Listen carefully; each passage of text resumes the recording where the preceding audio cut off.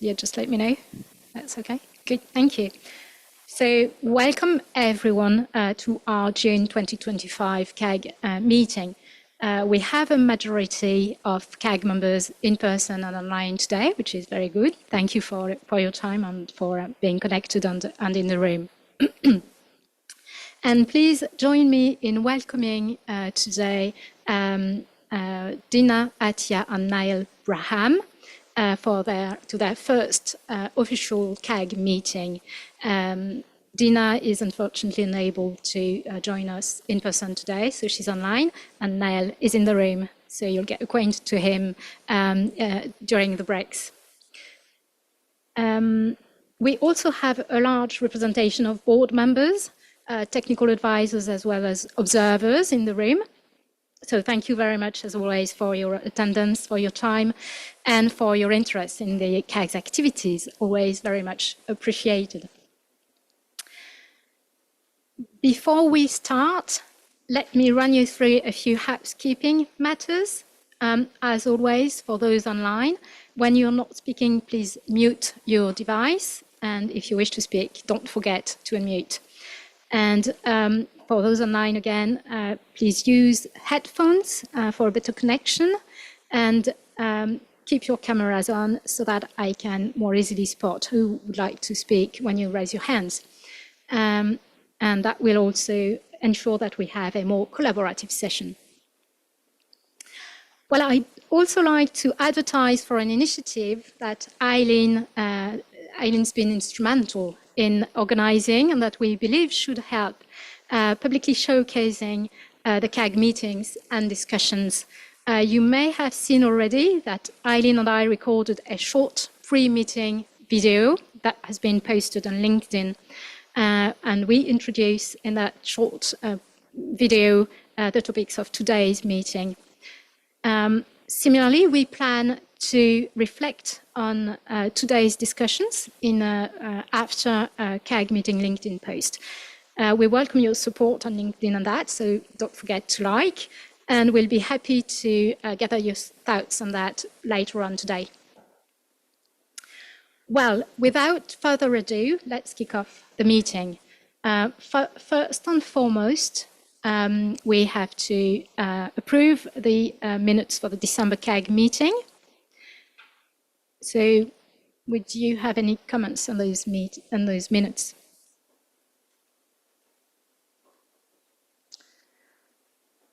Right, I can see Timothy saying no to this ad. Okay, right, so it seems to be perfect. Thank you. And thank you for staff for pulling those minutes together. So the December 2024 CAG minutes are approved. Now, a quick overview of the agenda for today. As usual, we have a busy schedule today. We'll start our morning session with an overview of the progress of the IPSASB's work programme, and Ross will indeed keep us up to date with the IPSASB's ongoing activities. This introduction will be followed by our usual implementation session, for which we chose today to talk about advocating the benefits of financial reporting and sustainability reporting information. And to illustrate the topic, we asked 4 speakers on both the financial reporting and the sustainability reporting landscapes to come and present their perspectives. So stay tuned, more to come before the morning break. Then we'll discuss technical subjects, tangible natural resources, and before lunch, and climate-related disclosures right after lunch, so eat lightly to stay alert. And after the afternoon break, we'll have a more strategic discussion on the work programme consultation that the board plans to publish later this year. And let's not forget our usual closed session at the end of the day.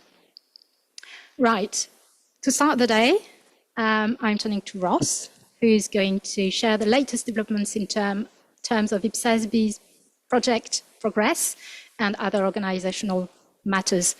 Ross, over to you. Thank you, Fabienne, and thank you everyone who's joined us here in downtown Toronto in person, and those of you who've joined us online. We're happy to be here today at the Ontario Bar Association, which is the professional body for lawyers here in Ontario, and trying out this new space as our home at CPA Canada is no longer available for meetings at the moment. So hopefully this week's meetings go smoothly. Continuing on, one point I wanted to highlight in item 2 that kind of might slip through depending on where you're looking is the December CAG meeting, we're making virtual. So we'll only have a virtual option for the December CAG meeting this year. That's for logistic reasons, as IFAC is also in the process of getting a new space, and it's uncertain whether we'll be able to use the IFAC offices. We have a backup plan, but that backup plan is much more challenging to use for a Monday meeting. So to make it easier to plan for, the CAG meeting in December will be virtual. The board will be meeting from Tuesday to Friday, and we will be hosting a full, proper CAG meeting, but it will be virtual. And apologies from the staff for the challenges with this, but it's unfortunately a logistical issue that we have to deal with. More to come on meeting location and details as we get closer to the meeting, but I can assure you the meeting will be in Midtown Manhattan, either very, very close to IFAC's offices or potentially in IFAC's offices because of some issues in getting out of their current space. So just stay tuned in terms of making your arrangements. If you're, using the hotel block or anything in close proximity to what we've arranged, you'll be in very close proximity to one of the 2 venues we'll be meeting. So again, the website reflects this, but I just wanted to make sure while I had everyone's captive attention that I pointed this out to everyone that the CAG meeting will be virtual. And then we'll be back to in-person CAG meetings again next June. So please do your best if you can when we are in person to make the time to join us. It's always great to see the smiling faces around the table and have discussions with everybody in person during the breaks and the social time. So there's my pitch for joining us when you can. Next, I do want to just thank everybody for the time and effort in coming. And I like the setup of the room we're in today. For those who are here, I can see across the table behind the CAG members, many board members and technical advisors that have made their time to travel here early and observe the CAG discussions. And I think that's a good place to start the summary of my agenda item 2 report is the work of the CAG is very valuable and the board appreciates it. And I wanted to emphasize how important the CAG is informally as part of IPSASB's due process and oversight. So the CAG is here to help the IPSASB and give advice on strategic and technical matters to be considered in the movement of projects to completion, other strategic items, and it is formally part of due process. So when we bring items to you to discuss, it's because we need a view from the CAG on specific and significant issues. And in the details of my report, you'll see lots of areas over the last few years where CAG discussions have really helped place the board in the mindset to move projects through barriers and issues. So thank you to everyone for making time available, CAG members, as well as board members and TAs who've made time to come and listen directly. I can tell you the staff really benefits from the good advice we get from the CAG, and we consider it very deeply as we take projects forward. Work program updates and kind of a foreshadow for today and the rest of the year. 2025 is a year of transition for IPSASB. We have Ian in his final year as chairman of IPSASB after 9.5 years. A lot of stability in the leadership and the working of the board. We're working at the moment. There's a search committee ongoing to identify Ian's successor. That's an independent process from IFAC. Oversaw by IFAC and the Public Interest Committee. And that process is expected to result in a new chair announcement around September timing when it becomes public. So no news to share on that other than it's ticking along and they're hitting the milestones. And I'm sure we'll get an announcement in due course, but that's an important announcement for the board and also for the CAG. So I just wanted to highlight that. Again, with the theme of a year of transition, if you look at our work program, we're at the point where we're starting to complete a number of major and minor projects. So this week, the board's approving guidance to update IPSAS 33, as well as considering updates to arising from the application of IPSASB project, where we're taking the public sector specific measurement and putting it in the proper places across IPSASB for asset recognition in a public sector context. Those are relatively minor projects, but they're important ones. But more so, the board has really started to dig into the good response we got to the climate-related disclosures exposure draft, our first climate piece of guidance. We got the most responses ever to that climate guidance, with 96 responses and 7 in-person regional roundtables where we received significant feedback from constituents around the world.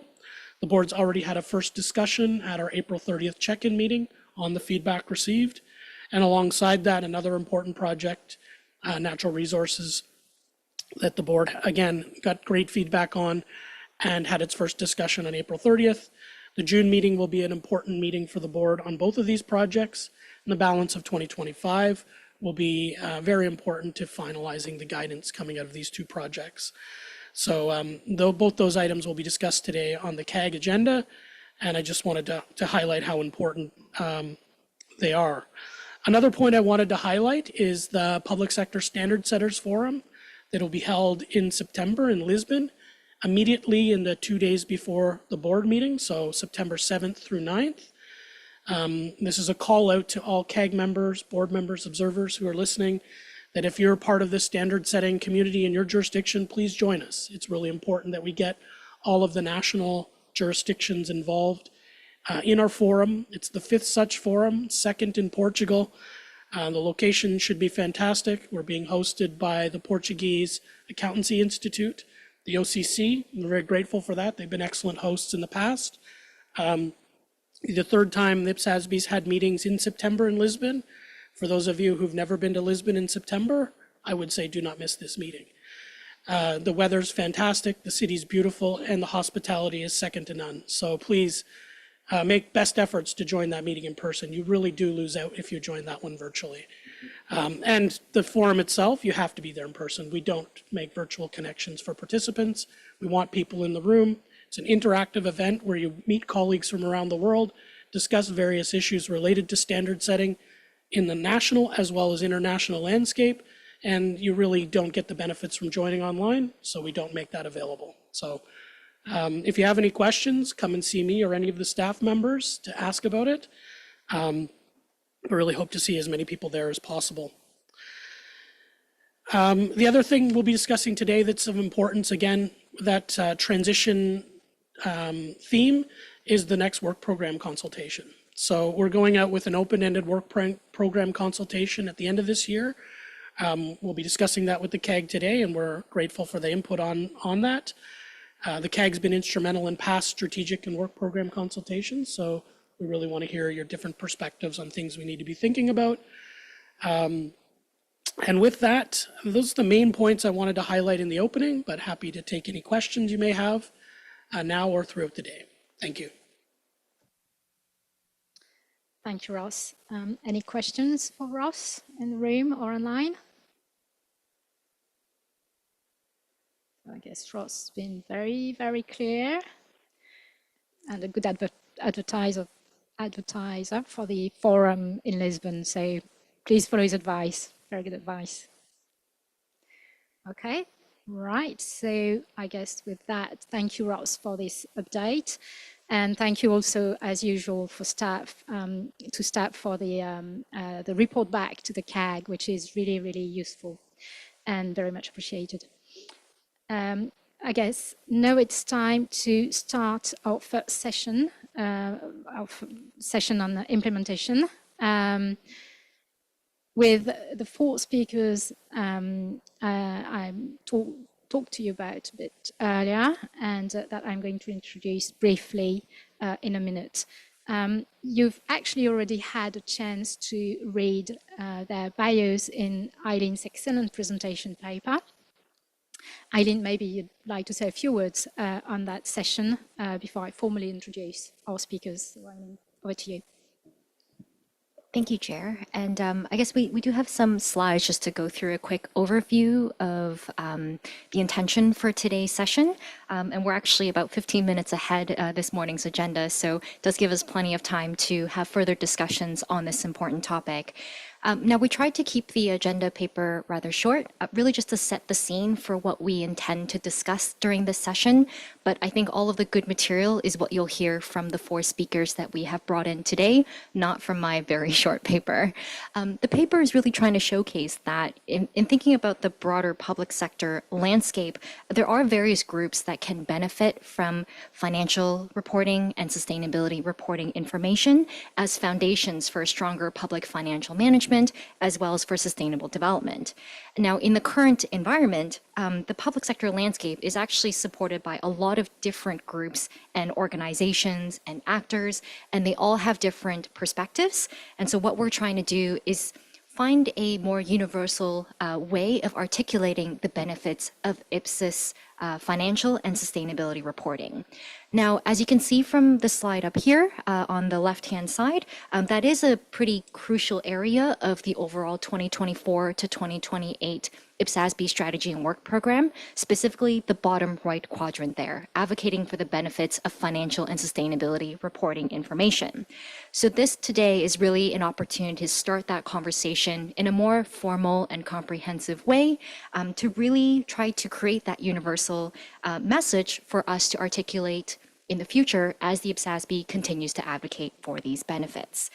Ultimately, the role of financial and sustainability reporting is quite crucial in enhancing transparency, accountability, and decision-making in the public sector. So we're leaning on you to provide the advice to the board to try to put that message together. Now, the intention for today is to engage in the CAG members to hear from the speakers, consider the various perspectives and experiences they're sharing with you about the benefits they're seeing of financial reporting or sustainability reporting information.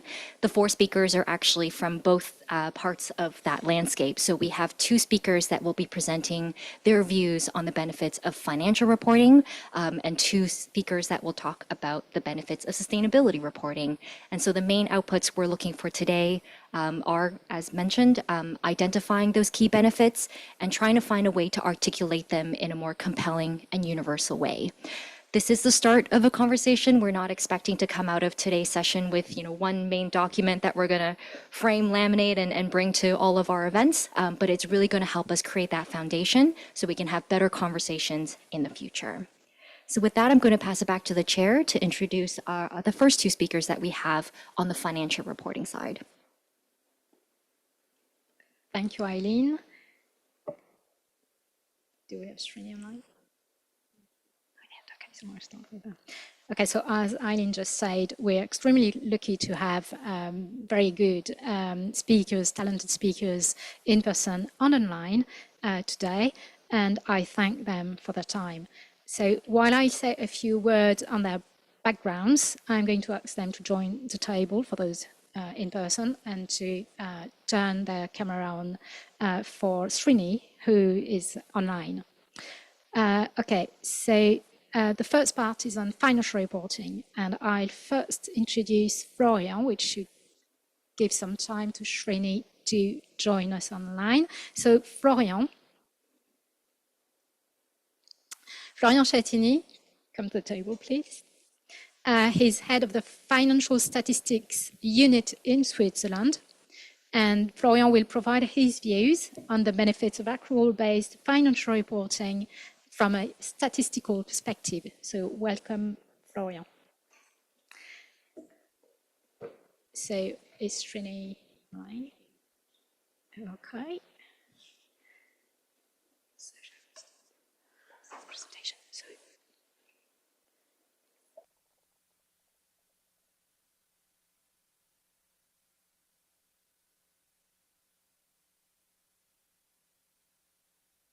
I'm the head of the section Financial Statistics at the Federal Finance Administration in Switzerland. I would like first to thank the CAG for inviting me and giving me the opportunity to present today, and I hope I'll be able to provide you with useful insight on how on how using IPSAS to compile a GFS provides benefit, but is also facing challenges and potential ways forward. So let me first start with what I think are the main benefits of IPSAS to compile GFS. I think one of the most important benefits and aspect is the fact that both framework, both GFS and IPSAS, are basically accrual in nature. And this is an important benefit of IPSAS because in fiscal analysis, which is being performed in GFS, the correct timing of economic event is really crucial to perform accurate fiscal analysis. So that's definitely one of the very strong benefit using IPSAS to compile GFS with some barriers or challenges on which I'm going to come back later on. Another specificity of accrual accounting is to have some liabilities and assets position that allows to track final position over time and ensure intertemporal accounting.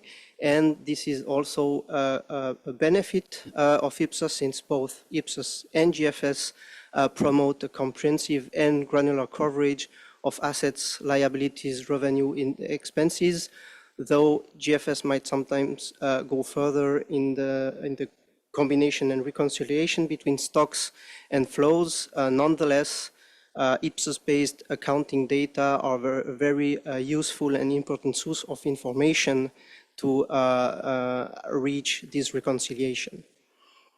Then another common point, but with differences, is that both framework promote consistent, but not necessarily similar, valuation methods. And even though they sometimes differ, the fact that IPSAS-based accounting statements required to disclose this valuation method is very useful to compile GFS, since it allows also to make the appropriate correction on different stocks or a flow position that would be measured differently than in GFS.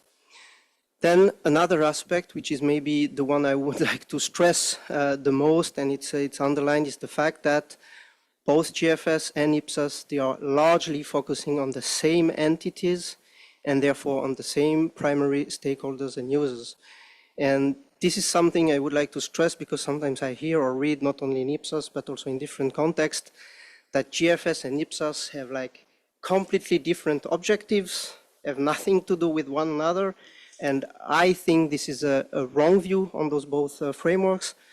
I think it's true that IPSAS and GFS, they provide different views on the financial performance and financial positions of the same entities, but therefore they give complementary views, with IPSAS focusing more on the entity micro level and GFS focusing more on the macro and aggregated level or general government level.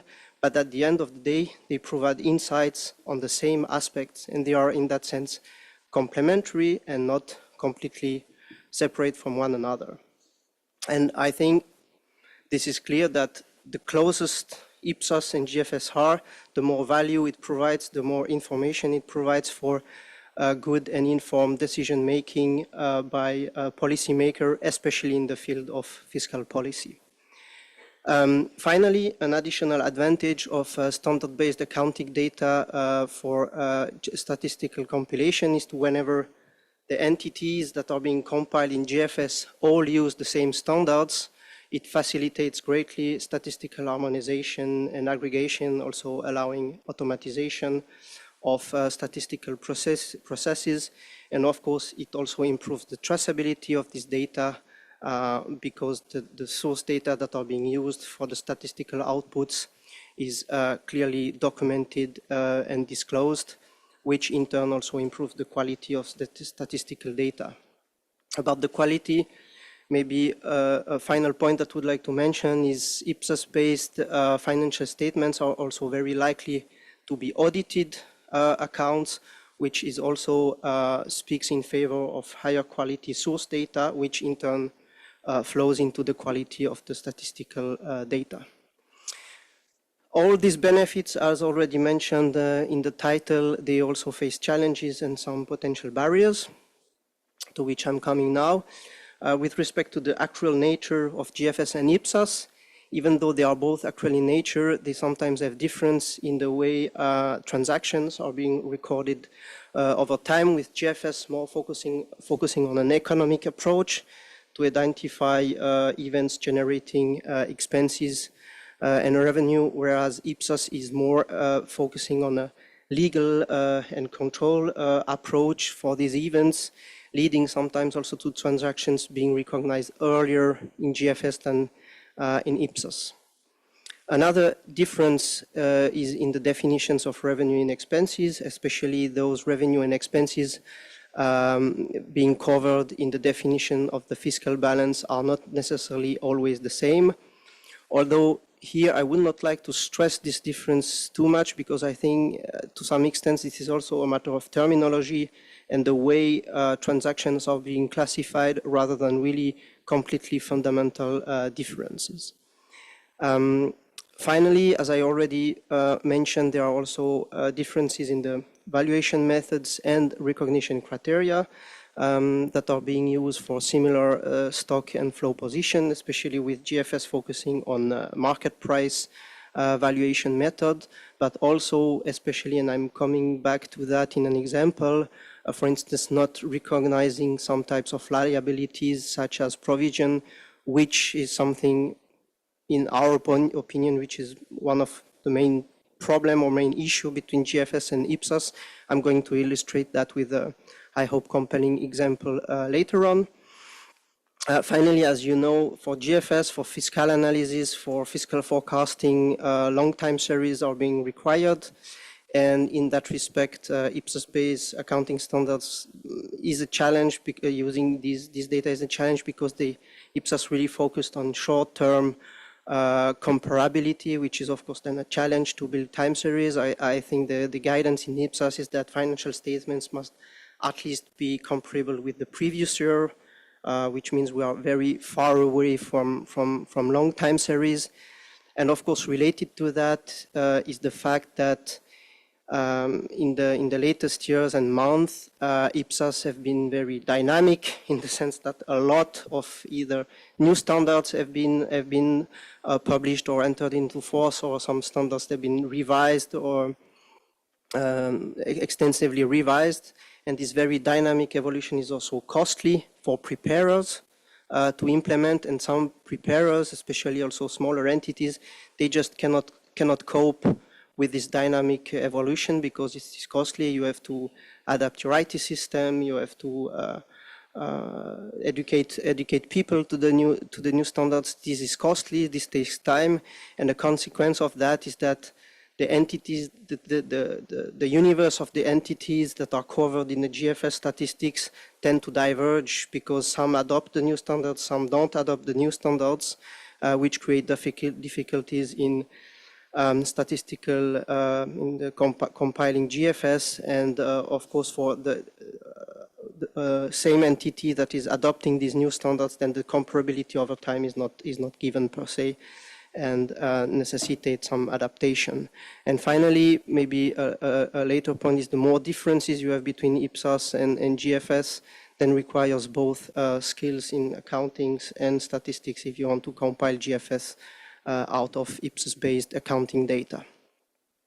Maybe now I'm going to quickly illustrate some of the benefits and the barriers with two concrete example, and I hope they will be compelling enough. But first, about the benefits of IPSAS, and especially the benefits of detailed information about important transactions, about their timing, about their nature, is also very beneficial for instance, structural balance analysis. That's the example I show here for the state government in Switzerland. So what this figure shows is in the black dotted line is the GFS fiscal balance, the blue dotted line is the GFS fiscal balance without one-off transactions. One-off transactions in structural balance analysis are transactions that are neither related to business cycle fluctuation nor to important discretionary fiscal policy decisions, and that's typically transaction you don't want to to involve in the analysis. So basically, you want to clean your fiscal balance from this position. And if you look in particular at the year 2020, at the first glance, the black dotted line shows that the Swiss state government faced a fiscal deficit of 3.7 billion Swiss francs during this year, 2020. And without further analyzing that, or without having detailed information from the financial statement, one might incorrectly conclude, well, this is the consequence of the COVID crisis. State government had to support companies and households with additional expenditures. Tax revenue dropped because of economic downturn, and that's a very nice story sticking to what you see in the fiscal balance. But once you use this detailed information from IPSAS-based reports and exclude some of the identified one-off positions, you see on the blue line that actually the deficit is not a deficit anymore, but a fiscal surplus of 1.4 billion after one-off corrections. And the red line even show, after correcting for business cycle effects, that the state government during the peak of the COVID crisis had a structural surplus of above 5 billion Swiss francs, which is counterintuitive, but very important to have an accurate analysis. So I think that's nicely shows some of the benefits of using IPSAS for fiscal analysis in GFS. And to illustrate more the barrier, maybe one of the most important barriers coming from the difference between the two frameworks, and which I already mentioned, is the fact that recognition and valuation method are not always the same. And here on this figure, you see the net debt for the Swiss central government. The red line shows the net debt according to GFS, and the green line shows the net debt of the central government according to financial reporting. And you see that the two lines do not coincide, and these differences, they are due to recognition and valuation. So on the one side, GFS uses market value to evaluate debt, and that is why the red line is somewhat more volatile than the green line. And then, as I already mentioned, GFS doesn't recognize some provisions into the definition of liabilities, and that's why it explains why the level of net debt according to GFS is lower than the one according to financial reporting. And while GFS debt is maybe more relevant for international comparison, they are also looked at by, for instance, rating agencies or the IMF when they are making country reviews, whereas financial reporting debt is more relevant for public finance management. Even though that may create confusion, it is a huge challenge in terms of communication to have these different levels depending on the definition. It may also be a challenge for policy making.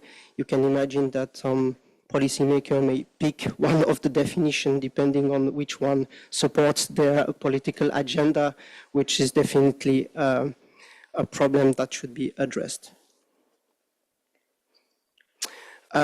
Just some thoughts for the way forward to overcome these barriers. Some are already ongoing. So on the short term, there are opportunities and initiatives. So the IPSAS board project adopted in March, I think it's a very important project. There is a companion project on the IMF side to update the GFSM, where this alignment between both frameworks are going to be looked at, and the alignment may come for some aspect from the GFS side.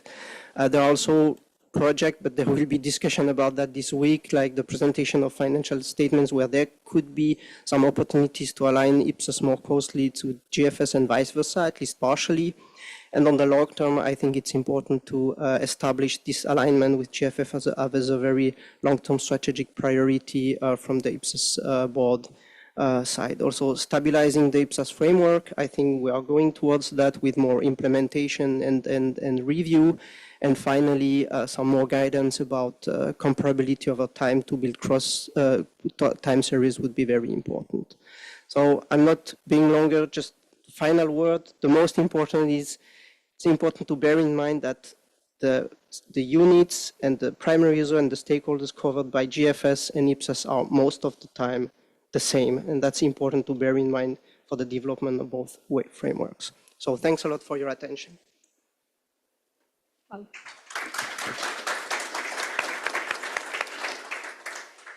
So thank you, Florian, for this very engaging presentation and for emphasizing the importance of accrual-based financial reporting from a national accounts perspective. I've seen that Srini is online, so I'm going to welcome Srini. Oops. Okay. Okay, good. So Srini Goazada is head of PEFA Secretariat at the World Bank, and as some of you may not be familiar with PEFA assessment, PEFA is actually the acronym for Public Expenditure and Financial Accountability.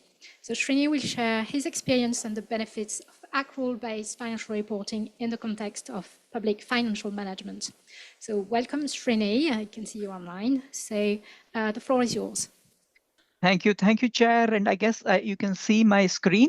And from the World Bank, we have a good news for everyone in the public public sector accounting space.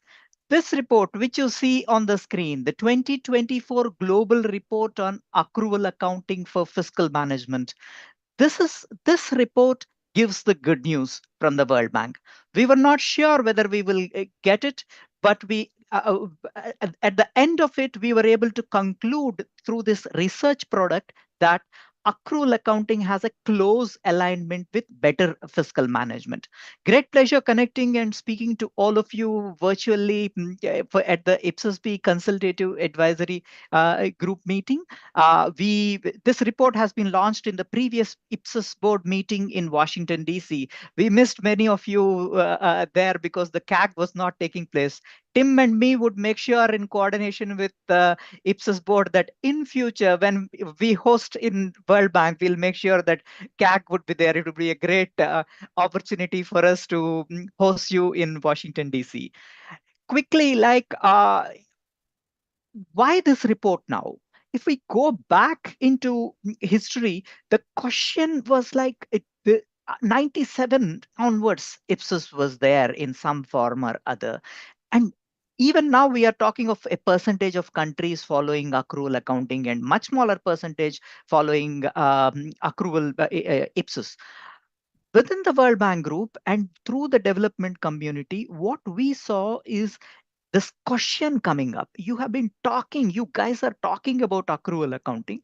Can you say in a layman's language for a non-accounting, why should we go? For an accountant, for me, there is no debate at all. Accounting means accrual accounting. So it has to be this way. But why is the question? And that's what we try to answer, and answer not necessarily from financial reporting alone, but the accrual information. As is it a game changer for fiscal management? And we felt that it is a game changer for fiscal management. The traditional things that we talk about accrual accounting and financial reporting, that it strengthens budget and fiscal planning, improves debt management and asset management. Of course, the debt issue of different debt figures coming up, which was being discussed, was like quite a relevant area there. Pension and intergenerational equity and transparency. All this through quantitative research and some qualitative review exercises, we were able to get evidence to that. And this report is now publicly available as such. And when we talk about this relationship, we are the PIFA relationship. So accrual reporting on financial reporting is not in isolation. It's part of the PFM cycle. For example, in the PIFA framework, it is the pillar number 6, which deals with accrual, with deals with financial reporting. And accounting and financial reporting has been underperforming if you look at PIFA scores generally. But the good news is, if you move accrual, it has a direct relationship with PFM, except for the pillar 1 budget reliability, which has to do with several other aspects which will influence decision making. Each of the other 7 pillars of PIFA, each pillar you can treat as generally a PFM practice group or something like that. Each of them have a direct correlation with accrual accounting or partial or full accrual accounting. Wherever countries have moved accrual, they have better PFM scores and the vice versa, which means if countries are trying to do good PFM reforms, accrual accounting is probably like one of the key reforms, is something which came out of this report. Now, a quick thought on, like, we all know the New Zealand experiences, UK experiences. So we looked at all the experiences and there's a strong storyline, but we tried to unpack how does it look from a transition, a country which is transitioning to accrual accounting. We took these three for qualitative research specifically to see how these three countries are faring. All three are in a migration process to accrual accounting. Each of them, the conclusion we came out of it is accrual accounting is good and it reaps benefits along the chain. It's not just a destination, but along the chain at every point of time, it gives benefits. And the benefits commensurate and actually much exceed the costs. That's the kind of an conclusion that we are reaping, we are seeing. For example, Rwanda did better receivables management and better fiscal risk on SOE, which translated into benefits to them. Chile has a long-term investment process and public investment efficiencies have improved. Vietnam now has a nationwide asset register. It may all non financial assets sits on cost basis, but no revaluation is allowed. But essentially, it is there, which means the register is there. So you have benefits reaping from this process along the course at every point of time in the migration to the migration journey to accrual accounting. Now, is it very expensive? We tried to look at this question. We saw also the Eurostar calculations that if you spend 6 billion on over 5 years on accrual migration, the benefit you get is 16 billion. We found that to be a very strong argument. We also saw the OECD analysis where in OECD countries, accrual accounting leading to better better reviews by the risk agencies, risk credit ratings, and bond yields going up. So these are things which are happening at a broader level. For fiscal management purposes, if we bring it down, what we found is like accrual information per se is straight away usable even without a financial report. And that's what in many countries is already happening, even when the countries call them as cash basis accounting. We have a theory of change we proposed in this report. It actually talks of what we all talk about: opening balance sheet, first stage of going to accrual accounting, which is very important, and evaluated its benefit. But again, we are bringing back through this report the need for linking with the broader reforms. For example, accrual based planning, budgeting, having a performance measurement system. So accrual accounting per se is good, but not sufficient for overall best case scenario for fiscal management. We need the accrual into the budgeting process and performance measurement as such. Things are happening. You see program budgeting taking place, performance budgeting taking place, but there are countries where program budgeting happens, but there is no accrual accounting and vice versa. So all this needs to come together for a kind of an overall alignment for improved fiscal management. We see the outlook to be extremely bright, and from the bank side, from the World Bank side, we would suggest that to take this agenda forward. The report is live on the website. These QR codes will take you through the report and a summary blog, and I'll be very happy to engage in further conversations. Thank you. Thank you, Srini, for this very impactful presentation. Maybe we can applaud as we did for Brian.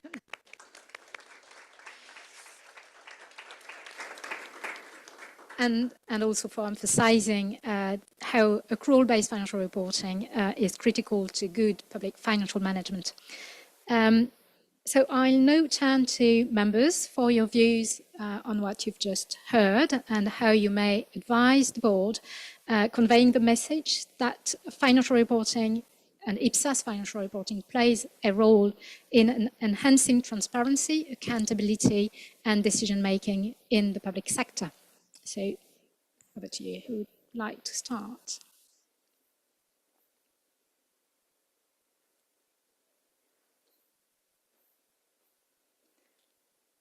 Ada? Good morning, and thank you very much. Good to see you screening. Very, very impactful. And Floria, we came from the same city. Thank you for that impactful presentation. I am Adafai, joining from the Global Fund. And in terms of sort of like the benefit from a development perspective, we also see a correlation. When you look at some of the countries, and I'm glad we mentioned Rwanda, they started on their PFM and accrual journey 10 years ago. When you look at Rwanda today, and you look at where they are in understanding, in the development trajectory also, you see a correlation. Better financial information in the books of government translates to better development outcomes. And I think we need to also articulate that benefit as we move on. We have an opportunity, and I think we talk about GFS and IPSAS as if they're two different things. However, when you look at companies or even governments with mature financial information, we can bring these two together so that the readers of the financial statements can also see the benefit of the statistical narrative of government, because a lot of governments have matured their statistical management and reporting, and many of them are scared to get onto the journey of accrual for many reasons. Because when you look at, maybe there is a political tension. Many governments are in power for what, 5 years? We yield the benefit of these investments after 5 years. So how do we get politicians to understand that from a sustainability perspective, there is a societal value in moving into accrual accounting? There is also a need for sort of adding a political lens to the conversation. And also it brings decision usefulness. When you look at today what is happening in the world of development with the disruption that is emerging from the US, many governments in the continent are stuck because a lot of development aid was not recognized in their books. So when the US suddenly pull out, a lot of them, they lack visibility, they lack information to serve their own population. This is another benefit of encouraging government to have comprehensive financial information and comprehensive understanding of investments regardless of the funding source to their populations. It was not mentioned, but for me, I see it also as a risk management tool, how government manages the risks and the balance between fiscal policy and liquidity. A lot of governments, especially in Africa, when the IMF is about to get in the country, there is a lot of effort on the balance of payment and all of that, whereas IPSAS create an opportunity to be continuous. However, we need to help countries. The cost of transitioning to accrual accounting is significant for many countries. What are the pathways? Is there a progressive helping countries to understand that this is not a binary on-off switch? Like Srini said, you can start with just opening balance management of your balance sheet. And I think because I was part of that journey in Rwanda, where it all started with a conversation on modified cash basis. You start at a place, we meet countries where they are in the trajectory. And I think maybe I'll stop it there and then we take other comments. Thank you. Thank you very much, Ada, for those very impactful points and very important points you made. And I'm completely with you on the fact that financial reporting provides a comprehensive picture of both assets, and especially long-term assets, and liabilities. So that's very important. The barrier, again, is also the lack of, and that's something I witness as well in my own country, own jurisdiction, is the lack of political function, if you will, of financial statements, financial reporting, as compared to that of the well-established, political function of the budget. And that's a huge barrier. I mean, the lack of political traction. Okay, I go now to Agnieszka. Thank you, Fabienne, and thank you for excellent presentations.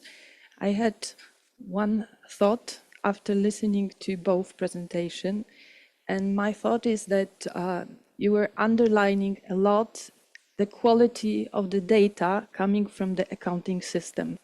So you paid a lot of attention to the source data, not necessarily to the financial statements themselves. And also, there were a lot of studies and discussions on the use of financial statements prepared, under accrual accounting, especially those on the level of the whole of government. And there were some challenges, and there were some discussions whether those, especially whole of government financial statements, whether they are used in a way that they could be used. So after listening to you both, I had this question in mind, whether the users value source accounting, accrual accounting data more than the financial statements themselves. And it's nothing wrong about that because, it's not just financial statements. They are not out of nowhere. They are based on a sound accounting system. But maybe if we ask ourselves that question, maybe that would somehow also influence how we sell the benefits. I don't know the answer to that. I just wanted to share an immediate thought that I had after listening to both presentations. Thank you. Thank you, Agnieszka. A lot to think about. I go to Kui, and then I've seen that Timothy and Admari are online, and then I go to Beatrice. If you want to speak, you just put your flag on, just your name tag, just put it up. Yeah, there you go. Otherwise, I won't see you. Key first, and then I may take Tim and Admari, the three of you. Then. Thanks, Fabienne. And I think these two experts gave us a very wonderful speech. And my advice is about the benefits or shortcoming of the accrual basis. Just now, all of you talked about the advantages of accrual accounting. However, in reality, accrual accounting information can also bring some decision-making bias. For example, the public sector adopts some earnings management behaviors similar to those of private sectors, such as adjusting depreciation in order to make financial condition on the books looks better. So I think in addition, when facing global all kinds of risks, our cash reserves and the flows may be more important for the public sectors. So does this mean that for public sector, cash basis is still an important supplement? I think important supplement to accrual basis. Thanks. Thank you, Key. I go to Tim then.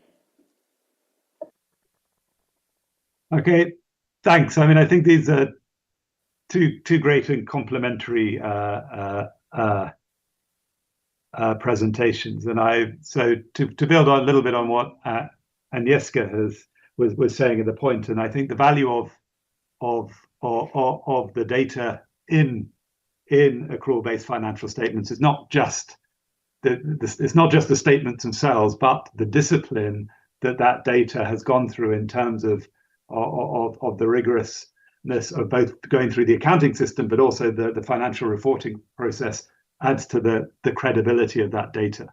And I think a lot of data that is used in financial sort of reporting and in-year reporting may not be as robust as that. So I think that is one of the values of data going through the process that culminates in a financial statement, adds to that credibility. So, and I think, and also it's just doing that. A lot of countries in which I worked in the past, entities don't have asset registers, and I think Trini gave one example there. And actually, you can't produce accrual-based financial statements unless you introduce that discipline of counting your assets. And so it does encourage some basic things to happen. So I think that's important in terms of the value is not just in the financial statements, but then it does go to say, how can you use financial statements better in decision making and accountability? And in the work that we're doing, that we discussed last time on reimagining public finance and this link to development outcomes, I think this is, and as our work has progressed, I mean, I think there's obviously a clear role of sort of balance sheets and accrual-based financial statements in informing decisions around fiscal sustainability and longer-term fiscal planning, and that is an important value add that I think needs to be solved more, and how to integrate that, because it's not automatic. But I think there is also a lot of value that can be sort of, I think, sold in terms of both one, the use of this information at the entity level. But one thing I was thinking, sort of reflecting on the questions before the presentations, was, is there a role of trying to construct balance sheets around public sector programs like health or education or police services, where there are multiple entities, but actually bringing the information together around a service may also, and I don't know how one would construct a balance sheet, but that would actually help inform decision making around and the management of assets and liabilities around specific public sector programs. And I think that came out also in the conversation we're going to have on climate disclosures as well. So I think that might be a route to go to strengthen the value added towards public sector programs which contribute towards achieving specific outcomes, policy outcomes. Let me stop there. Thank you very much, Timothy. And I'm with you on credibility and reliability of data, and that can be audited and certified when it comes to financial statements. Admiri? Thank you very much. Good afternoon, colleague. So to the two presenters, thank you for really bringing out the benefits that will start accruing or are starting to accrue from the use of accrual accounting and that interlinkage with the GFS. Very useful, and even for the advocacy, you're talking to a politician. If then you are connecting the linkages that will arise or are arising out and the benefits that are arising out of the use of accrual accounting, I think the message goes back to a basic message which is understood by the policymakers, by the implementers, and even by the general populace who receive the services from the public sector.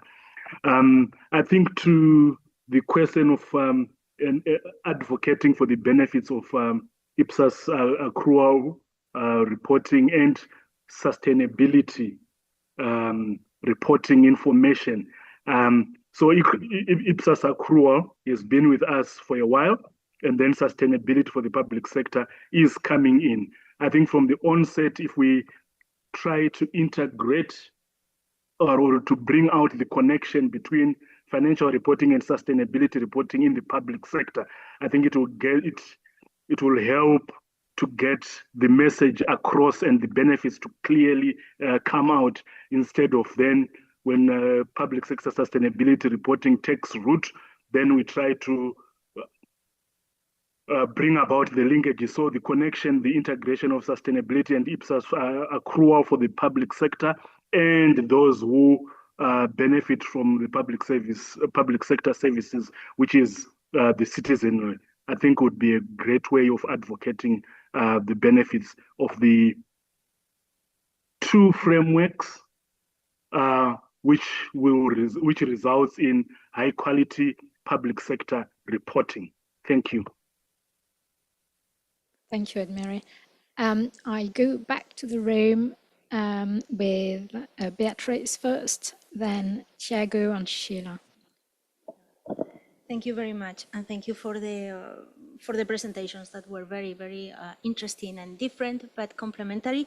I just wanted to bring some information of where we are in the European Commission, because I have seen the advantages and the challenges or the barriers. I have some challenges also to put in the table, if we can call it like that, as we are discussing, and we can take all this information to reflect further.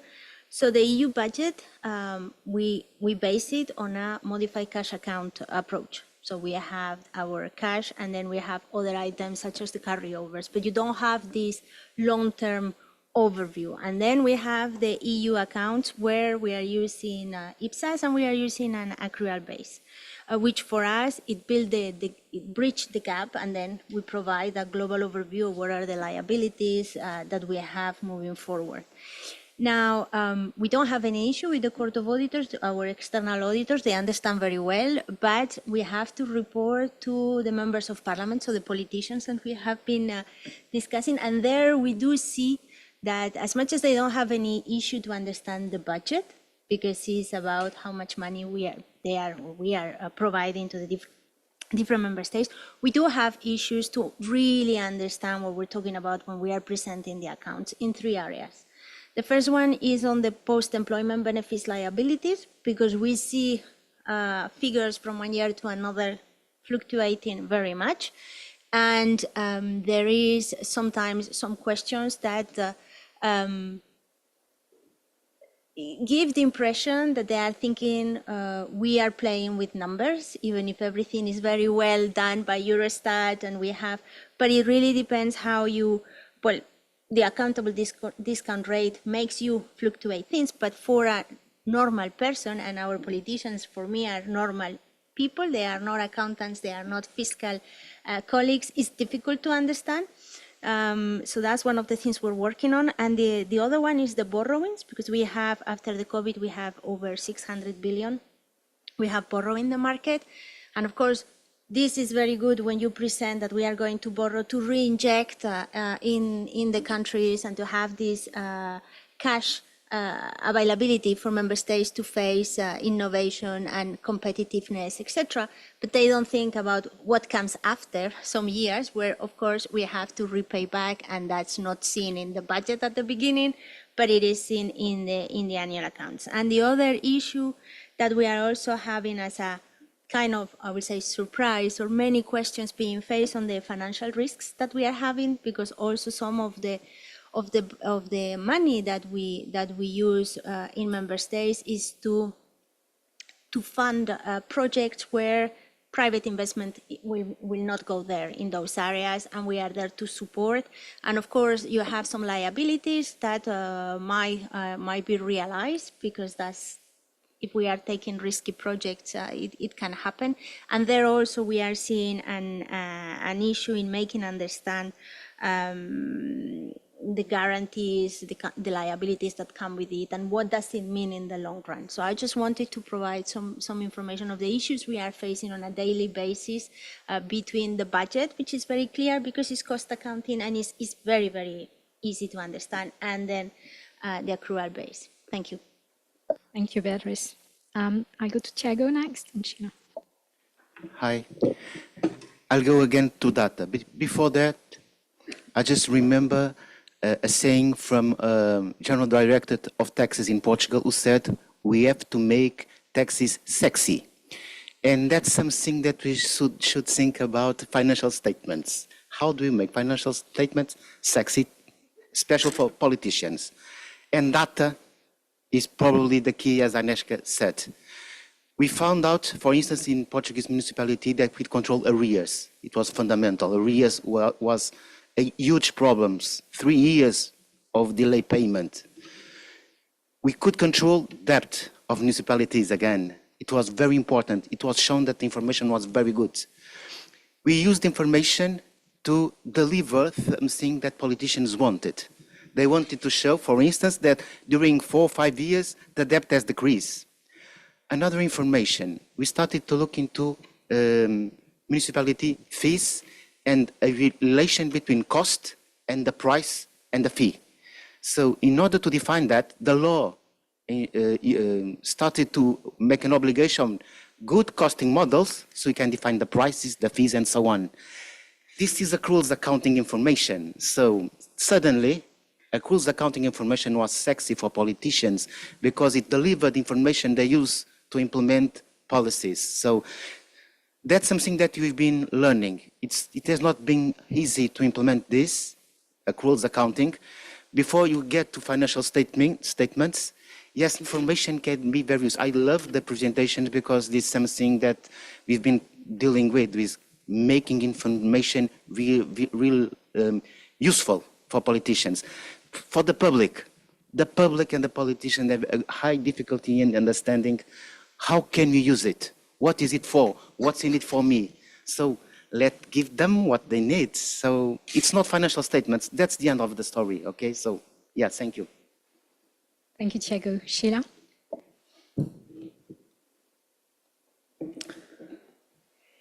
Thank you. In the US, we have been using accrual accounting at the state and local level since 1994, maybe even before then. I think that what we're experiencing is that the most important, what I consider the most important stakeholders, which are the legislators and the citizens, do not use the statements. The bondholders, the bond rating agencies, the bond issuers use them, but they're not used. We need to sell, it's very hard to sell legislators, elected officials, government officials on accrual accounting because they love to make short-term popular decisions that have long-term consequences, and they really don't want people to focus on those long-term consequences. So, during the budget process, most governments, they haven't even issued their last year's financial report, much less used their last year's financial report during the budget process.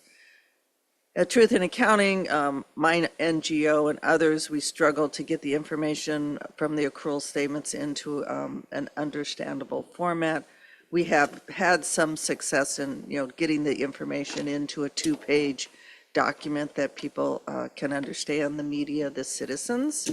But the cash, again, like you were pointing out, the cash basis budget numbers are what used. I also have to warn the board and that we really need to protect the integrity of accrual accounting. In the US, the Governmental Accounting Standards Board, which sets standards for state and local government, is working to redefine accrual accounting. So they will be able to say that their statements are done using accrual accounting, but it is not the accrual accounting we know and love. They want to create another definition for accrual accounting under what they call the short-term financial resources model, and they have proposed to amend their concept statements to redefine accrual accounting. And in that definition, what they say, I quote, under accrual accounting, elements of the financial statements arising from short-term transactions and others are recognized as they occur, and elements of the financial statements arising from long-term transactions and other events are recognized when they're paid. So in essence, they're redefining accrual accounting as cash basis accounting will now be accrual accounting. And I think, yes, and I think that it will really, make people not, it will confuse people, but also destroy the integrity that you guys have worked so hard to make accrual accounting what it is. Thank you. Thank you, Sheila, for that not so joyful news. I'll then go to Ram. I think Ram's dropped off. Okay, so if Ram comes back online, we'll take his comment gladly. I'll then go to Lana and Jan, and we'll finish with Gustavo, remaining of the time. Thank you. Go ahead, Lana. Thank you, Chair. Thank you to all for the comments and for the presentations. I think in Canada, as I'm thinking about, well, what gets the most attention, if we're talking about the day that financial information or audits are completed and shared with the public versus, say, budget day, I think it's definitely the latter that tends to get the attention in terms of future planning and where resources and plans are in place for spending the resources that exist.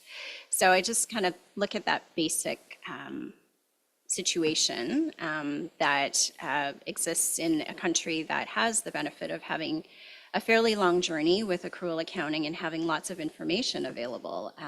I really appreciated the comments about looking at where the data is and that there's integrity in the systems that are collecting the information. I think in Canada, we have the ability to say that we have those pieces. Yet I go back to my earlier comment that what gets the attention, what gets reported, what people seem to get excited about is budget day versus the results of how money was spent and what has been already verified through audit process, et cetera, et cetera. So I think that's the biggest challenge. And we've talked a lot about how we turn that conversation around to the benefits of having accrual accounting and what it means to foundations for decision-making, comparability, and just appreciating maybe what you have. So some of the comments that I was thinking about when I saw the presentations were, for those that are earlier on in the journey, what did they focus on? Well, there was certainly one aspect of focusing on what's on the balance sheet, what you have in terms of your assets. And that does speak to people, right? From an individual standpoint, from a group standpoint, you want to know what you have, you want to know what you own, you want to know what you control and you have access to. And those are the principles that you can really talk to when you talk about what we mean by an asset. And when an entity records an asset, those are the things that you think about in that decision making. And then it goes further. So you have that opening journey of the what, and then it's the how do you record it? How do you value it? How do you record that measurement piece? So that's, again, I think gets us accountants excited, but perhaps that's a way we can have that conversation with people to talk about, well, there's lots of really interesting complexities with just putting something on the balance sheet. It's not just a number. You have to go back to the source and how do you get credibility to the amount that's on there. And then when I think about our journey here in Canada, well, there's the asset side and then we have the liability side on the balance sheet. And I think about what we focused on in the last 5 to 10 years in terms of standards and liabilities. And we've crossed over to talking about, well, do we know what we owe? Do we know what we want to spend money on or need to spend money on in the future that has a cash outflow expectation? So we focused on things that are important to people. Employee benefits, provisions, legal type contingencies, and then the last few years, environmental liabilities and asset retirement obligations. So those have linkages to other things that are important from a policy perspective, from a budget perspective, but it also has a very technical accounting link as well. So I'm kind of putting all of those things together to say that, yes, it's a lot of accounting lingo. Yes, it's a lot of things that maybe we think is a technical world. But if we link it back to public sector programs, there's very clear links to that. And I really think that we can have time to have creativity in the accounting world. And maybe there's ways to present that information in financial statements that speaks to these programs that people can then link back better to what they're hearing on budget day. And they can pull that together into that enthusiasm into looking at results rather than just forward-looking information that really doesn't have a lot of credibility. You know, when you go back and you look to say what was presented and planned for, did it actually happen or not? Thank you, Lena. And to build on your topic on challenges and the technique and the jargon and everything, I think it's also one of the benefits is also that it's a common language that can be spread over and that make discussions easier between entities and across jurisdictions. So that's also somehow a benefit. I'll now go to Ram, who's online and who's been very patient. Thank you, Ram, for your patience. Go ahead. Okay, thank you very much. In fact, I must apologize that I'm not able to meet you physically there, but I would have liked to be there. But anyway, first of all, let me presenters. They have given a very good bird's eye view of the concept as such. From the private sector point of view, I don't think there is an alternative. You have to go for the accrual accounting. But from the government perspective, I thought I'll sort of do it from another point of view, saying that some of the governments are a bit hesitant in adopting accrual accounting. What are the reasons for that? And perhaps we need to think that what needs to be done under the circumstances.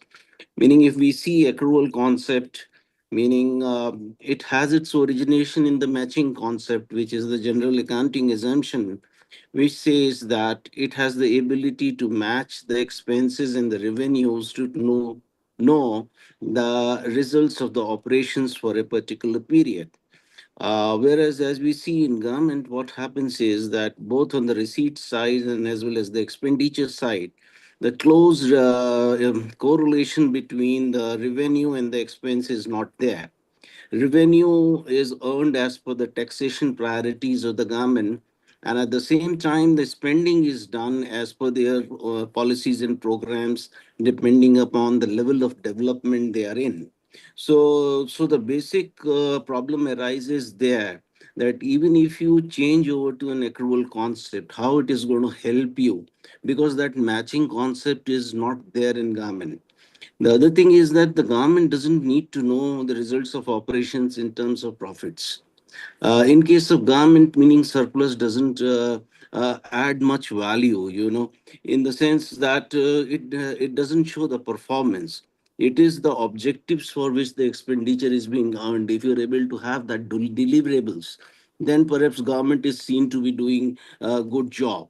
So since this matching concept is not there and the correlation between the expense and revenue is not there, then to go towards accrual accounting is a mindset issue. Say they are not very sure that what advantages which are going to accrue to them if they shift on to the accrual system of accounting.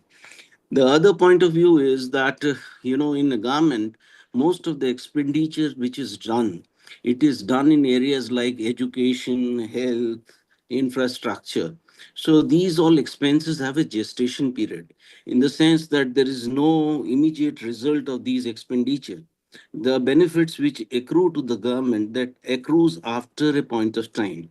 And if that is going to happen, then what is the need to correlate the expense and revenues? That is something which we have to see, because most of the government feel that there is no correlation between the two and there is no need to match the two to be able to judge the performance. So that is the area where we need to work on and say that what can be done so that the perception of the government towards that improves.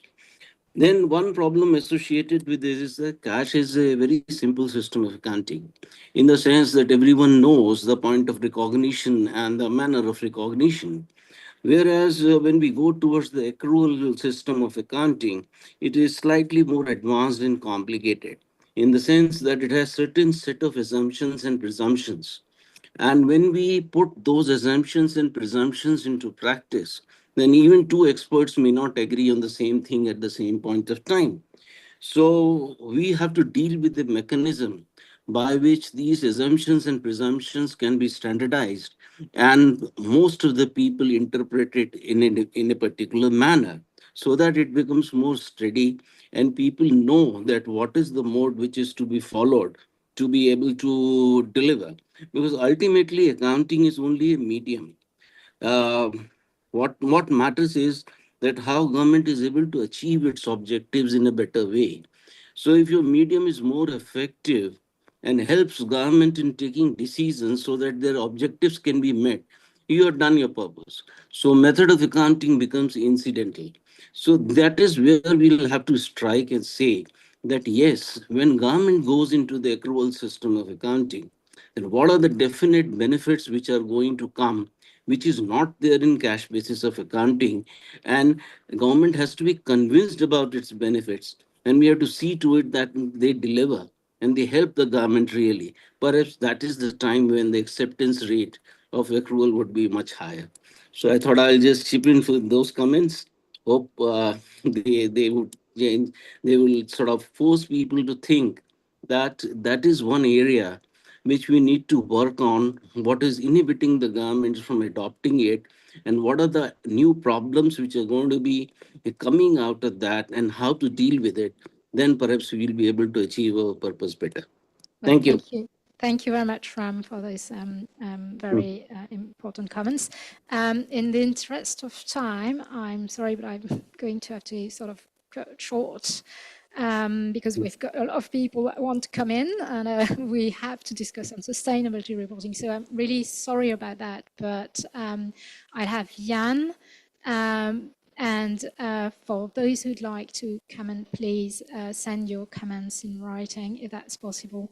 I'm really sorry about it, but we really need to go ahead and give the opportunity of the sustainability reporting speakers to go ahead. So I'll just go to Jan. So thank you, Fabienne. Thank you very much to the presenters for stimulating a very rich discussion there.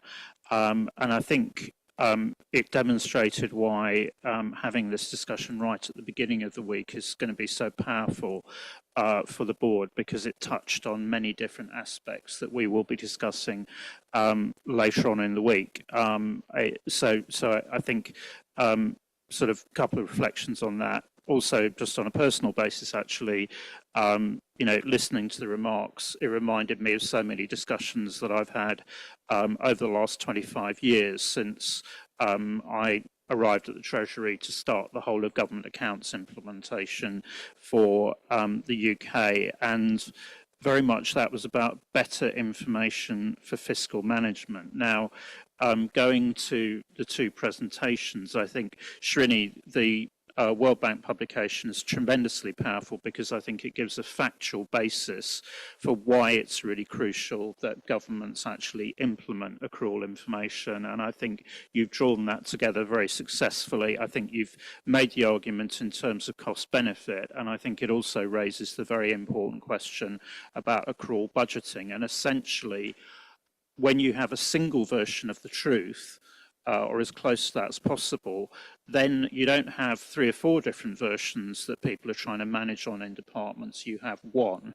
And that was certainly the lesson that we learned in the UK accrual implementation, was that it was all very well going to accrual accounting, but you needed that good quality information then to move to accrual budgeting, and that needed to be consistent with the budget framework and with the parliamentary accountability framework. When you got that, then it really started to actually resonate. And I think then, you know, going to the presentation that Florian did, thank you very much, Florian. I think that just shows why Florian and I are co-chairs of the IMF task team working in this area, and I found myself going tick, tick, tick, tick, tick. So thank you very much, Florian, for the points. But I think it really is crucial, the point about quality information, which really actually relates and tells the story of the underlying economic situation, the economic activity.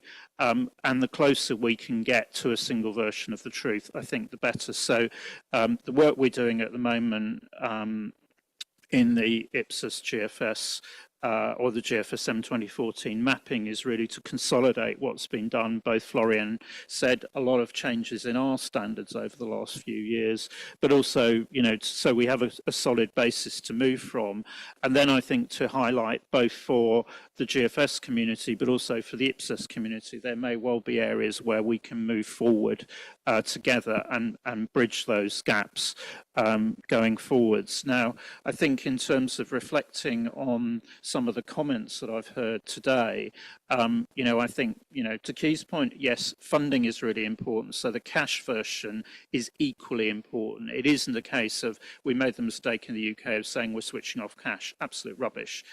You still need to be able to sort out the funding situation. Ada's point in terms of how do we help people implement, I think there's a resonance of that in the discussion we'll have about the IPSAS 33 update. And in particular, one of the proposals that's come through from the consultation is we need to help people to more gradually implement accrual information. So I think that's really important. Really interested in Agnieszka's point, which is it the financial statements or is it the underlying information?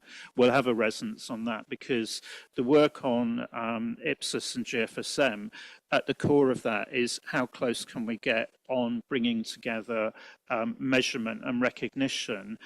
There may well be differences then in terms of presentation, and that might, I think it's at the core of, recognition and presentation, but we will have that discussion in presentation of financial statements. Some good points made as well in terms of, I think this was Tim's point, in terms of links then into outputs, outcomes, segmental reporting. Those are all areas where there is already IPSASB guidance, but probably we need to actually link that better to show people how that can be used.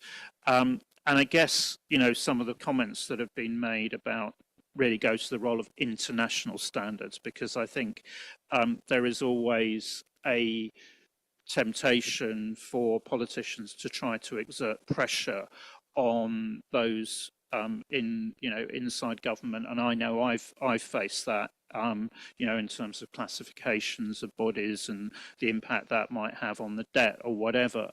I think the key thing about international standards is they are a benchmark that is not susceptible to political pressure. And, I always sometimes think it's a bit like, you have Intel inside in your laptop. You've got a guarantee of quality there. How you tell the story, how you pitch it to different audiences is then something, you think about, well, okay, how do I use the underlying information, which I know is quality information, to tell the story? But fundamentally, this is about telling, it's shining the light on what is the truth. And if the truth is not great, well, then it's up to the politicians to take the decisions to improve the situation, to improve fiscal sustainability. It shouldn't be the other way around. And I think that's the role of international standards. That's the role of what we're about as a board. That's certainly what's driven me in my professional career. So I think really important that we have this conversation. And I do think we do need to think about some of these areas where how can we bring that guidance together? How can we get some good examples of how you communicate the messages? And one thing I haven't heard today, but I think is really important, there is the Pathways to Accrual tool on the IFAC website. And I think we really need to make sure that that is updated and is promoted to help people, because it isn't just about implementing IPSAS, it's about so much more than that. And that goes back to the point that Srini was making in the World Bank report. It's about using that for better fiscal management and basically for better outcomes for all of us from a given level of taxation. I rest my case. Thank you. That's very convincing. Thank you, Ian. Again, thank you to Florian and Srini for their excellent presentations and facilitating the ensuring discussions. And again, sorry for those who couldn't express their views and comments. And I expect we will have some written comments from you. Please go ahead with those. That will be very helpful to staff and to the board during the discussions this week. So I'll now introduce the second part of the implementation session, on sustainability reporting. And for that, I'm pleased to welcome at the table Heather Taylor, who is the leading partner on sustainability for the public sector at EY Canada.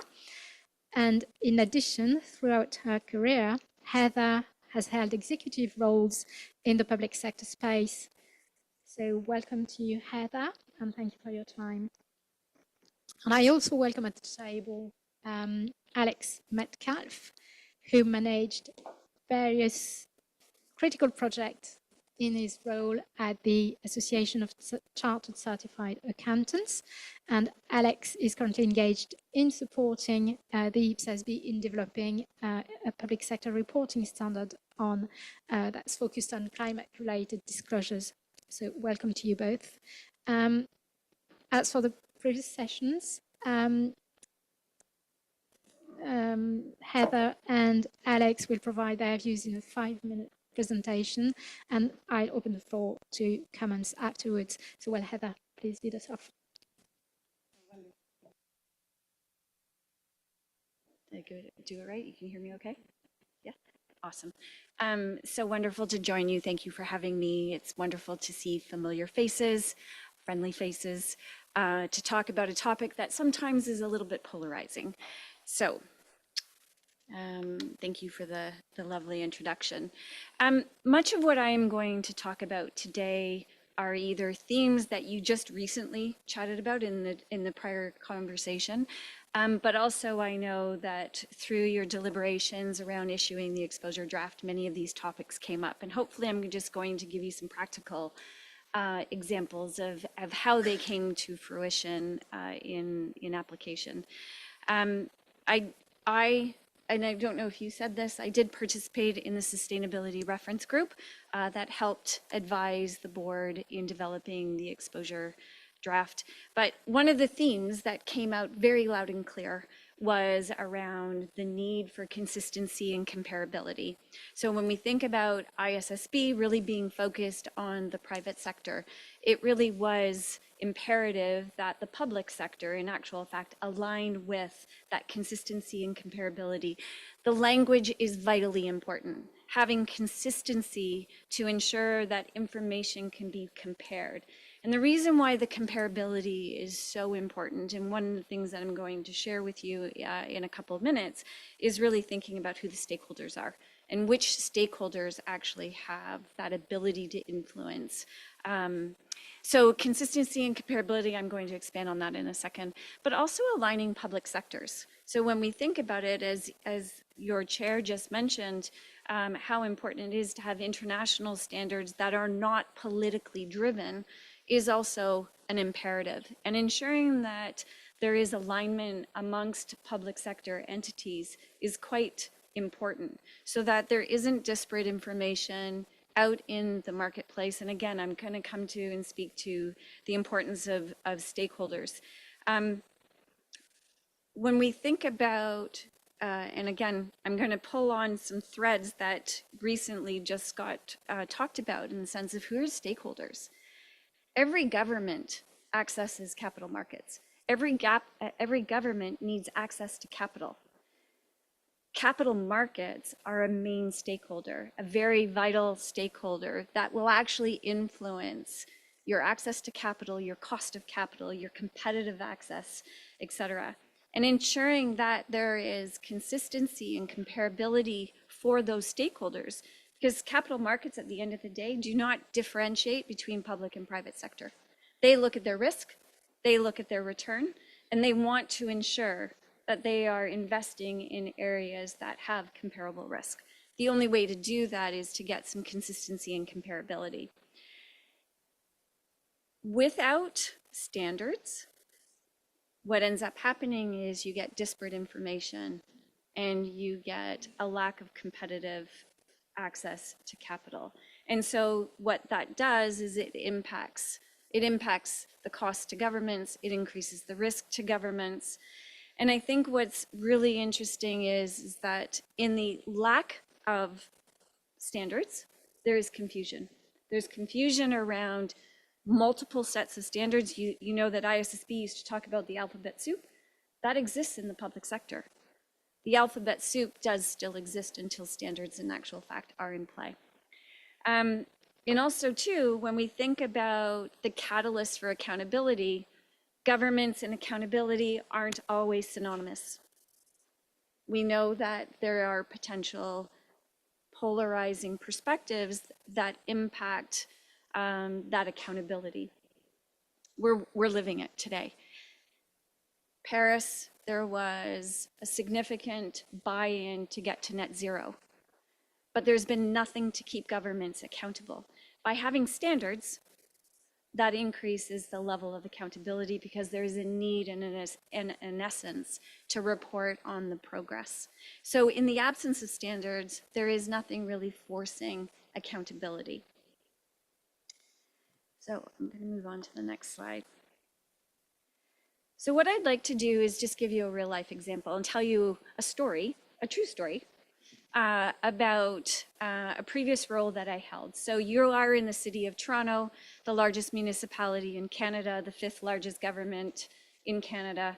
I'm going to just give you some context. A $16 billion annual operating budget, a $50 billion capital plan. I had an annual debenture program of $1 billion. So I needed to go out to market and I needed to ensure that we had a healthy pipeline of investors. The domestic market is quite limited because for legislative reasons, they can only hold so much municipal debt. I knew it was imperative to increase my pool of investors in order to not only meet my annual borrowing needs, but my long-term capital plan. And so I spent some time in Europe and I spent time meeting investors, talking to investors and asking them what was needed from their perspective. And so what I learned very quickly, accountability was essential. Understanding the use of proceeds, outcomes from those proceeds, incredibly important. In addition to ensuring that from a credibility perspective, from a creditworthiness perspective, we were able to service the debt. That was a given. So what became quite clear is that if I created a sustainable financing framework, so under a labeled bond scenario, I in actual fact could increase my investor pool substantially. So I came back, we already had a green bond program.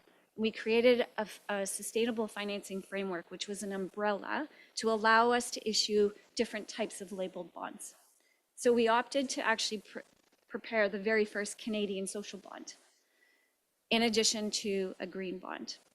And what I did was I used the principles of TCFD, because at that time there were no standards. This is in 2020. There were no standards. IPSASB did not exist.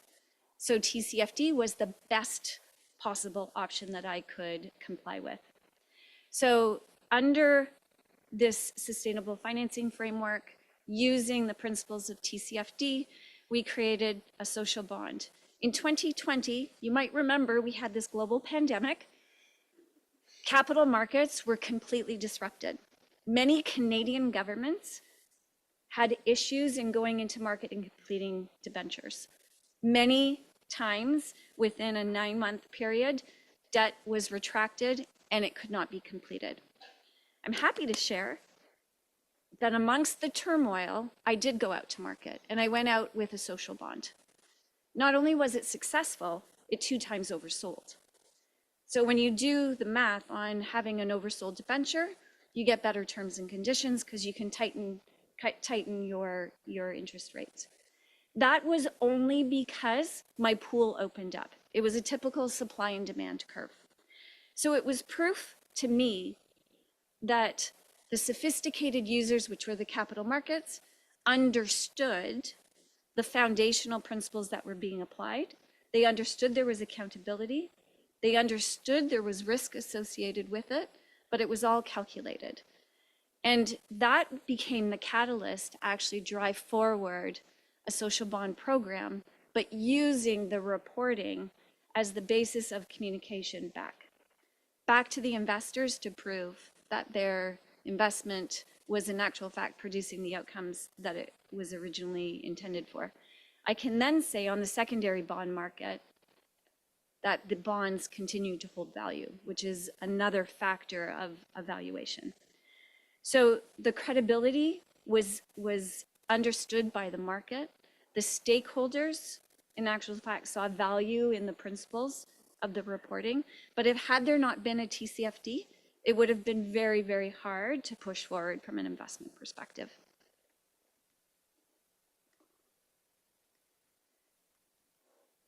So when I was putting slides together, I was asked to identify some key barriers. And again, this is from the perspective of sustainability reporting. Standards, in actual fact, have been used as a regulatory tool. But what I want to share with you is that we can look at these standards differently because they can actually be used as an economic tool.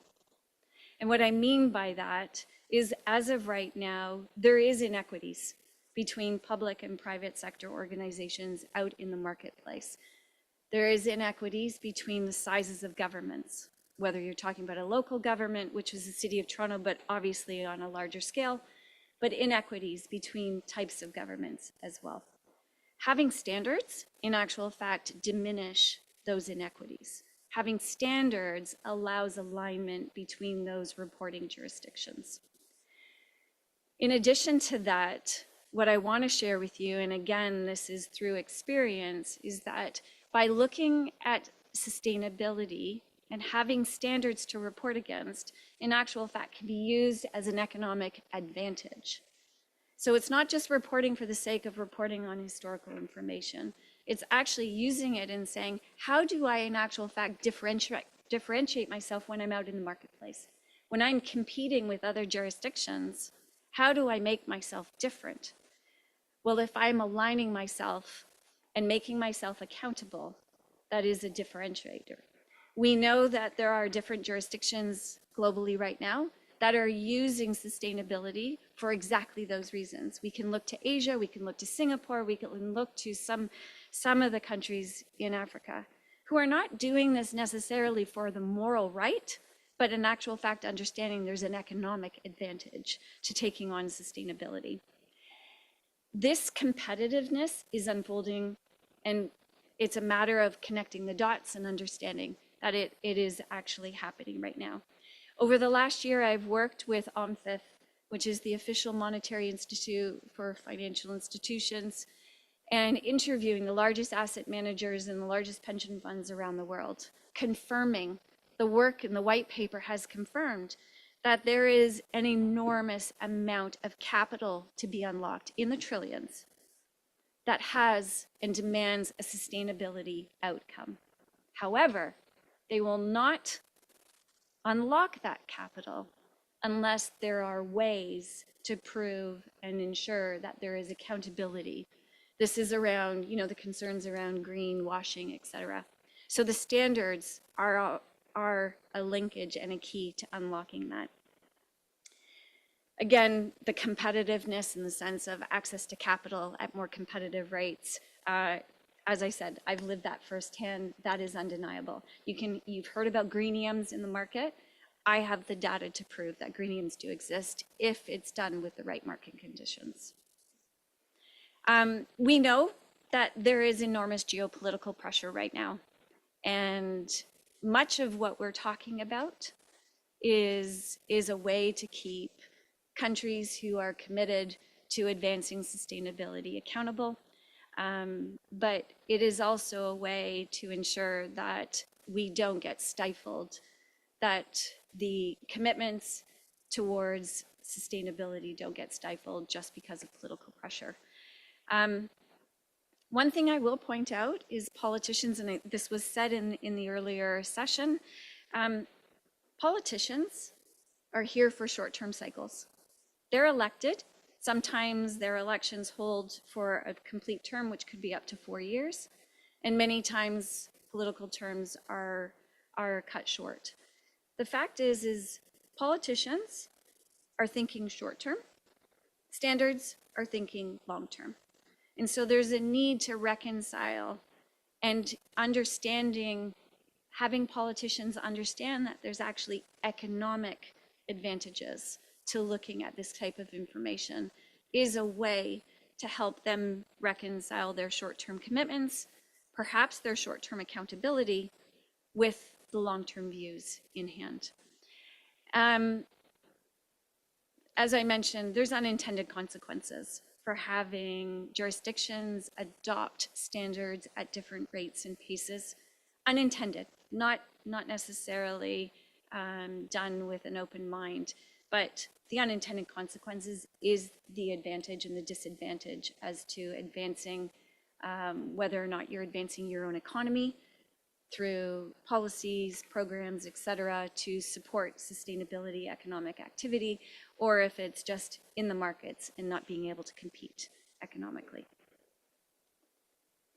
And then I will ramp it up really quick, because I know you're mindful of time.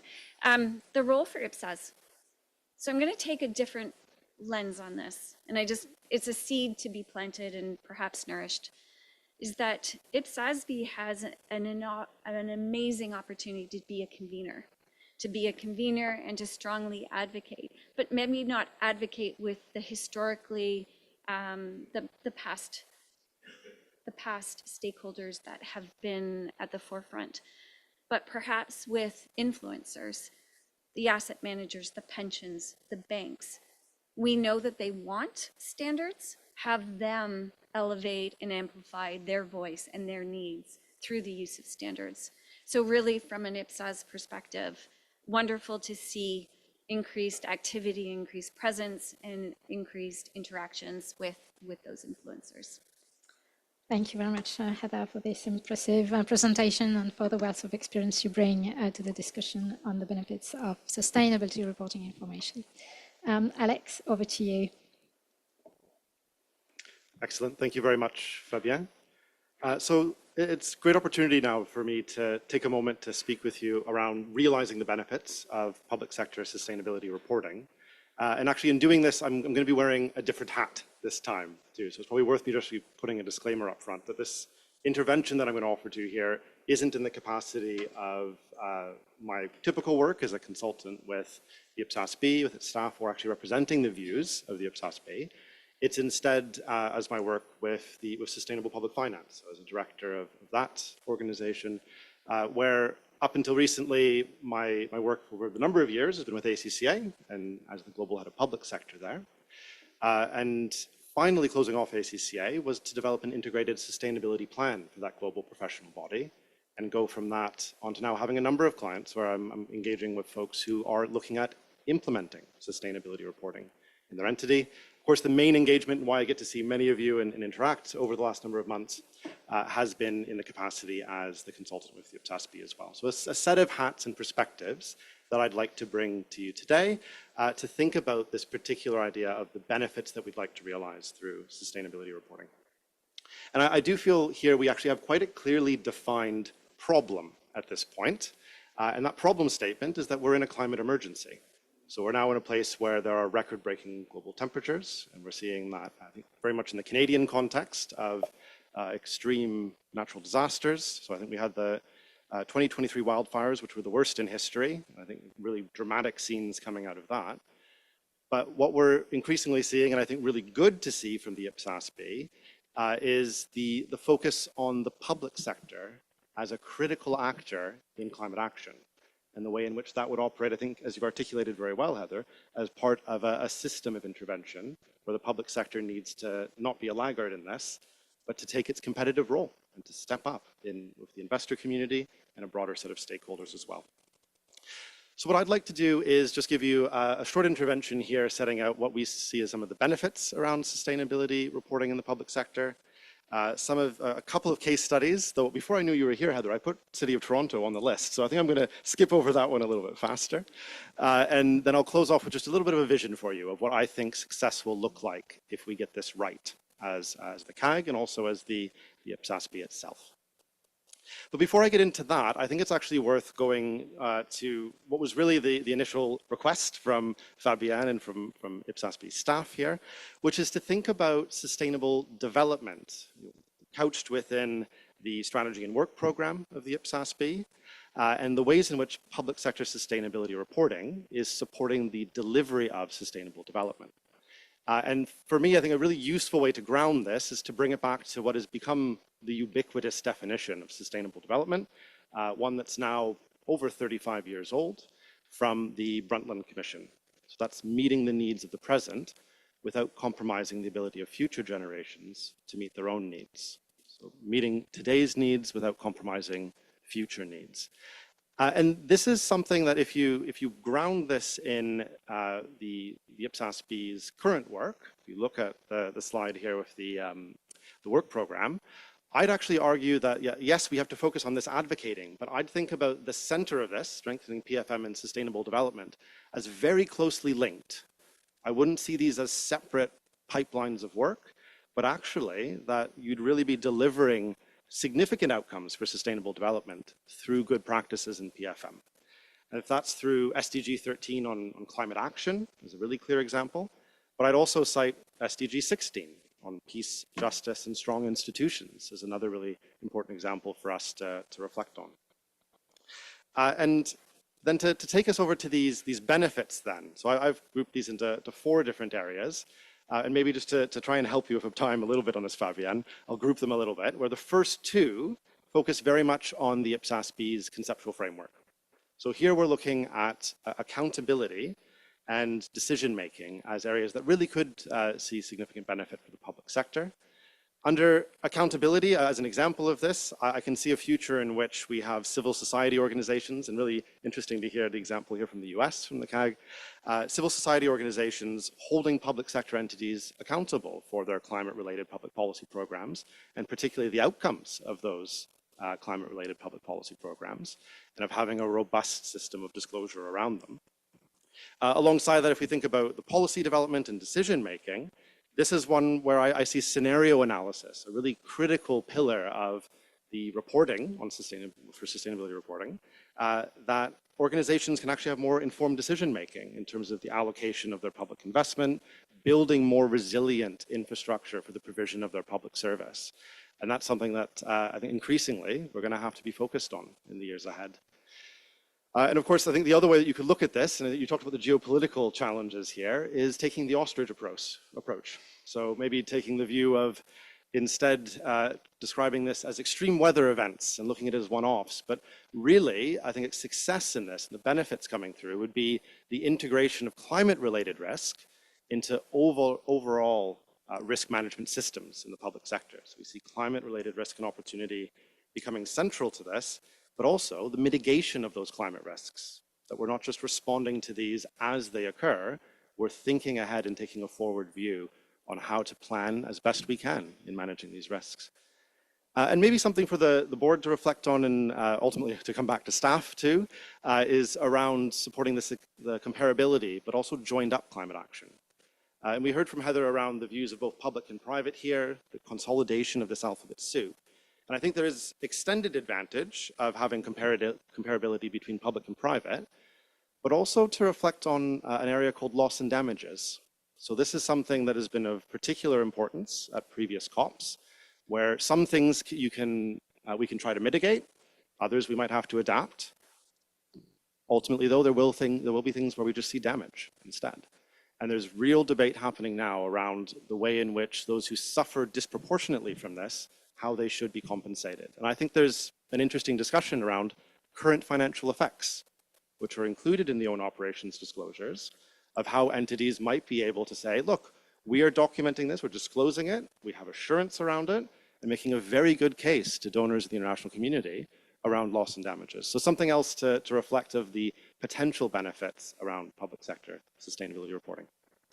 So to turn to the case studies then, and I can see the eyebrows going up here, so I'll skip over the City of Toronto and maybe just make a larger point here instead around case studies, which for the first 2, I've given you QR codes here to have a look at it in more detail.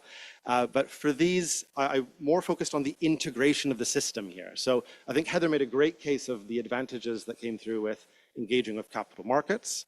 With the UK government departments, they've made really good progress in terms of having close alignment between greening government commitments by the UK and the way in which you'd have accountability by individual departments on what they need to do in changing their own operations. So it's again showing that connectivity between these different elements. And a final case study from MTR Corporation, who are a state-owned enterprise in Hong Kong that oversee the public transit system, where there I'd focus more instead on the presentation, where they've done a good job of setting out a variety of frameworks that they're complying with, including IWSB and GRI, and alongside that, presenting consistent information which doesn't change year to year in their website, and then that which does, they put into an annual sustainability report. So helping users to navigate that information. I'm going to actually take us just to close off to hear more from you than me, because you did a very good job, Heather, on the barriers, and just talk to you about this final vision, about what success could ultimately look like here. And for me, I think, of course, at the very top of this would be the adoption and implementation of public sector sustainability reporting across a variety of jurisdictions. But there's three other things that I'd suggest that we all need to watch in this too. So the first of those is that I think that sustainability information needs to be part of a broader PFM system, that we should see it crop up at every step of the cycle, and it will be used in the decision-making across that cycle, and that will be a great indicator of success, that it's being used, it's become useful information within the PFM system. Another is that, of course, the financial statements are largely a historic view of transactions, of the position of the public sector entity. And if I had a kind of overall vision of sustainability reporting, it's that it's giving the forward view instead. It's giving this vision of where the public sector entity is moving to be able to move towards a more sustainable footing in the longer term. And then finally, I think very much in this theme of accountability and assurance is that we shouldn't ignore the supreme audit institutions and public audit in this as well.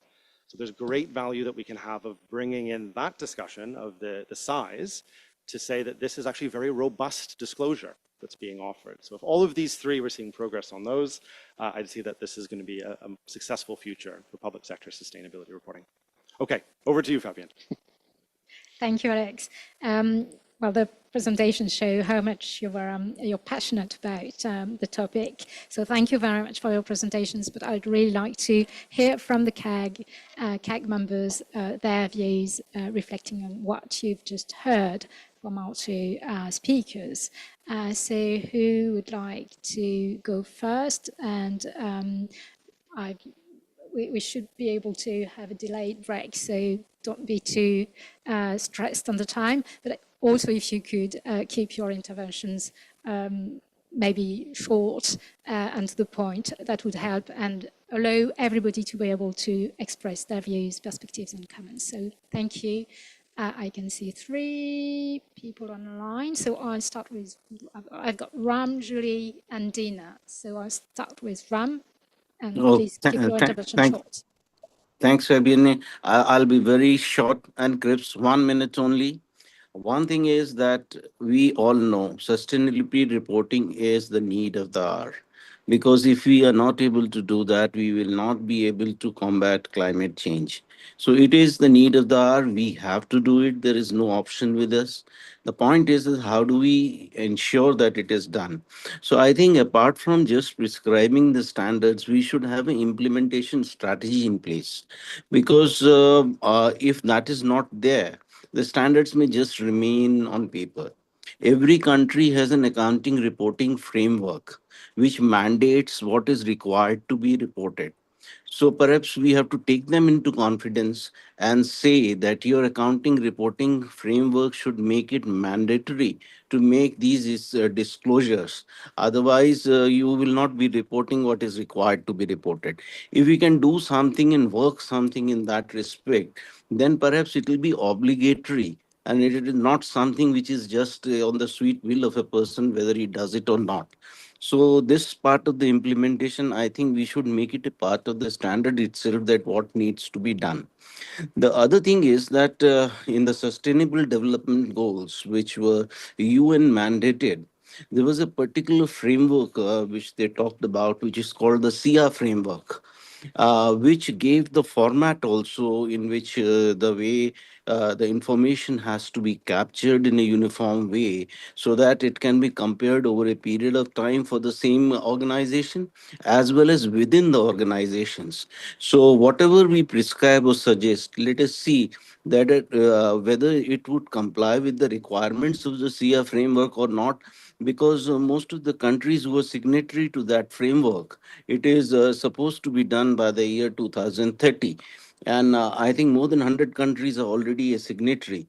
So if we are prescribing this and at the same time we achieve that objective also, then it will become complementary rather than inventing the wheel again. So perhaps we have to be very careful there and say that whatever we prescribe, that should be something which would comply with the international commitment made with that. Then other thing is that, reporting what we are talking about is more entity specific.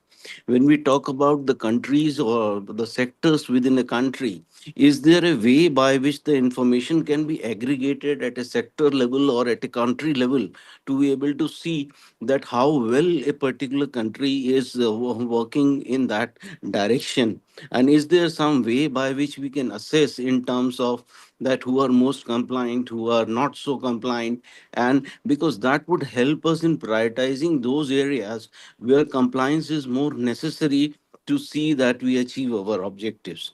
So I'll limit at that, and perhaps it's a thought process for all the CAG members, the learned members, who can have their frank views on that. Thank you.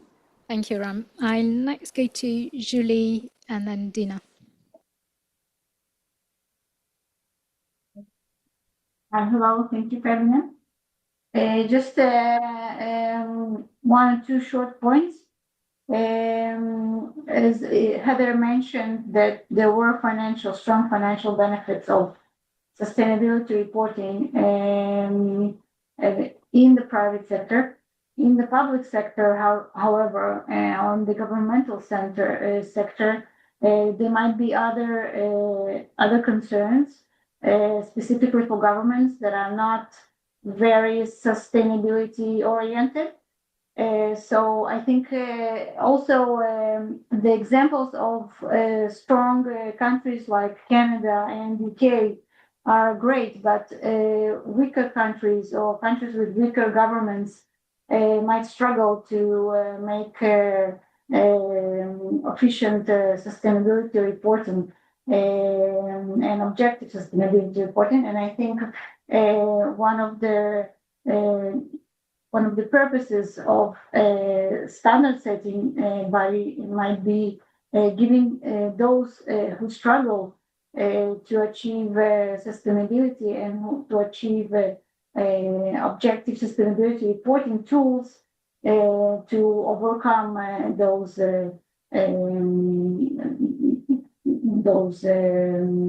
challenges. Thank you. Thank you, Julie. Dina? Thank you, Fabienne, and thank you, everyone. I wish to be with you on site, but the next meeting. I would start from the point that Julie has mentioned. So having a real world case studies of application or success stories or even challenges that is being faced across worldwide when implementing sustainability reporting or accrual accounting from countries or entities that have successfully implementing the IPSAS. This narrative that has been Dina, I'm afraid your is connection is not providing very tangible benefits that can be our audience. Can you hear me? The connection is not very good, actually, I'm afraid. Okay, let me connect to another network. Or maybe you turn your video off. Maybe that will help. Yeah, can you hear me better now? Yeah, that's better. Yeah. Sorry for that. I just want to start from Julia has ended that having this real world case studies, highlighting whether success stories or even challenges that is being faced across worldwide when implementing accrual accounting or sustainability reporting, give a tangible benefits and positive outcomes of adopting the IPSAS. So, for example, hearing the case studies from Heather, or even when it was discussed in accrual accounting, give us insights on how the other world is happening. I would give you an example in MENA, for example. So we have tried to apply the green bond This has taken a lot of time for us to convince the government to apply and have a green bond, but we have a pushback. Listening from Heather that she has done it in 2020 within the COVID give us insights that this can be easily implemented, done for us to be implemented successfully. Also, the important message that we don't need to start from scratch every time. We did this in accrual accounting in different jurisdictions and regions, but with sustainability reporting, there are other regions that has already more mature that we need to listen more and understand their current state and learn from it. The other thing that I want to highlight that having the application and alignment with global standards between our sustainability reporting, whether with the United Nations, sustainable, the SDGs, articulating the connection between the IPSAS and these universal values can enhance its relevance, especially for entities that has adopted other types of standards. For example, for IFRS, when IPSAS was, there's no public sector entities adopted IFRS, but now need to convert to IPSAS if they want to apply IPSAS standards. Or as Heather was mentioning, other types of framework that has been adopted, how this will be when they want to adopt the accrual accounting, the IPSAS, what will be the proposed, what are we would be proposing for them to make this easier and make sure that the frameworks are aligned together. Thank you, That's Dina. it from my end. Thank you very much. I'll next go to Agnieszka, Lena, and Paul. Thank you very much for the presentations to both of you. That was very interesting. I wanted to share some European experience because I'm also a part of sustainability reporting in the private sector team, being an employee of the Ministry of Finance. And I think we have to also depend on experiences. And the European experience in sustainability reporting, in my eyes, right now, I'm the part of this process, is that it was too much for the entities. It was over-engineered. There was a lot of data points required from the companies. And that's why we are now seeing this, let's say, turn back on sustainability reporting. So building the, the framework here, I agree with Heather that we need a tool. Once we have a tool, we can use the tool. However, we have to be very, very cautious, and we should find the ways to make this tool flexible so that we have to take into consideration that some countries, some entities may have more gradual approach to the, let's say, final reporting. As you said, Ian, in the context of financial reporting, it's even more important in sustainability reporting to make it possible that there's this, let's say, disclosure of certain data is gradual. So maybe we should apply more comply or explain approach in the transitory, let's say, period, so that do whatever you want, you can do, you are able to do, and don't worry about the other way, the other data once you disclose that you were not able to gather that data, and it's not just the omission to make the picture different. Yeah. So for me, it has to be flexible enough. And how to put it with this geopolitical challenge that as you called it. I hope it's temporary. I was also wondering, I don't have that knowledge, but if any of you has, that would be really interesting to hear about that, whether that geopolitical challenge also influences the investors' behavior. Because in your presentation, Heather, like there was a lot of demands back in 2020 on the sustainability data and a lot of capital available. So for me, that would be really interesting to hear if that has changed based on your experiences. And this, let's say, political change or political focus in certain countries is based on the approach of the citizens, because they are voting and the politicians present those strategies because they want to be elected. So I think that important, let's say, area here is to educate citizens as well, but also in a very, how to put it, cautious way, because they will not be very like prone to certain type of education, which is expensive, which is, you know, trying to, I don't know how to put it, but I think you know what I mean. Yes, so we have to do it in a cautious way. Thank you. Thank you, Agnieszka. Maybe before I go back to Eda, if you want to go back on Agnieszka's question on changes since 2020, actually, just to build on what you said.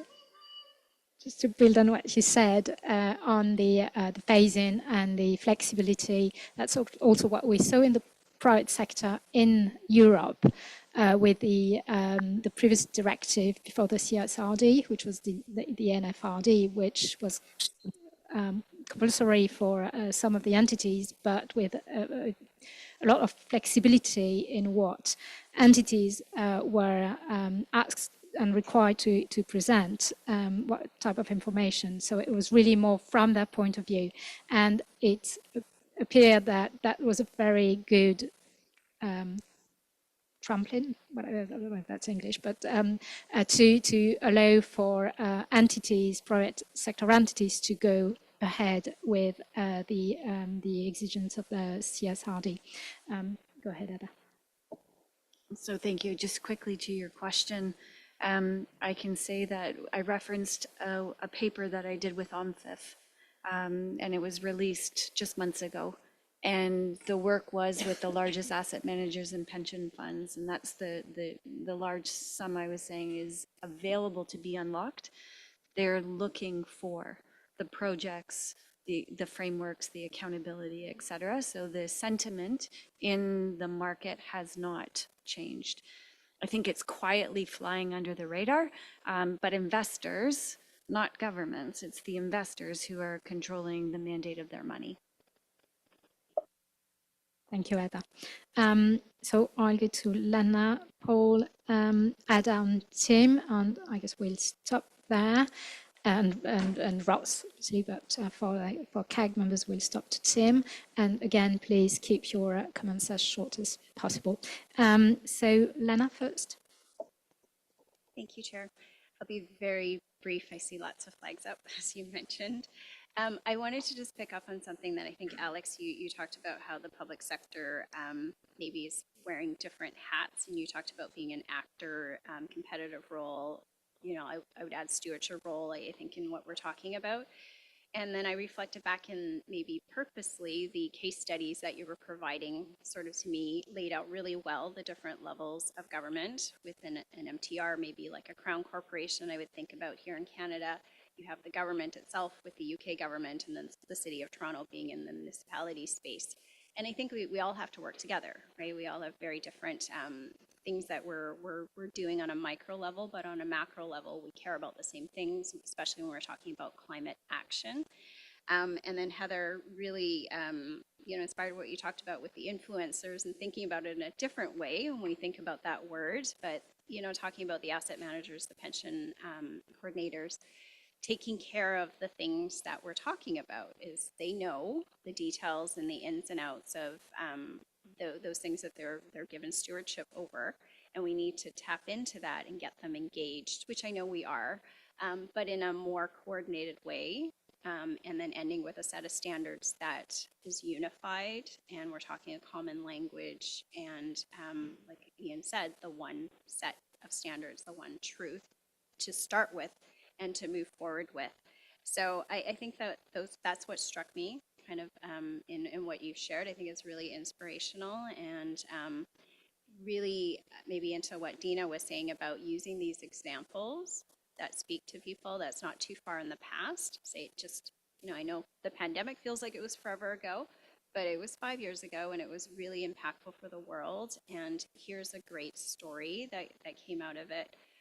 And a city was able to do something by listening, talking to people, and then taking that advice and implementing it in a way that it ended up having pretty significant impact on in the finance world. So pairing all of those worlds together, I think, is a great story, and done it here today, and I think we just keep sharing that forward. Thank you. Thank you, Lena. Paul? Yeah, just three quick things from me. I think the first thing that struck me was a bit like the first conversation about is sustainability reporting as much about or more about internal decision making than it is about external reporting and external accountability. I've often talked in recent months with our consulting practice in the UK, so we weren't affected by Europe, but a lot of UK companies were starting to prepare for CSRD, and then suddenly they stopped. And we were trying to say to companies, well, it's not really about stopping the reporting standards. You've got to do the right thing, and ultimately the reporting falls out of doing the right thing. So I think in this context, it's about having the information to make the right decisions, and the reporting falls out at the end. And I think the bit on the investors was really interesting for me, because there was a debate, I think, certainly around the conversations I was involved in at Accountancy Europe and others on the IPSASB sustainability standards, should it be double materiality? Actually listening to that conversation convinced me even more that actually use the information for decision making and then give it to investors, because it's what they need. And Alex, you touched on assurance, so I represent the Forum of Firms, so my ears pricked up when you mentioned assurance. And we talked about this last week, and we'll talk about it more this afternoon, rather than dwell on it now. But I think there is a need for assurance on it, and one of my colleagues said the public sector shouldn't put anything out there unless it's credible, robust, and it's able to be assured. And the big question at the moment on all of this information is what ability there is to provide assurance over it. In Europe, we've started with limited assurance.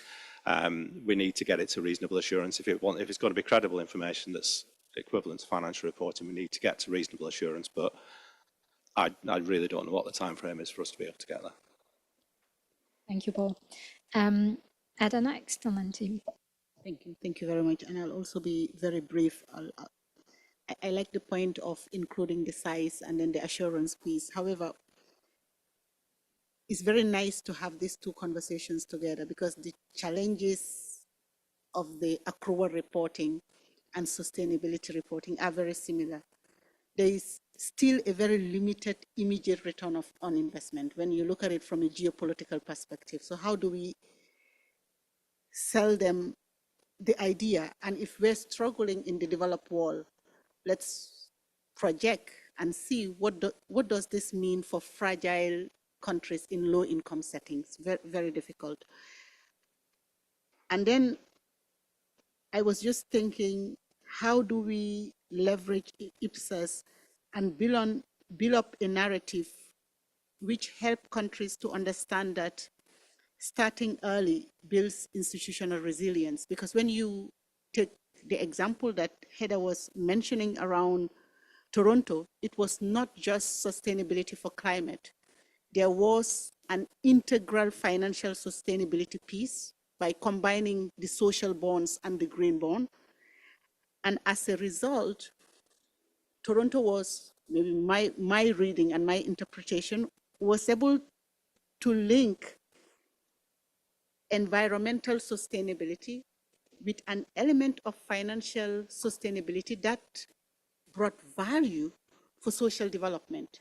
And if we could do the link comprehensively, it will help politicians and citizens to understand, because the climate impact is very long-term, and investing scarce resources for long-term benefit is very difficult for a politician. Thank you, Ada. Now, Tim, and that's going to be the last before us. Go ahead, Tim. Thanks. And just reflecting on what is being said, and I think one of the most powerful things Heather said in the Toronto example was this thing about her going to talk to investors to think about, to ask them what they want and what they needed. And I think maybe part of this is the reason why, we want to be promoting sustainability reporting is not reporting for reporting's sake, is to actually, enhance the likelihood of action which contributes to sustainable policy outcomes, whatever they are, and so to actually cement that. And so I think part of this is going to decision makers and saying, what do you need to make better decisions? and then going to those who hold governments to account to say, what do you need to hold government to account better?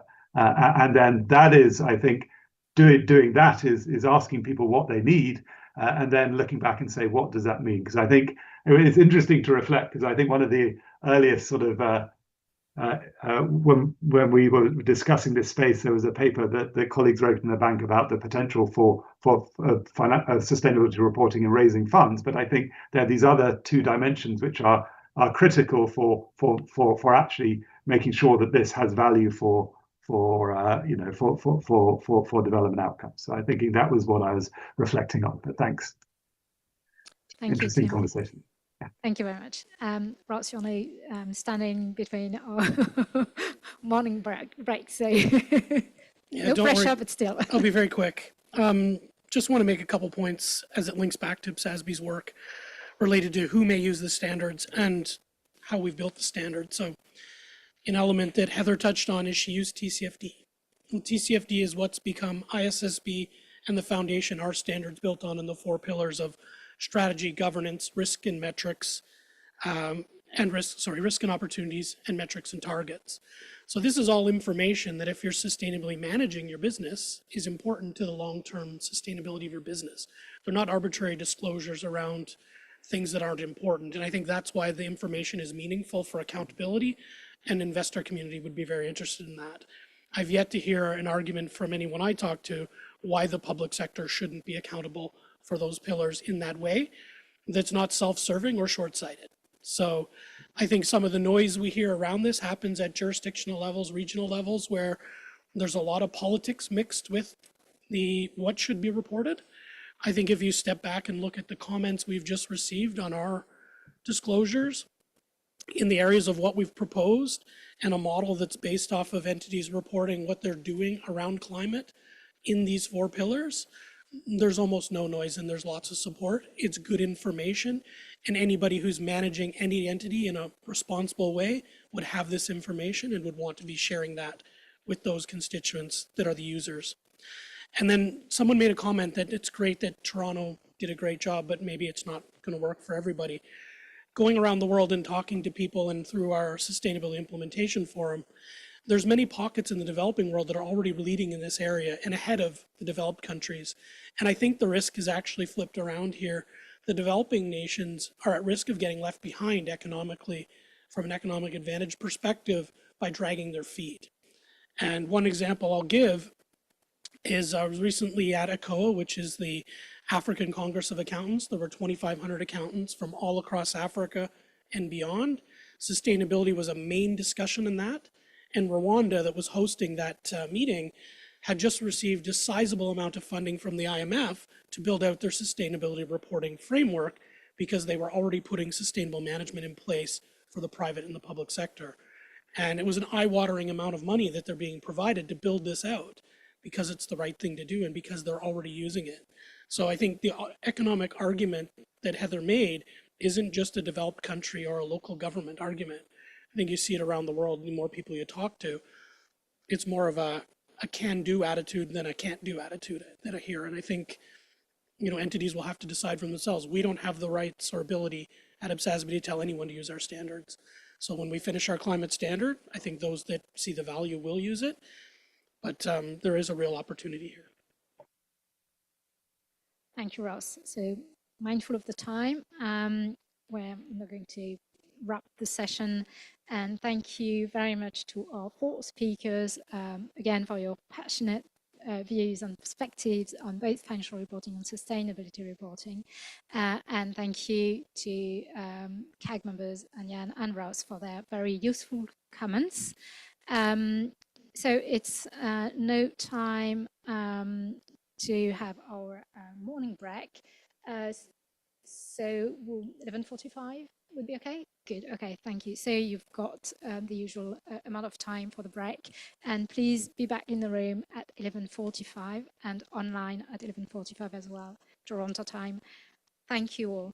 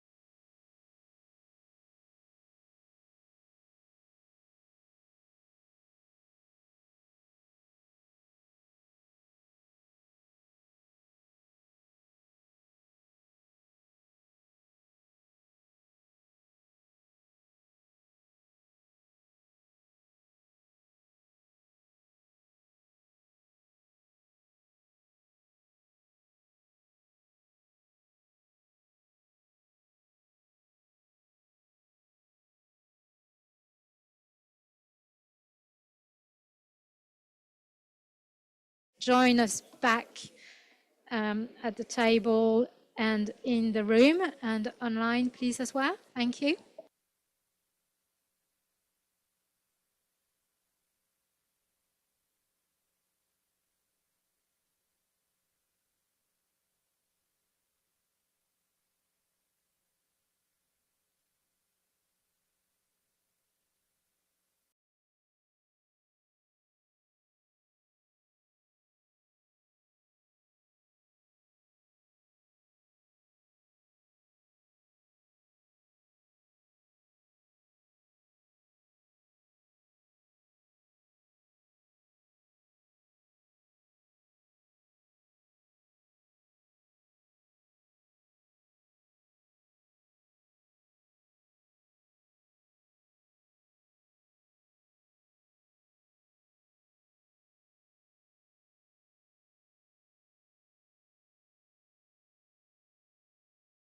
Get back to the room and take your seats, because we've already had a delayed break, and I'd really like Edwin and CAG members to have time to talk about tangible natural resources, so we may need all the time we get. Otherwise, you may have a delayed lunch, so it's up to you. Maybe that's an incentive.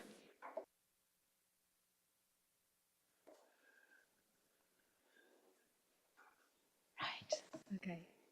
So thank you for being back at the table and online. We're now getting into our technical sessions and starting with tangible natural resources. So you may remember that we discussed the project's implementation guidance and illustrative examples in June 2024. And you provided very relevant comments to the board for use in the finalization phase of the exposure draft. The board took on your advice as part of their discussions and elaboration of the exposure draft that was published in October 2024 with a comment period ending February 2025. And the board actually had a first preview of responses at its virtual board meeting on the 30th of April. So with that bit of background, I'm turning to Edwin, who is going to lead us through the paper. Over to you, Edwin. Thanks, Fabienne. So before I get into the discussions, I'll have a brief recap on what is actually the scope of Exposure Draft 92. So back last year when we finalized the Exposure Draft, we essentially took an approach where we said items that meet the definition of a tangible natural resource but are not within the scope of an existing IPSAS, so IPSAS 12, 16, 27, or 45, will fall into the scope of this ED. So in effect, ED 92 is a residual standard. And one example of items that would fall into the scope of ED 92 are tangible natural resources held for conservation. So this is a pretty novel approach if you think about how the rest of IPSAS are structured and scoped. So we had a specific matter for comment within the exposure draft asking constituents two questions. The first was whether you agree with this scoping approach. And the second was, other than tangible natural resources held for conservation, can you foresee any other items being included in the draft ED? And the reason why we included the second question was because the IPSASB had a lot of debates on potential items that could fall into the scope of the ED. And the only item that they could really agree on or really come up with was tangible natural resources held for conservation. So the thinking was, if constituents come back and everybody says, well, this is really the only item that could be in scope, then that gives us more reason to possibly amend the scope of the final standard and focus just on conservation. So in the exposure draft, there was also an alternative view, which essentially highlighted that a few of the board members noted that there were no other uses for items that would fall into the scope of the exposure draft, and therefore they would prefer for it to be amended so that the exposure draft only deals with conservation. So that's a bit of a background as to the issue that I'm going to talk about next. So in terms of the letters that we have received, essentially everybody said, well, the only thing we could think of are tangible natural resources held for conservation. Some constituents wrote back and provided examples of other uses, but those other uses are really already within the scope of an existing IPSAS. So for example, some constituents brought up, well, there could be geological features that could be used to generate energy. But if you think about it, that's already within the scope of PP&E, so it wouldn't necessarily be something that's within the scope of ED92. So based on the feedback, the key feedback that we received was no, there are no other items that could fall into the ED. But in terms of the first question, we got a lot of responses that actually disagreed with the scope that we proposed in the exposure draft. And some of the disagreement came from the fact that the constituents thought we shouldn't have financial reporting at all for natural resources. But a large group of respondents who disagreed said that in their view, we should really just focus on conservation. So the IPSASB staff looked at all the responses and the fact that there is really no other assets that could be in scope. And we're proposing in the upcoming June meeting that we want to revise the scope of the final standard on natural resources to only focus on tangible natural resources held for conservation. So some of the reasons that the constituents came up with for narrowing the scope, other than, as I said, there are no other potential in-scope items, was right now the ED is written so it's very generic. It could be applied to things that are held for conservation or for other purposes, even though we didn't really define what this other purpose is. And a lot of constituents said, well, because it's so wide open, there could be a lot of unintended consequences, and they would prefer to have a narrow standard that focuses on conservation so that there would be less unintended consequences. And some constituents brought up the better consistency with proposals in other IPSAS. And as I mentioned before, this residual approach has not been used in our existing literature. So for other IPSAS, the scoping is really based on how the assets are used or primarily intended to be used. So for example, inventory is defined as items that are intended to be sold or distributed, whereas PP&E are items that are intended to be used in the production of goods or services and last for more than one reporting period, etc. So in the rest of the IPSAS, it's really based, or scoping is really based on how you're using the assets. And constituents thought that the way that we have scoped ED92 was not in line with other IPSAS. Some constituents brought up that the way we've scoped, used the residual scoping approach would essentially mean that whoever is implementing this standard has to fully understand every other IPSAS standard out there before landing on what is within the scope of ED92. And that could be a problem because they expect that the people who are implementing ED92 would not be the normal accountants. They would most likely be people who are out in the field and who actually deal with the programs that are related to natural resources. So they may not have a full understanding of the entire suite of IPSAS. And finally, some constituents brought up that if you have a standard that focuses on conservation, this would be a stronger approach or a stronger support for having a separate standard rather than amending existing IPSAS to talk about natural resources. Some constituents also brought up that having a standard that focuses on conservation would highlight the public sector's role in conserving natural resources, because if you think back to the private sector, the conservation of natural resources is not really one of their key focus areas. So I guess I'll pause there and I'll pose the questions to the CAG. And the first question is, do you agree with staff's proposal to narrow the scope of the final IPSAS to focus on tangible natural resources held for conservation. If you do agree, what are your reasons in addition to the ones, or do you have any other reasons in addition to the ones that I've listed here?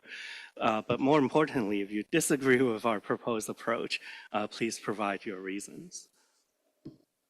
Thank you, Edwin. Well, you've heard from Edwin the proposal to the board for this week on the scope of the project. So what advice would you have, would you provide the board with respect to that proposal?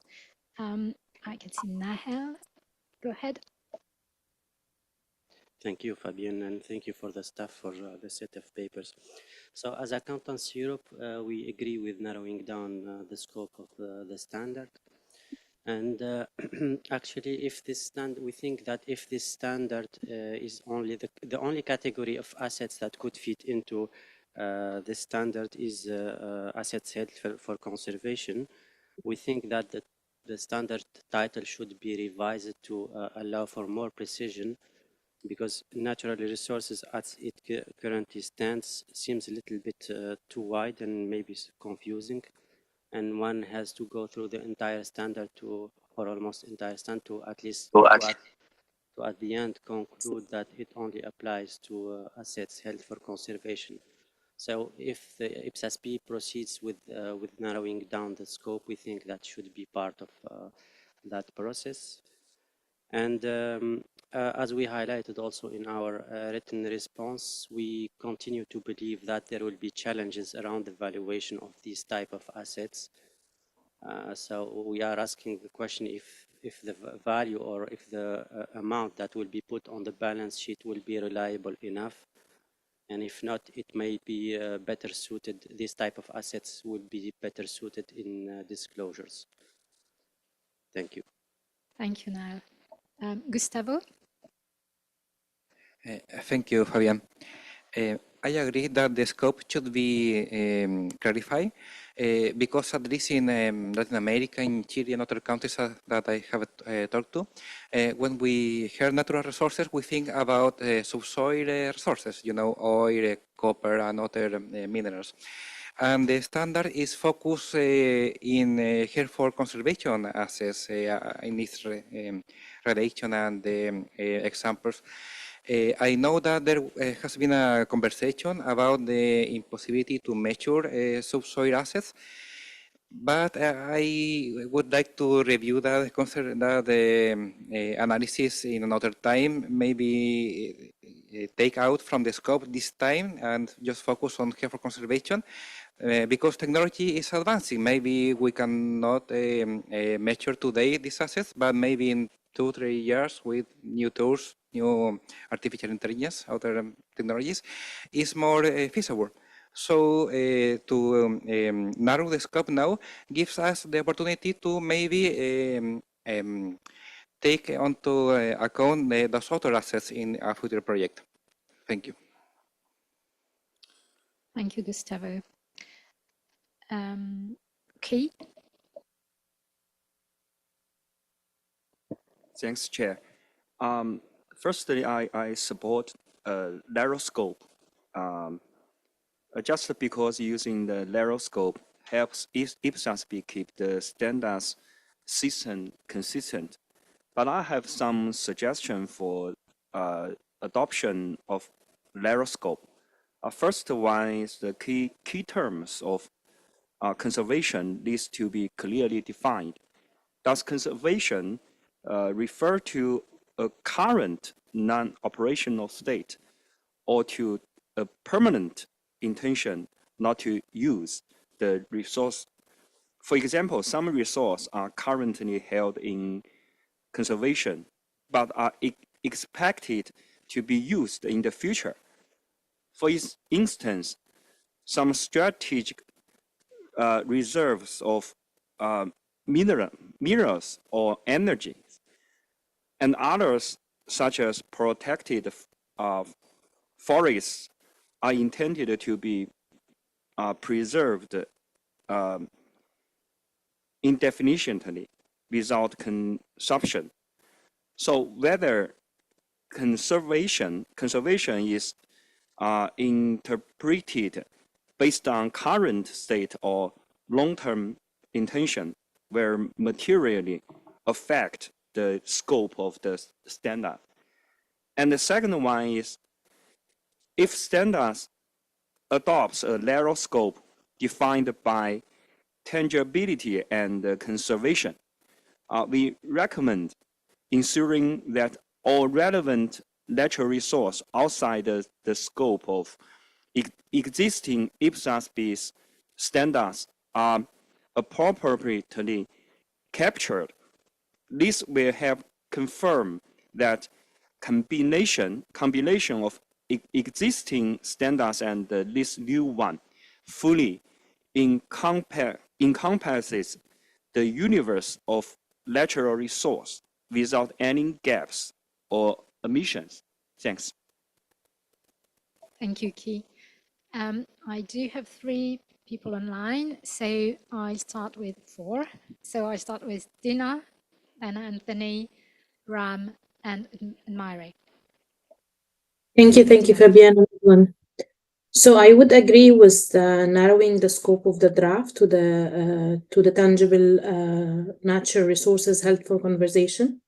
This will address a critical concern that has been raised during the consultation process and align with the principle of clarity and consistency in public sector accounting. I would also will facilitate the consistent reporting practices, which will focus solely on more consistent reporting practice across all jurisdictions. The consistency will be essential for us to use it for comparability and benchmarking, which are critical for stakeholder assessing public sector performance. But I would say that when we think about tangible natural resources held for conservation, we have a few examples in mind that says forests, natural reserves, or marine protected area parks. All this should be clearly defined within the scope. A clear definition should be there, what will be falling under those natural tangible resources conservation. Also to identify the differences between those tangible natural resources held for conservation and the heritage tangible assets, because I would say currently within the MENA jurisdiction, natural reserves or parks are being recognized in a different way. So natural reserves are considered as heritage assets that is currently being recorded within the asset register with 1 dirham. To be able to identify the proper recognition, measurement, and disclosure under the new required standards, this would be very clear with clear examples as well. As well as I want to highlight a question actually to the board or the staff or the CAG members. So will the water resources such as freshwater resources, rivers, lakes, aquifer, will be included as well within the scope, or those will not be part of the current scope? Thank you. Thank you, Dina. Edwin, do you want to go back to Dina on the water supplies? Yeah, so specifically for water, if you can make a case that it can be recognized as an asset, then it would be in scope if you're conserving it. I guess offhand, it would be a challenge to say you control water and you have a way of measuring it. If it's still in its natural state, like that might be difficult. Yeah, thank you, Edwin. Just because maybe for rivers it would be difficult, but specifically for lakes, because this is something that is very common within the jurisdiction, this means that if it can be measurable, it will be falling under the scope of work.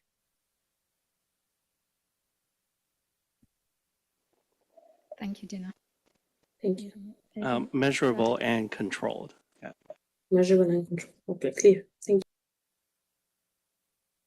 I'll go next to Anthony.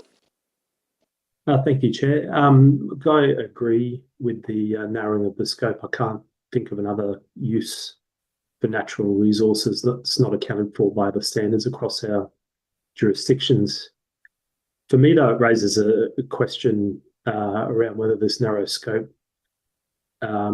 maintains the basis for being a financial reporting standard or really makes it a sustainability standard. And I think that sort of delineation across those two maybe needs to be explored.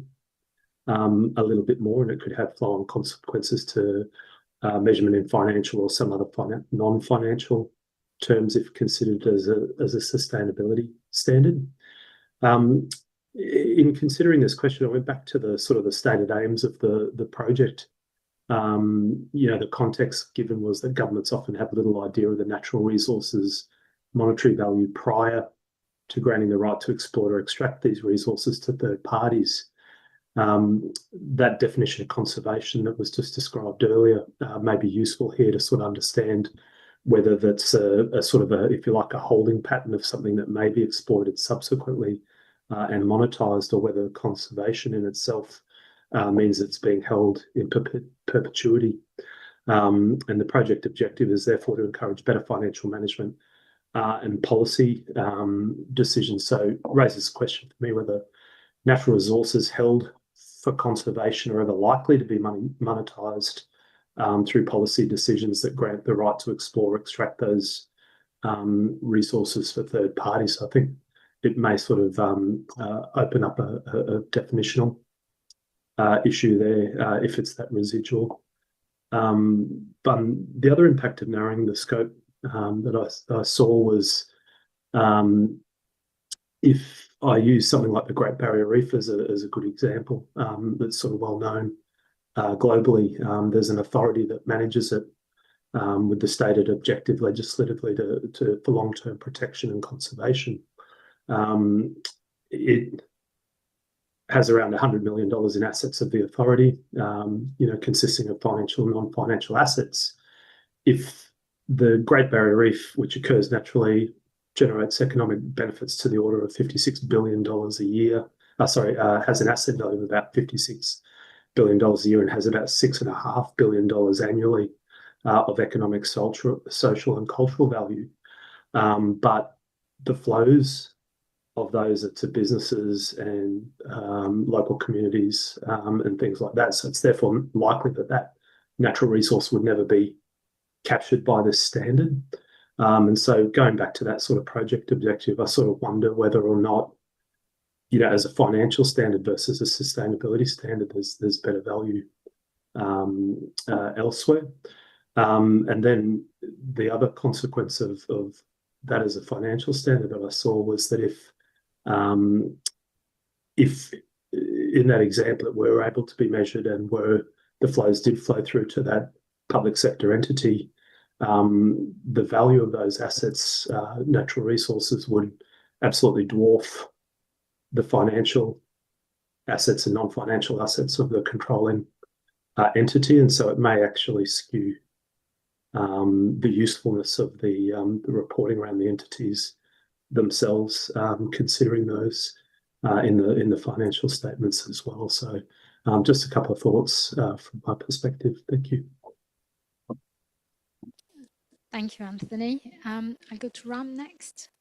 Yeah, thanks, Fabian. 2, 3 small things. First, I'm in total agreement of narrowing of the scope because that will make it more focused. And at the same time, if we concentrate on the tangible, there is a greater probability of our achieving the objectives or doing it in the right manner. Because intangible things, it will be one more challenge to quantify, to be able to present it in a manner which is universally acceptable. But while doing so, there are 2, 3 things which I would like to say. Ultimately, it would amount to collection of data. So the data we have to collect from the source, or whether it will be a processed data. Because if it is at source, then perhaps we will have to have a method of validation to see that the correct data is collected. Otherwise, it will be very difficult if raw data is collected. Then it may not, it may pose problems for consolidation and having a final presentation. So perhaps I'm sure that we have decided a format in which data is to be collected and what are the different specific instructions so that those formats are filled up from source data in a uniform manner. Otherwise, when it comes up to a national level or, comparing two different organizations, then it will become a difficult proposition if they do not follow uniform methods of capture. So quality of data is one thing which we have to be very careful. And the other thing is the extent of validation. Perhaps validation has to be done from an independent source to give greater credibility to that data. And as far as possible, the format should be uniform for capture so that it lends itself to greater comparability, even the same organization over the period of time and maybe amongst the different organizations. So those are my little additions to the presentation. Yeah. Thank you. Thank you, Admira. Thank you very much, Chair. So to go straight to responding to the question, I agree to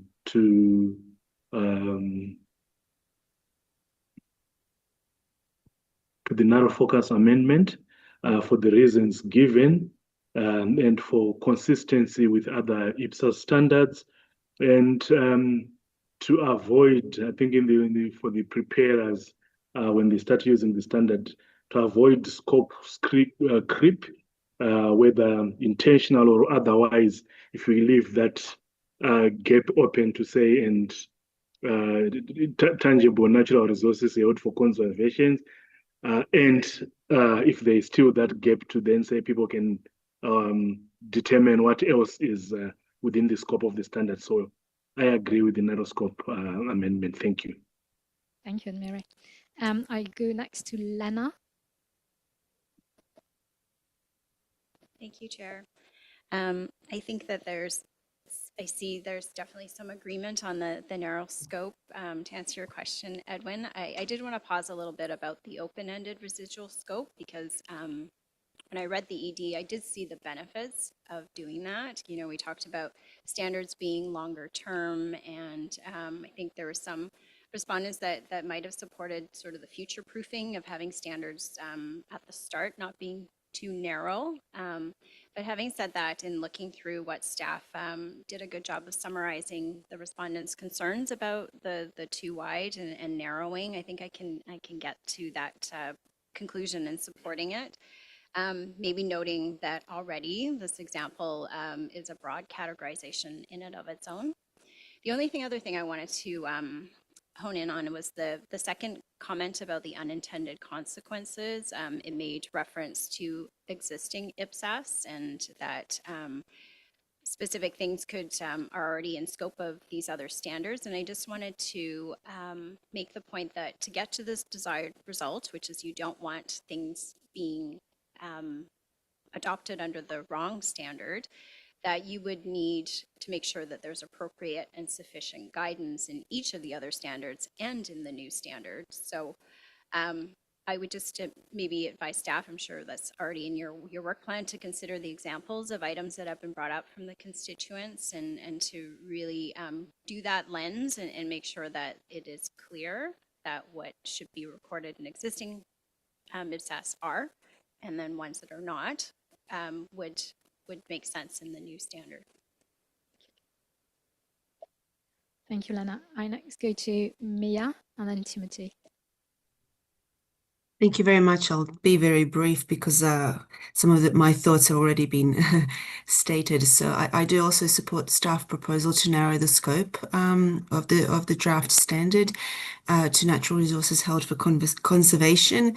I think it's more practical and a more achievable approach. And I think focusing on conservation it aligns better with current public sector mandates, particularly in countries where conservation is a constitutional or a legal responsibility, but is poorly accounted for.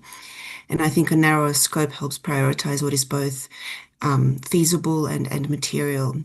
And it'll also draw attention to the role of governments in natural in stewardship.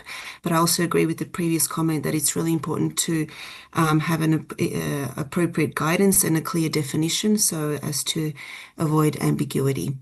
and unintended consequences. Thank you.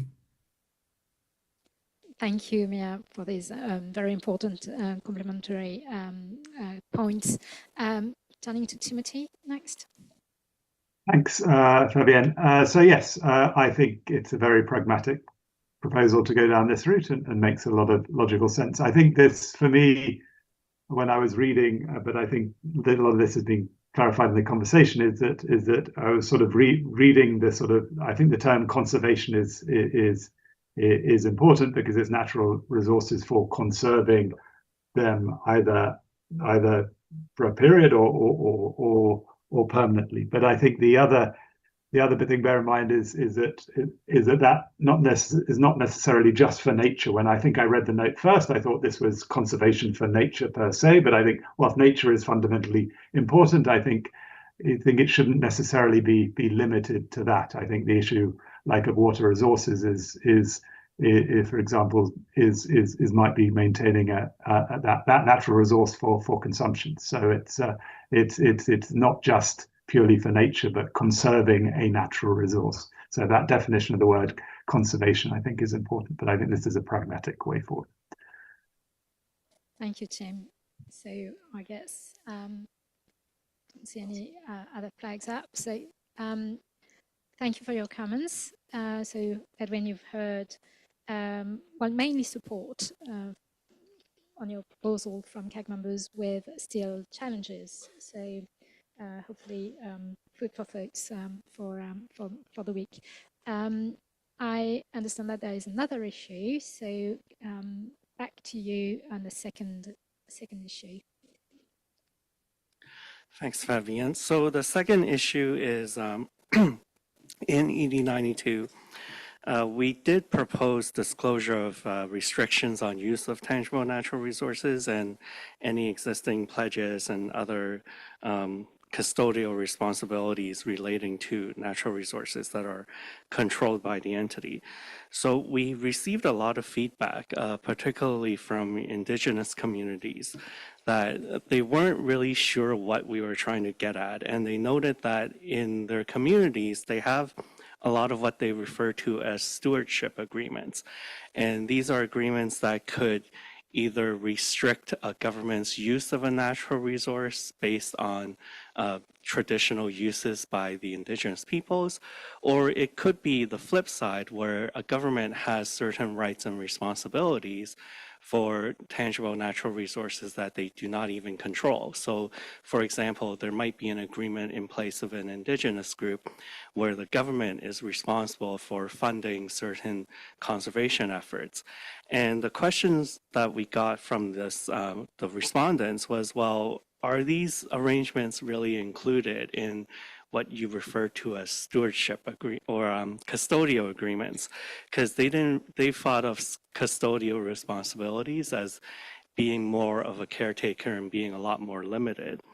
So the staff looked at the letters, and our response is that while the intention was for stewardship arrangements to be disclosed and for any accounting impacts to be considered when implementing ED92, but we had a look at the wording in the proposed exposure draft, and it really wasn't clear, or it really wasn't explicit enough that we were talking about these stewardship agreements. So what staff plan to do is to explicitly say that, yes, these stewardship arrangements should be disclosed if they exist. And we also wanted to clarify that in some cases, you might actually have accounting implications from these agreements that are not within the scope of the ED. So for example, if you have an agreement over a natural resource where you have a provision to provide resources, that provision might be within the scope of IPSASB 19. So you have to think about these agreements broadly and consider whether other IPSAS are applicable. And on the flip side, you might have an agreement that gives you rights to intangibles, and that might be within the scope of IPSASB 31. So you might have an asset under that standard. So really, we're not proposing to come up with any new disclosure requirements or any new guidance, but we just want to clarify in the standards that yes, these disclosure requirements were meant for stewardship agreements, and that there could be accounting implications that you have to address when thinking about these arrangements. And also, we plan to develop implementation guidance to show that sometimes such agreements exist and you might have accounting and disclosure impacts. So the question for the CAG members is, there are 3 of them. So do you agree that our proposed approach to address this issue is sufficient, i.e., talk about the stewardship agreements in your disclosures, think about whether there are accounting implications from these agreements, and are there other aspects of stewardship agreements that you think should be disclosed or be considered in the standard? Thank you, Edwin. I'm actually mindful of the time, so we've got 10 more minutes before lunch break. So if you're hungry, then you know what you have to do. But I'm still happy, and I'd really like to hear comments from everybody who wish to speak. So please keep your comments as short as possible to allow everybody to be able to speak. But go ahead, please. Well, I've seen Agnieszka first, and then I'll go to Anthony. So I'll try to be quick.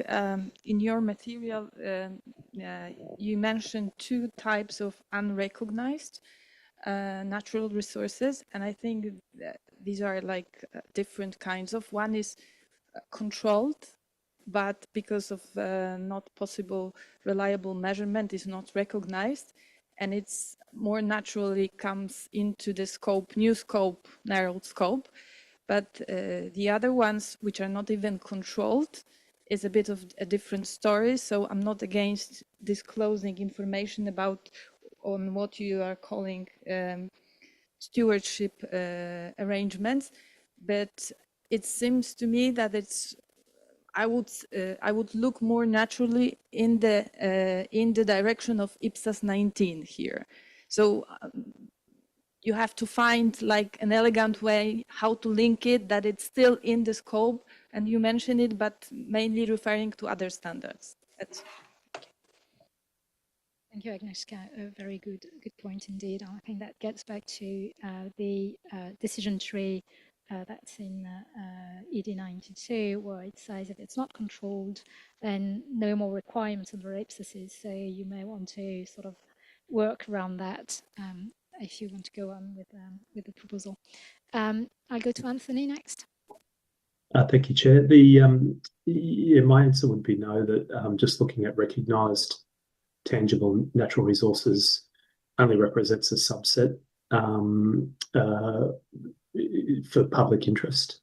I think that the public interest would revolve around all of the tangible natural resources that have service potential or economic benefit, not just the ones that we can recognise and measure the value of.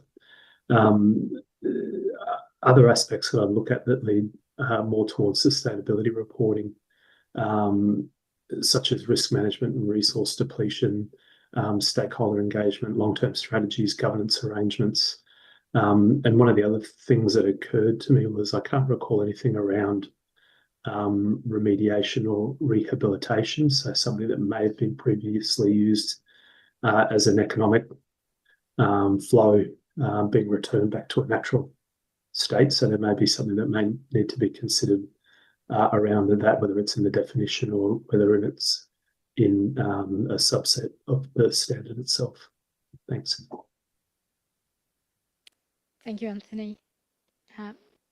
Niall? Thank you, Fabienne. So no strong views from Accountants Europe in this respect. But the question we ask is, are these, because the feedback we receive indicates that this issue is not so prevalent in Europe, so we are not sure if that is material enough to warrant these new disclosures.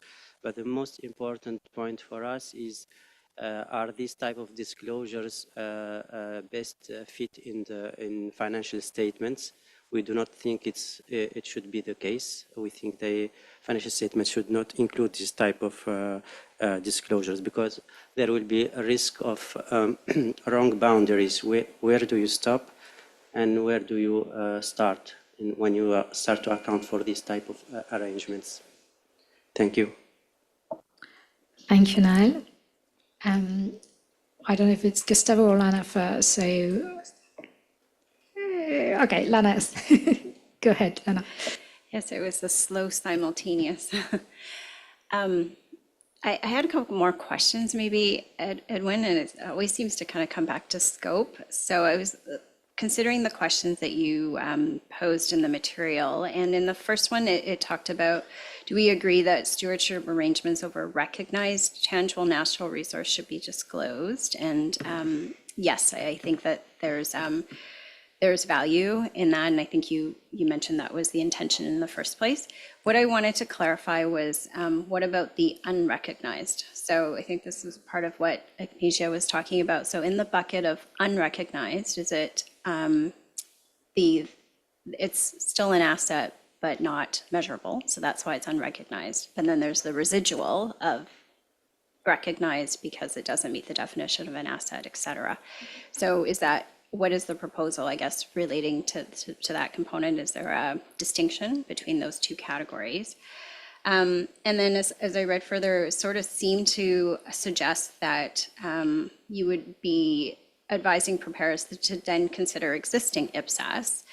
But it was a bit unclear to me how by directing proponents, respondents to look at existing IPSAS, if there's not an intention to update or provide further clarity in existing IPSAS, how would that help address the particular concern that was raised by the groups about disclosing these stewardship arrangements?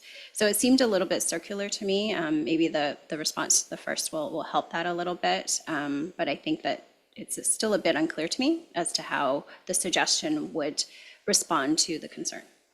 Thank you. Thank you, Lena. Gustavo? Thank you, Fabian. I agree with the proposal from the staff, and I think that some aspect of the stewardship arrangements should be disclosed, specifically the financial implications. For example, transfers from the central government to this indigenous population or other types of arrangement in which they share some costs of the conservation. And also some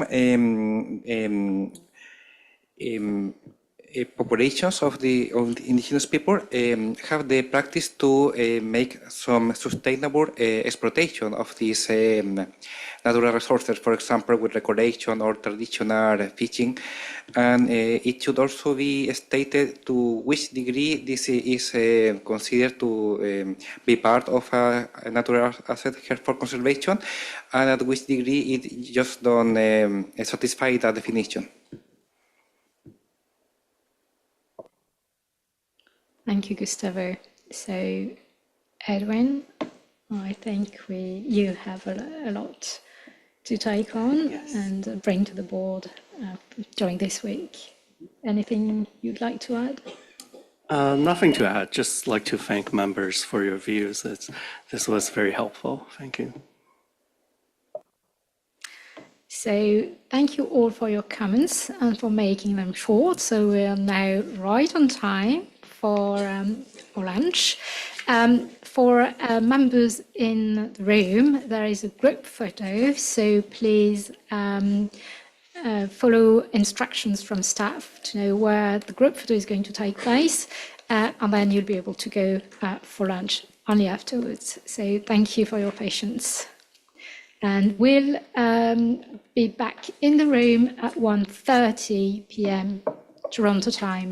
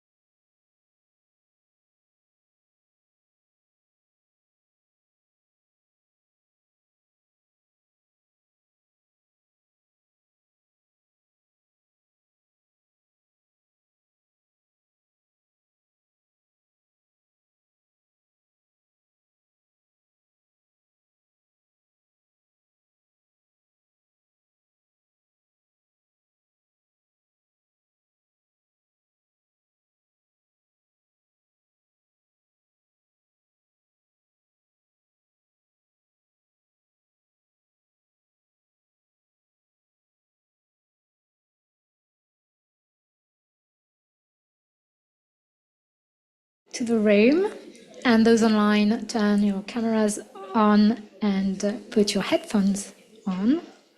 We're going to start the afternoon session.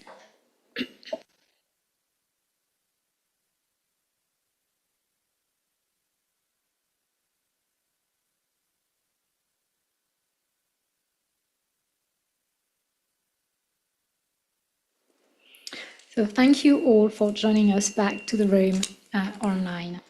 I'm now opening the afternoon session of the CAG meeting, and our next topic is on the first ever sustainability reporting standard on climate-related disclosures, and that's a topic that's going to be led by Karen and Alex. So you may remember that we discussed sustainability reporting on several occasions, and CAG members' input helped the IPSASB, finalising the exposure draft on climate-related disclosures. Sorry, there's noise in the mic, so I don't know.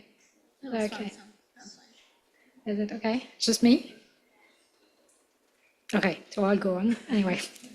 So the exposure draft was actually published in October 2024 with the comment period ending February 2025.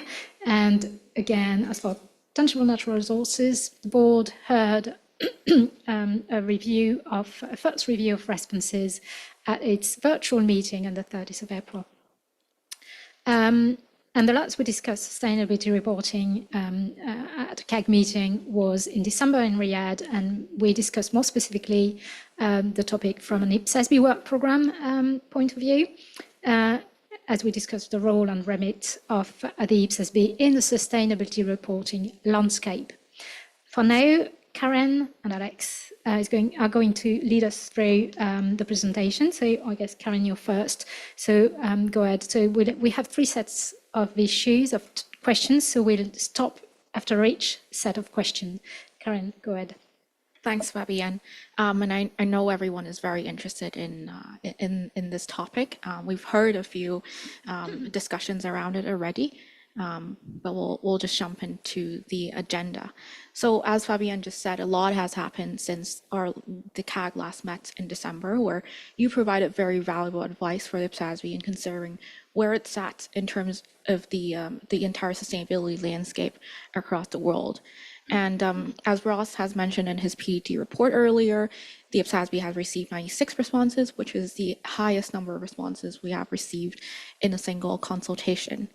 And in April, the IPSASB did its initial review of the responses, and in this meeting, we'll be bringing in staff recommendations and analysis to the issues that were identified in those responses.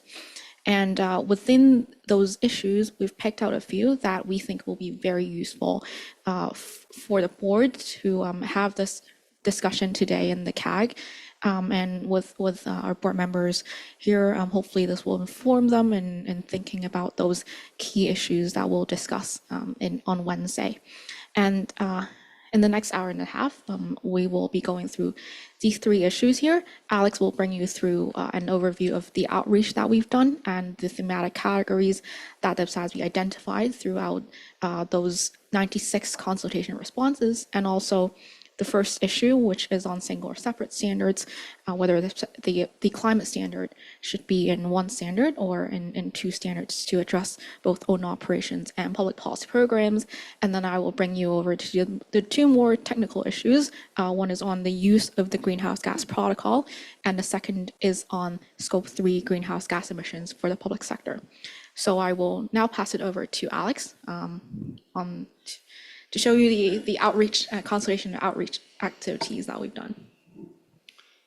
Thank you very much, Karen and Fabienne as well. So great to be speaking to the CAG now when we've reached a really pivotal point in developing the exposure draft and offering that now out for comment. As you said, Fabienne, that closed at the end of February, and the IPSASB received this unprecedented level of response of 96 different written responses to the exposure draft. You'll also see on the slide that had a really good geographic spread as well. So I think one of the core messages I'd like you to take away from looking at this summary slide of consultation and outreach is actually the breadth of stakeholders that we were able to engage with, both through the outreach, but ultimately through the written responses that came through.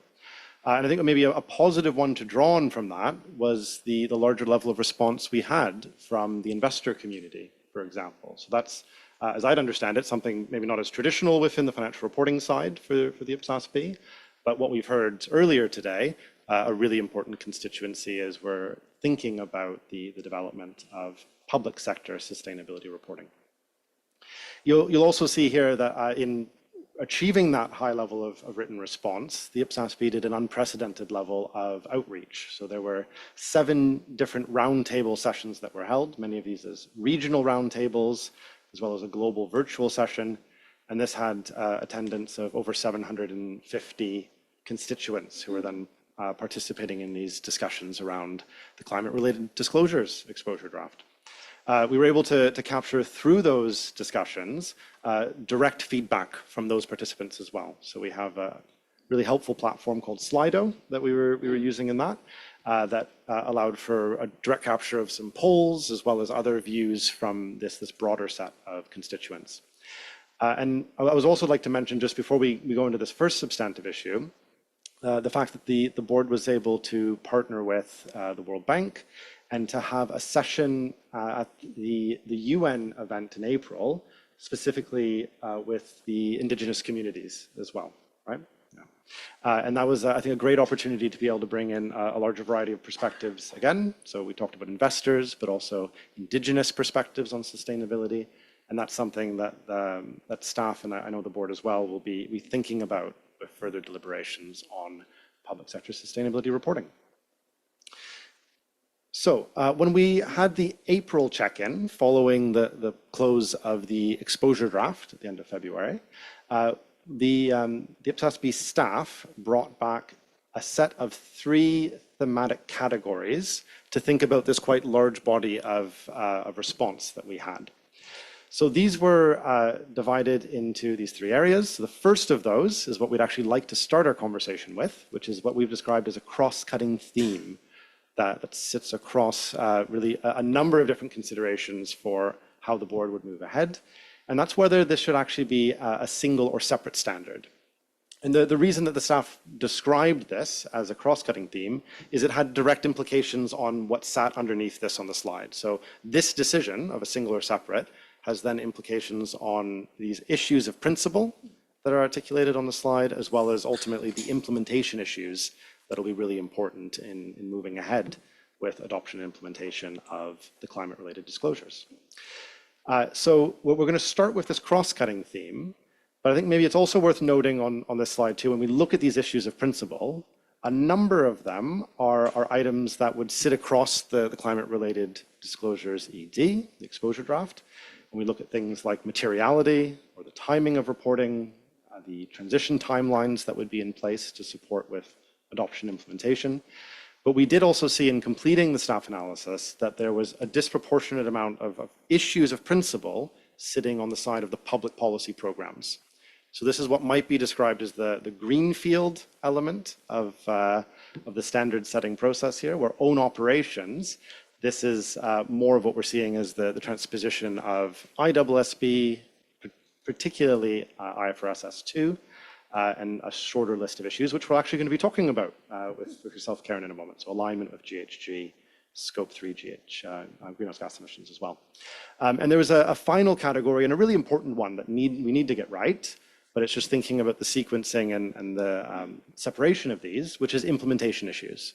So they might not be an issue of principle, but there were also a variety of issues raised by constituents that staff categorized as areas that need further consideration, for example, through the sustainability implementation form that's been developed by the IPSASB to be able to move ahead with effective adoption and implementation.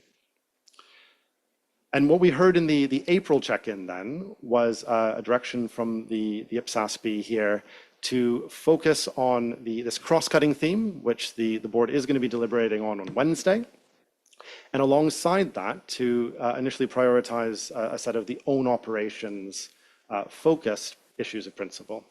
And that's, again, what you'd be seeing coming through in the June papers and the deliberations that'll be happening in a couple days' time. So this is really a good opportunity now to hear from the CAG, both in terms of this cross-cutting theme, which I'll take you through in a moment, and we'll then open up, and then to go from that to hone in on these own operations issues of principle, which Karen will take you through as well. Yes, and the great piece here for those who are looking at the slide, that these are the red highlighted boxes are the items that have now been brought forward to the June meeting. So if you look at the IPSASB June papers, these are the ones that you'll be able to see more detailed analysis, consideration, and staff recommendation. So if we move to issue one, if we talk about this cross-cutting theme of whether the board should move ahead with single or separate standards, it's worth kind of stepping back for a moment and sharing what I think for many of you is a slide that you've seen a few times, but it does kind of set the foundations for us to have a really good discussion in this area. And that's looking at these two perspectives that came through within the exposure draft when we think about climate-related disclosures for the public sector. The first of those on the left-hand side is what's described as own operations. So these are disclosures relating to the day-to-day activities of the public sector entity. That's in the provision of education services, if it's in waste collection or in healthcare provision. There are a full variety of the services provided by public sector entities. This side is very strongly aligned with the IFRS 2 guidance and something that you'll have seen in the ED. And on the other side, if we look at the second perspective, the ED describes this as the public policy programs disclosures. And these are the ones that relate to an entity's climate-related public policy programs and the outcomes from those programs. And this is what I've just a moment ago described as the greenfield public sector specific guidance that's included within the exposure draft and relates to a really important element when we think about what is unique or specific about the public sector in the area of climate action. And that's the sovereign power that certain public sector entities have to be able to regulate, to be able to tax or subsidize or to legislate that you wouldn't see in a private sector context. And that's where this exposure draft has put a considerable amount of attention and brought that to constituents. And I think maybe as a first principle, what I'd want to share with everyone here is that when we looked at the responses back from this really wide range of constituents, there was very strong agreement that this dual role of own operations and public policy programs is the right kind of coverage, if you'd like, that these at a first principles level, it's right that a public sector entity would have consideration of its own operations and of the public policy programs if it has the sovereign power to regulate or to tax, for example. And I think a really good actually first endorsement to see that from constituents, that this dual role, that perspective that was brought through in the ED was the right one. And then under that, there is a level of debate that brought us to this question of whether it was appropriate then to have a single standard that moves ahead with that dual perspective, the dual role, or if instead there would be a decision by the board to separate those standards. So this is what in the June board papers then described as option 1, the single standard, or option 2 of making this instead 2 separate standards, one on own operations, one then focused on public policy programs. And the kind of process in developing this paper, where it was really good to actually then have in advance of this, both the sustainability implementation form and the SRG, the Sustainability Reference Group, who were able to give their own insights in terms of what the relevant criteria were for making that decision, and also giving their own guidance and thinking about what direction the board should take. So that's all been kind of brought into consideration here. And as a kind of high-level summary of this, you'll see on the slide here the four criteria that were raised across those fora, and that's the clarity of the guidance, the timeliness of issuing the guidance, whether we're taking an integrated approach between own operations and public policy programs, and then ultimately supporting preparers with adoption and implementation. I think you'll all actually just see on the slide itself, 3 of those then falling over to the separate standards, 1 for single standard. And just to give you a little bit of color and flavor on what came through in staff analysis here before we open up for our discussion. When we talked about clarity of guidance, here, this is something very often that came through in the consultation responses, was the fact that this was a complex exposure draft. There was significant complexity for those who are trying to navigate it. And a kind of ancillary to that is that actually if a limited number of public sector entities would ultimately be expected to apply the public policy program guidance. So as what we felt at a staff level was a quite strong argument for separating would be reducing that level of complexity, so increasing the clarity, and at the same time then focusing the separate standard where you'd instead have those where it's applicable to them, opening it up and looking at it. So I think some advantage to navigate there. On timeliness, we do know, and we've heard quite frequently through that outreach, that there's an urgent need for this guidance. And having a single standard would mean that we'd have to progress both these dual perspectives through to their conclusion, towards a final pronouncement, where there would then be consideration around actually some sequencing of this. So if there's a lot of agreement on own operations, potential to reach a final pronouncement on that relatively quickly. And when we look at a number of issues of principle on public policy programs, so if that's looking at the appropriateness of the TCFD pillars, the scope of public policy programs, or the public sector definitions that were suggested, having the full time to then deliberate and consider those on the timeliness. On the integration of the approach, this had a number of different perspectives within it when we looked at the consultation responses here, where some were talking about the risk of divergence that could occur. So what you could actually, if you do one and then the other, there's a risk in terms of making sure that you have the underlying concepts and terminology that remain aligned and that you're looking at this as a suite of standards and how that reporting would take place. But at the same time, some actually argued that there would be an advantage to keeping these together because they saw these concepts as actually quite interlinked, to say that the policy activity of an entity is in some way its own operations. There were a few respondents who gave that perspective. Others actually saying that no, there'd be a lot more clarity in separating this out instead. So that's more of a contested space on that one, but we did opt for the left-hand side there. Final one then for the last criterion is an important area on adoption and implementation.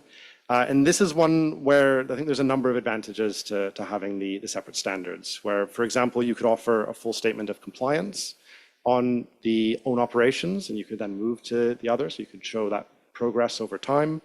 And at the same time, you're also going to be able to progress these implementation roadmaps, which are likely to be quite different between own operations and public policy programs. So that separation could provide additional clarity and use for preparers in progressing between single and separate. So a lot to think about and chew on there, but really keen to hear from all of you on this too. So what you see here on this slide, the analysis portion is more of a summary of what I've just taken you through. Alongside that then on the right-hand side, you have the staff recommendations here, which are broken into two elements. The first of that is the staff recommended that we proceed with option 2 to have separate standards. But importantly, alongside that, it's that we develop the standard on own operations first. So there's a sequencing element of this too. We'd start with own operations, the board would then move to public policy programs. So Fabian, a bit of a detailed tour there, but I hope a really useful context for everyone for us to then open up in discussion. Thank you very much, Alex. You made a very compelling case for option 2, actually. So those are the questions that are going to be asked to the board during the week. So what advice would the CAG members provide the IPSASB on those 2 questions? So 1 or 2 standards and which one to go first? I mean, if it were 2 standards, then the own operations, the one dealing with requirements on own operations would be first. So who would like to start?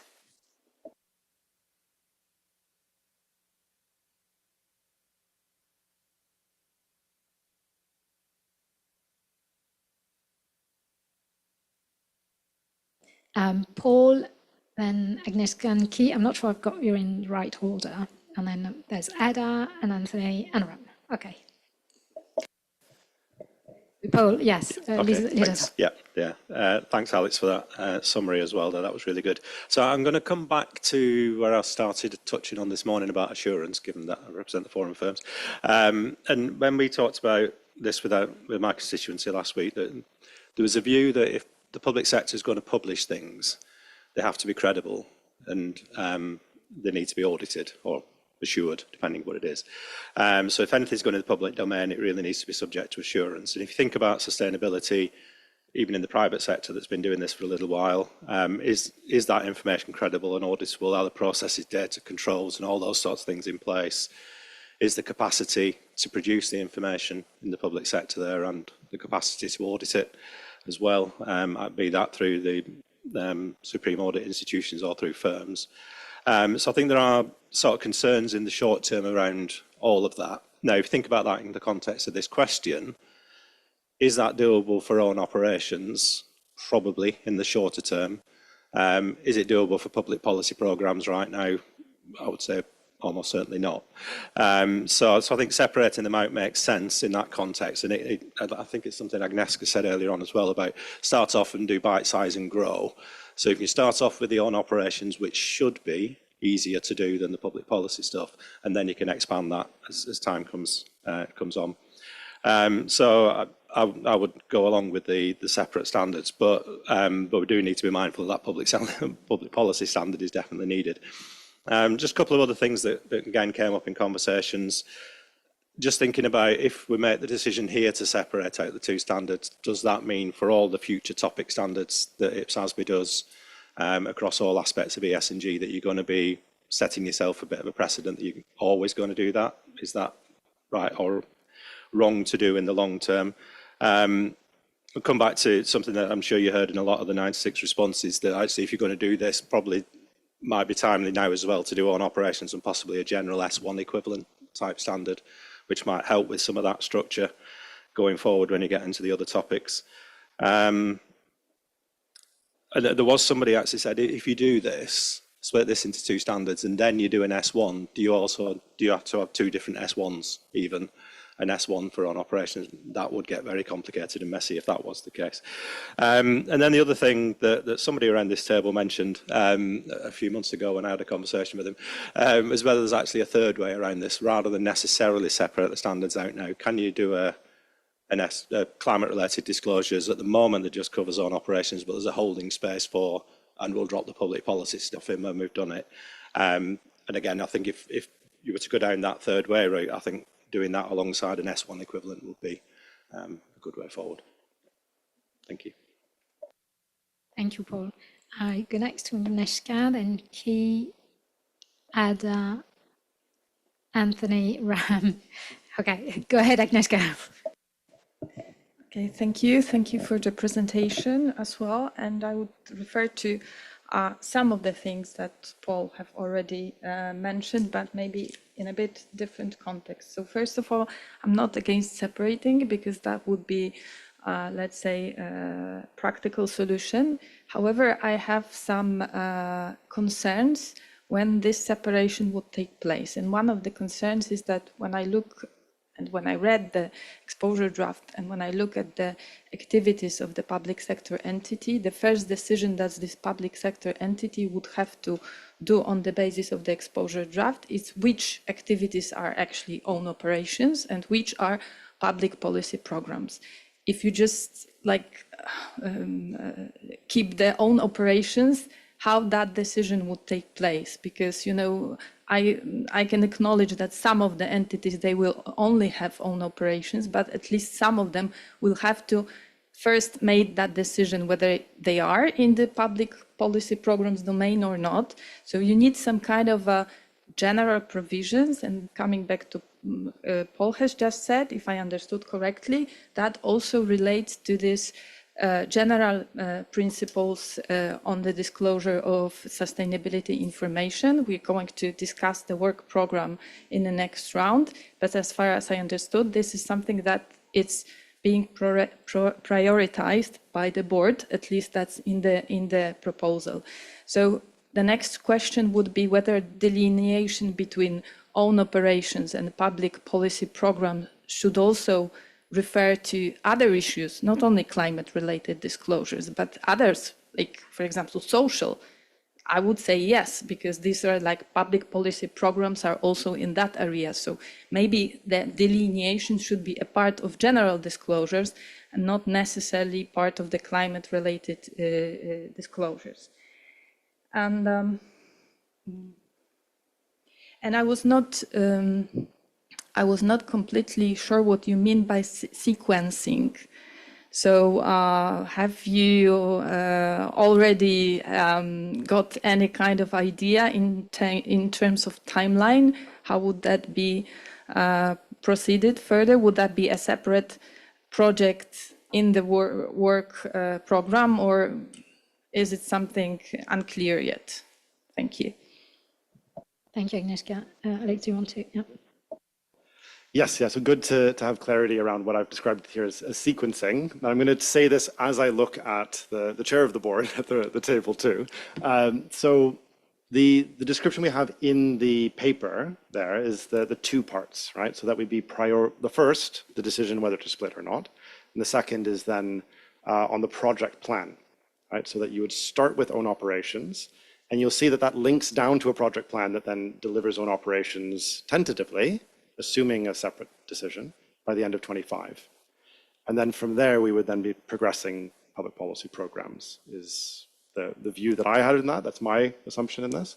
But one, I think that is good to have clarity on. And I think also, Paul, you made this point yourself, but it's important that we don't lose sight of public policy programs. It's an important set of disclosures in and of themselves. And I think that's useful to get direction from the board as well. Thank you, Alex. I'll go next to Key. Thanks for Alex and Karen's wonderful presentation. I believe it makes sense to develop the two standards separately, starting with own operation based on efforts S2 allows faster progress by leveraging what already existed. For public policy programs, we need more research, more time, and more resources. So separate development helps us move step by step, while also giving enough space to properly address unique challenges of public sector climate governance. However, I also have two suggestions about standards for public policy programs. The first one is maybe we should group policies based on how directly they impact climate outcomes. For example, environmental regulation have direct effects on emissions, but economic development policies like industry park construction or infrastructure spending may have indirect or even unintended climate impacts. So grouping these helps satisfying disclosure requirements and expectations more clearly. This is the first one. And the second one is think about different requirements by institution types. National entities, regulatory entities, and local entities play very different roles. A national agency may set broad climate goals, and the regulator might enforce regulations, and the local government could focus on policy implementation. So their abilities and the climate influence differ. So the standard should reflect these realities. Thanks. Thank you, Key. I go next to Ada. Thank you very much. Very, very good presentation. Just 2 points. Agree with separating. We do a lot of work supporting countries in their PFM journey. If you look at where people are in their journey, separation makes sense and also creates an easier alignment with IFRS and IPSASB from a private sector perspective, if you're looking at it like that. However, as you go with separation, there is a big risk of fragmentation. It is more about how do we help governments and others around a very clear cross-referencing, because once you separate them, there needs to be a very good cross-referencing and the conceptual linkage between the two, because you want the readers to understand the linkage of all of this within a sustainability perspective. It's just being very clear in the guidance around cross-referencing and how they will do that. Thank you very much. Thank you, Ada. I'll now turn to those online. So I'll have Anthony and Ram, then I'll go back to the room to Niall. So Anthony. Thank you, Chair. So I was just going to say, I think separation is incredibly important here, given the different focus, but extending, I think, on Paul's comment, is separation within a standard or separation across standards. I'm a little bit ambivalent around either of those. I think if we were to separate them out into two standards, the alignment could be achieved through the IPSASB's review process, such that any changes to the standard relating to own operations or public policy programs required each other to consider the impact or consequence of the other, or single standard review would look at both sections within the one standard.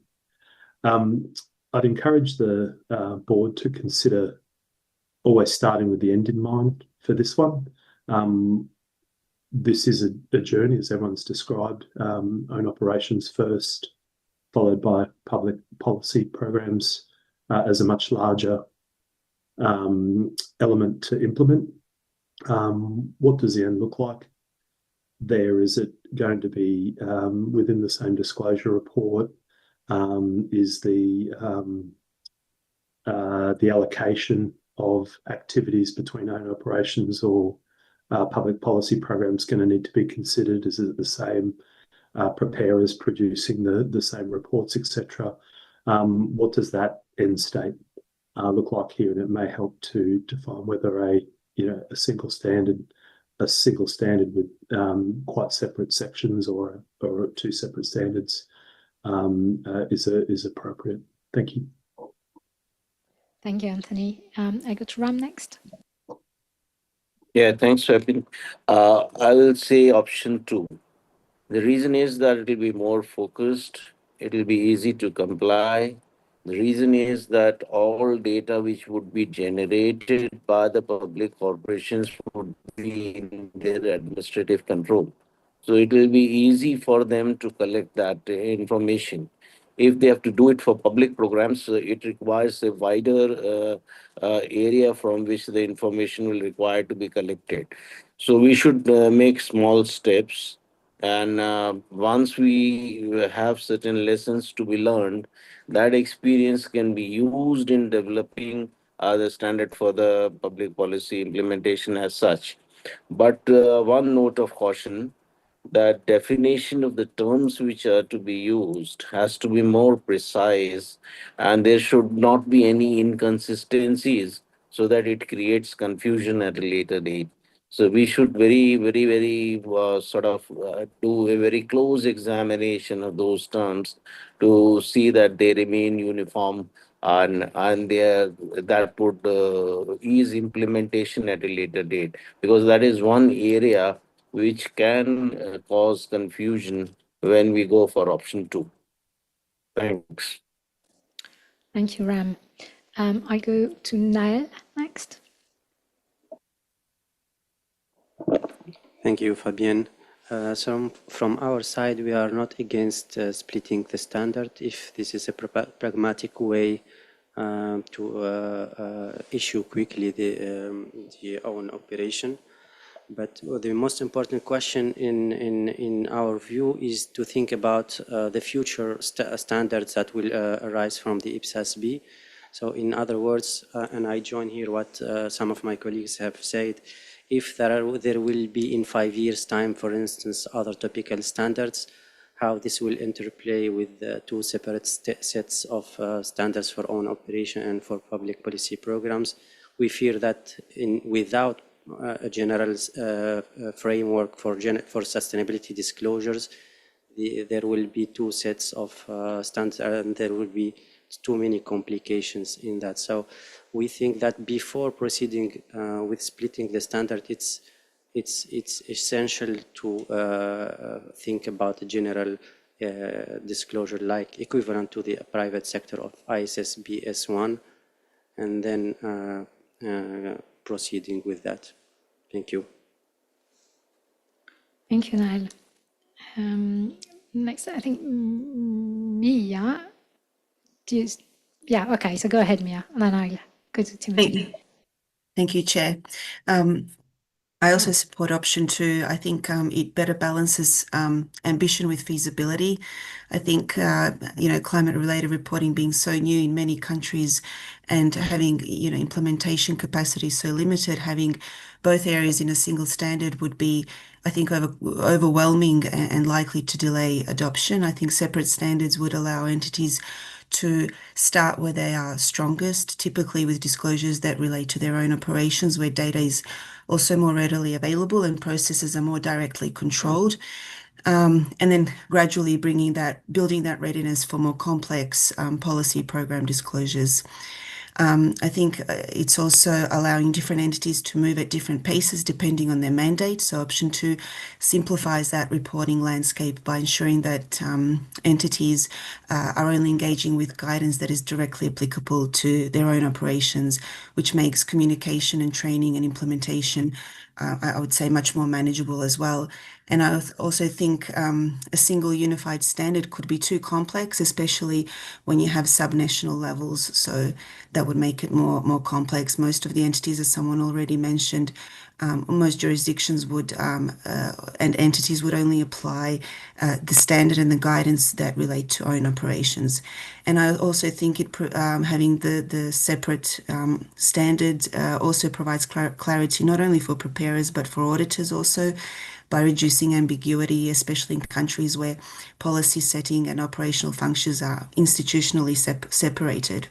So having the separate standard will allow more focused and then relevant engagement with stakeholders, making it easy to promote that understanding and enforcement and uptake of the standard. Thank you. Thank you, Mia. Tim and then Dina. So I am, supportive of option 2 in terms of the practical thing for implementation, but I get worried about this conversation about sequencing of starting to develop one standard and not the other, because I think they need to be worked through together because of the interplay between operations and policy and implementation of climate-related programs. And I think the disclosure at the entity level probably are going to be a mix of operations may well involve a degree of implementation of a climate-related program. For example, let's go back to water resources management, for example, with sort of a public entity involved in water resource management. That is, there are related, so the core operations are around, or will be around managing water resources, which are also part of a public policy program, and so which is related to climate action. So I think it's important that these things, when developing the standards, that they are actually worked out together, because public sector entities are different from private sector entities, and this interplay is important to get right. And I think if you do one without the other, you risk missing things. But in terms of practicalities, in terms of implementation, if I'm a local government or an individual utility or whatever entity I am, it's going to be easier to follow what's relevant to me rather than the bigger picture overall public policy program. So I think I would advocate for, yes, them being separate, but I think doing one then the other may miss a few tricks, because I think the devil is in the detail of working these things out. So that's my take on that. And also I think related, I think there is an important direction to go, not just climate related in this reporting and sustainability reporting in general around public policy programs. Thank you, Tim. Next to Dina and Lana. Thank you, Fabian. So I'm fully supportive for separating the two standards. I think this will provide a more clear view and easier implementation for the public sector. Just key consideration to be taken into consideration. We need to, as I will echo all my colleagues, to have this harmonization, consider how the chosen structure will align with the international standards framework, such as our IFRS, as other my colleagues mentioned, or the global reporting initiatives, to promote the consistency and make sure that there will be a comparability in climate-related disclosures. One of the things that we need also to consider, whatever our decision will be, we need to emphasize that this is something that is new, that has been applied across all the public sector. Specifically, when I see currently in MENA or in UAE in particular, this is something that in the public sector, they're new to it. They still need to understand it. So they will need a support when it comes to the implementation, whether within guidance documents, training materials, and resources to assist the entities in understanding applying those standards effectively. So this is something that we need to also consider when we are developing the standards. One last thing to take it into consideration, once we finalize this exposure draft, we should put it on the radar because, as I mentioned, it is something that will be new. We need to take in consideration with a mechanism of ongoing feedback, whether we're going to go with separate or we're going to do it on parallel. I would recommend doing it separately and take a lesson learned from applying the whatever has been done on the public program better than do it in parallel. But I think Timothy has another point of view. That's it from my side. Thank you, Dina. I go next to Lana. Thank you. I'm going to echo very much what Timothy said, so I will keep it short. I do support option 2 from the practical standpoint. I think there's been really good points raised, but I really go back to that slide, Alex, that you showed about the integrated approach. And I think I would not want to lose the momentum and even the work and the deliberations that the board has had on moving these two programs together. And we keep talking this morning and this afternoon about the dual role, and to not lose sight of that at the same time and try and move things forward in parallel. But we all know that if there isn't a standard kind of put out at the same time, you lose that very quickly. So it's just how to find that balance to not go down that path by being practical and going with option 2. The other question I had was about in the material, and I think Alex, you mentioned this too, about the limited number of entities that are expected to apply the public policy program guidance. Now, I'm just curious if that's, informed by respondents' responses. Is it data? Is it more about if it was voluntary versus like the choice aspect of it? Because I think that's really important too, to really understand the scope and the applicability of moving forward with the two at the same time. Thank you, Lana. Alex? Excellent, thank you. So there's very much a conceptual foundation for the fact that you'd have everyone reporting on own operations, whoever's implemented, and then the public policy programs not having that same breadth.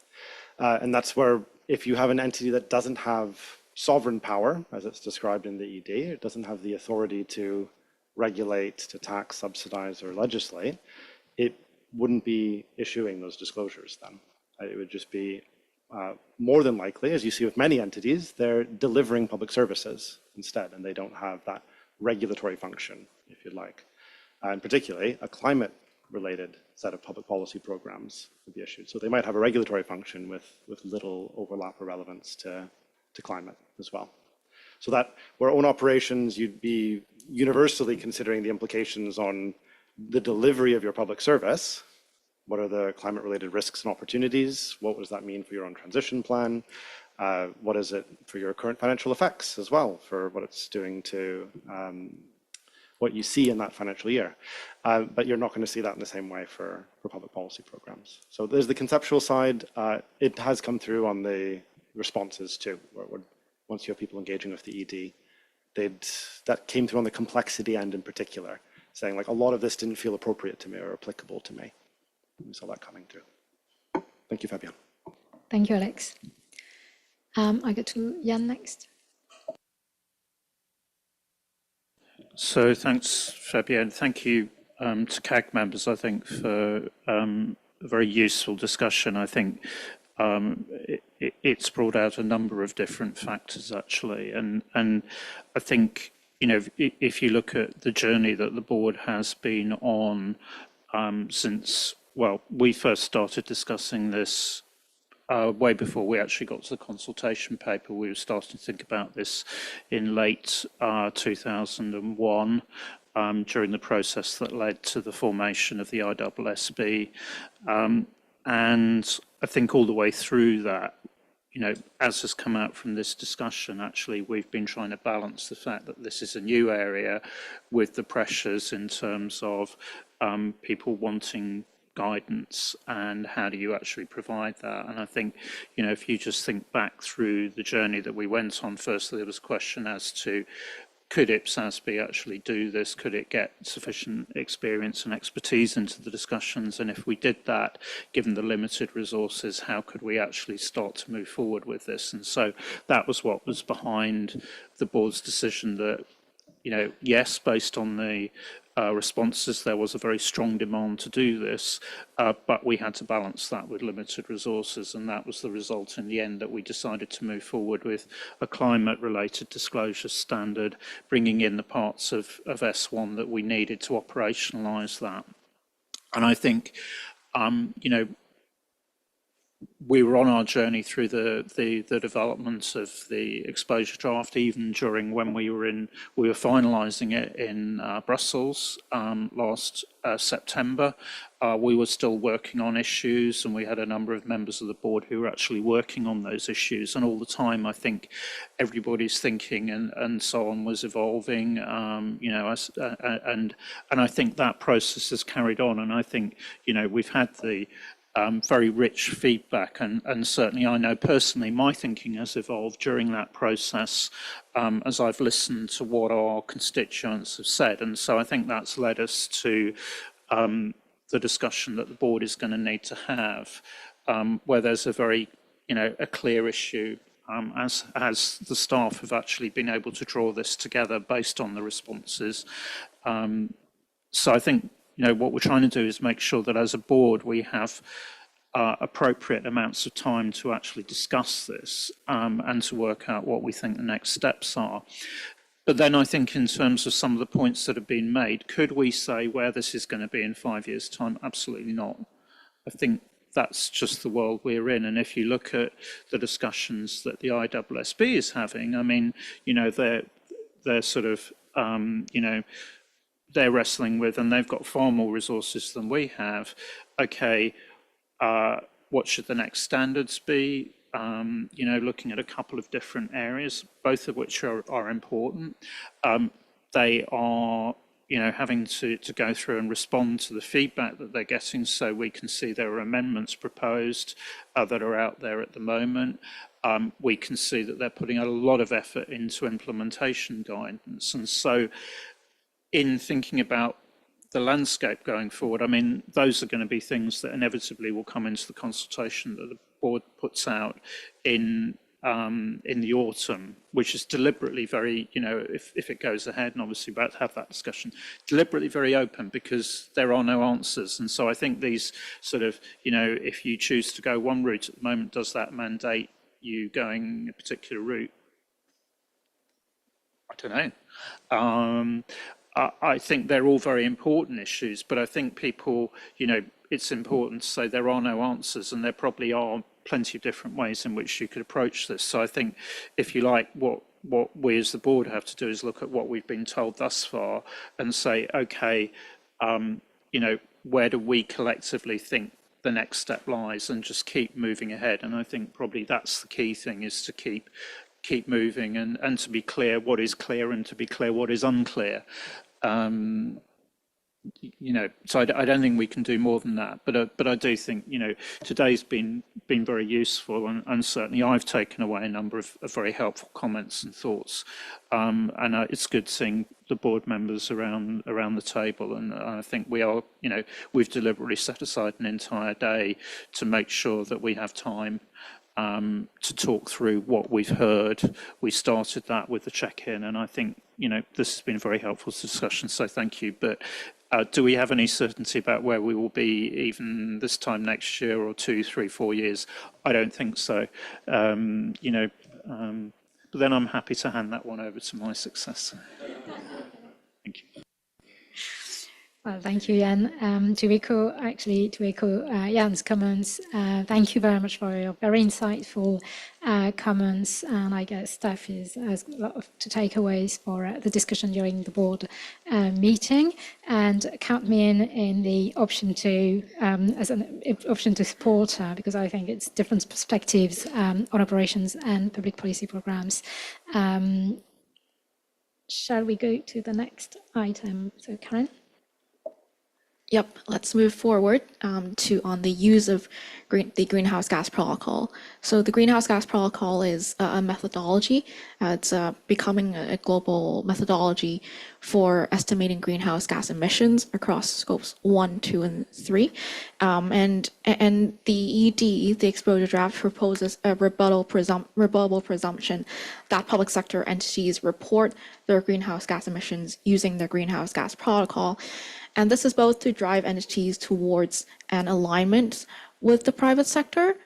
That's what the private sector currently requires entities to use, but also recognizing that in the public sector, a lot of entities actually have their own methodologies. So a rebuttable presumption, when the board had this discussion last year, was the right balance between driving entities towards an aligned methodology in estimating greenhouse gas emissions, but also to recognize all these diverse methodologies, existing methodologies that a lot of public sector entities are already using. So in general, there was a lot of support for this proposed rebuttable presumption that entities use the greenhouse gas protocol. And different respondents told us different reasons for why they supported this proposed approach. The first one was that it promotes consistency and comparability between the private and public sectors. And I recall from Heather's presentation earlier today that comparability and was one of the most important considerations that we should be looking at in developing public sector sustainability reports. And it also provides a principles-based approach, which is very aligned with how we are taking the IPSASB sustainability reporting standards. And this greenhouse gas protocol being so widely used across the private and public sectors, a lot of entities are actually pretty accustomed to the greenhouse gas protocol already.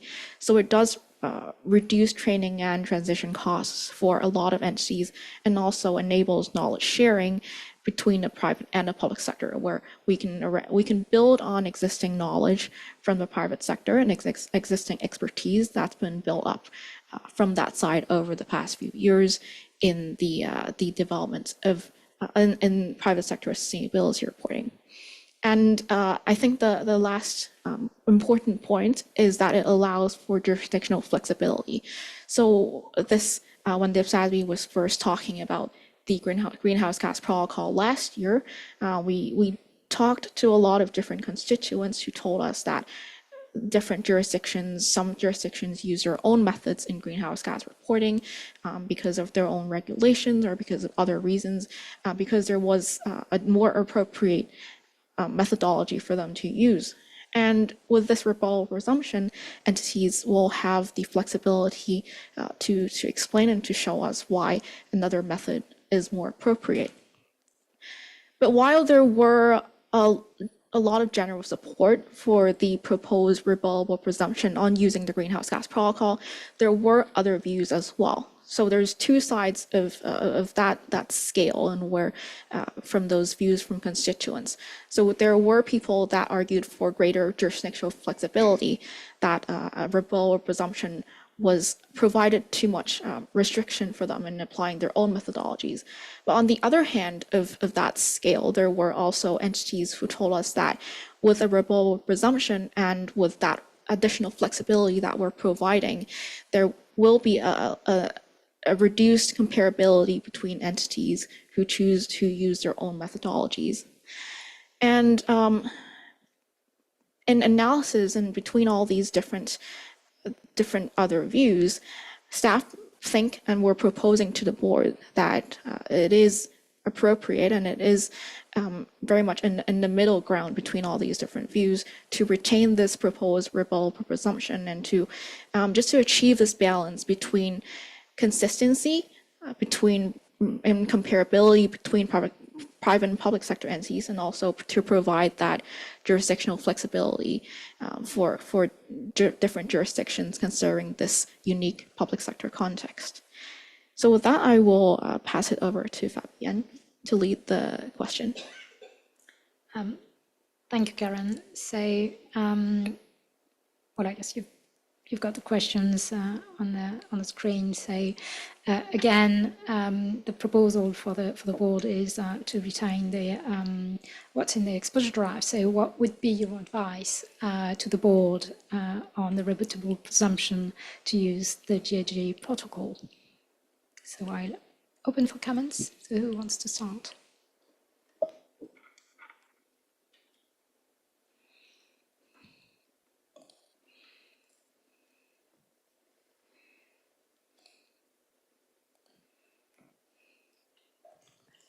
Thank you for saving the day.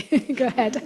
Break the tumbleweed moment as it runs us through the room. So, I mean, this is fairly brief. Yes, is the short answer. The slightly longer answer, I guess. I mean, the rebuttable presumption makes sense. I think jurisdictional flexibility aligns with what the IPSASB are currently consulting on for some changes to their standards anyway. But one of the comments that came up in our conversations was that more importantly than that is what the requirements are around disclosures for the methodology that are applied, given the breadth of what you can come up with. It's in my next answer, but I'll say it now. But for the next question, somebody there was saying basically a wild guess and a hugely detailed estimate are both valid on the GHG. So it's around the disclosures about it that's the most important thing.